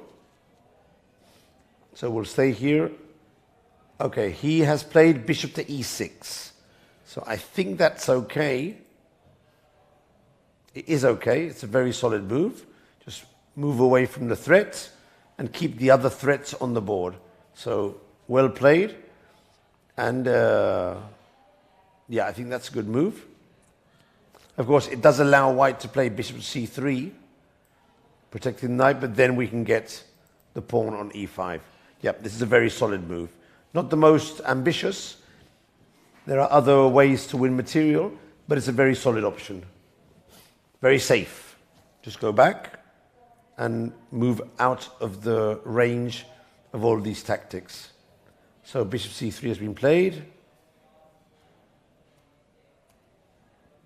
And now I'm expecting d takes e5 or knight takes e5, one of the two.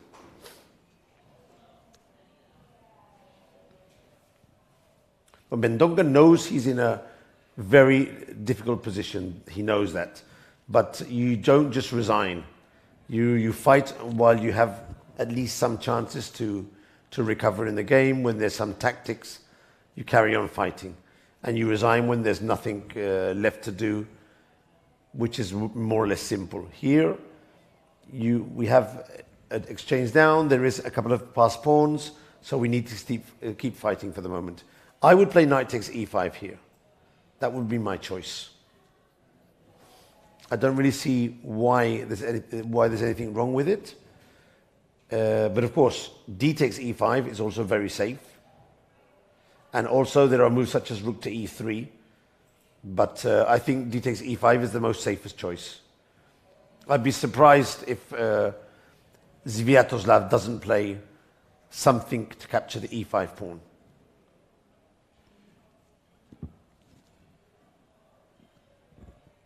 Let's wait for it.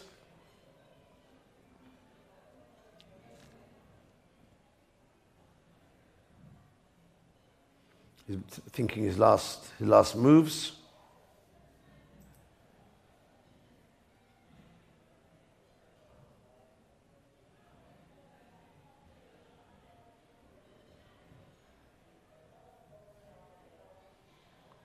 Yeah, on the other games, Seturaman, we're just going to jump quickly, very quickly to Seturaman.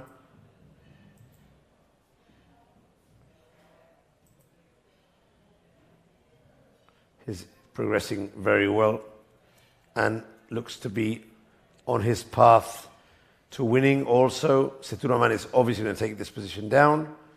It'll take a bit of time, but there's no way Black will recover from this position. But we'll stay with the game of Mendonca. I think it's much more interesting. Let's see how Sviatoslav is able to finish off this game. He's thinking a lot, taking his time, doesn't want to blunder, doesn't want to mess things up. And he captures the pawn. Yeah, knight takes e5. This is the move I was expecting. Bishop to e2.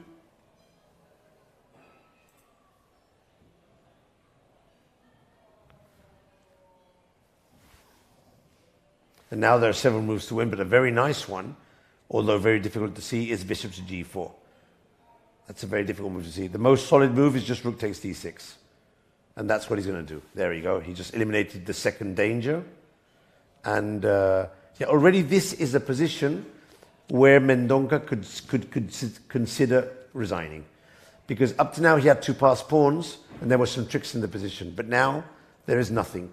Just an exchange down. Black is playing very well. There's a pawn on h3. This is already a position he could resign. And in the other game, effectively, Seturaman has taken the win. So that was to be seen. He's won the game with the extra exchange. But let's get back to the game between Mendonca and Sviatoslav, because I wouldn't be at all surprised if White decides to resign in this position. Because he has 20 seconds left, no decent plan, no tricks, no passed pawns, and the end will be very near. So his body language is defeatist. He went rook b1. He's going to try some last tricks. Maybe he can find some fortress with an exchange down in the endings. Very unlikely, but sometimes there are fortresses. And he has resigned. There was a trick with rook takes d2, and he has resigned. So, what a round. And with that, I think we can bring up full screen and go in for the end of the round. It's been a wonderful round, the 6th round. At the start of the round, we were surprised by the withdrawal of Lenier Dominguez, announced yesterday afternoon, and of course, his opponent, Inian, won by default. And then we've had some wonderful games today. A draw in the first round, but Brandon Jacobson won a very good game in the second round, defeating Abdbinyan Puranik. We've just seen Setumaran defeat Petkov, also progressing to 5.5.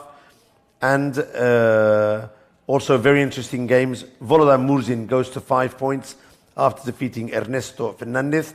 And maybe the surprise of the day, we just seen Sviatoslav Karakustra defeat with the black pieces one of the favorites, Luis Leon Mendonca, with excellent play. Still, as you see on the screen, a few of the lower boards still to finish. The round generally finishes about 15-20 minutes, but we're going to call it a day today and ask you all to be here tomorrow in this wonderful venue here in Sitges, in the north of Spain, in Catalonia, very near Barcelona, with these wonderful sunsets and excellent games and good competition. Thanks for following us today, and see you tomorrow.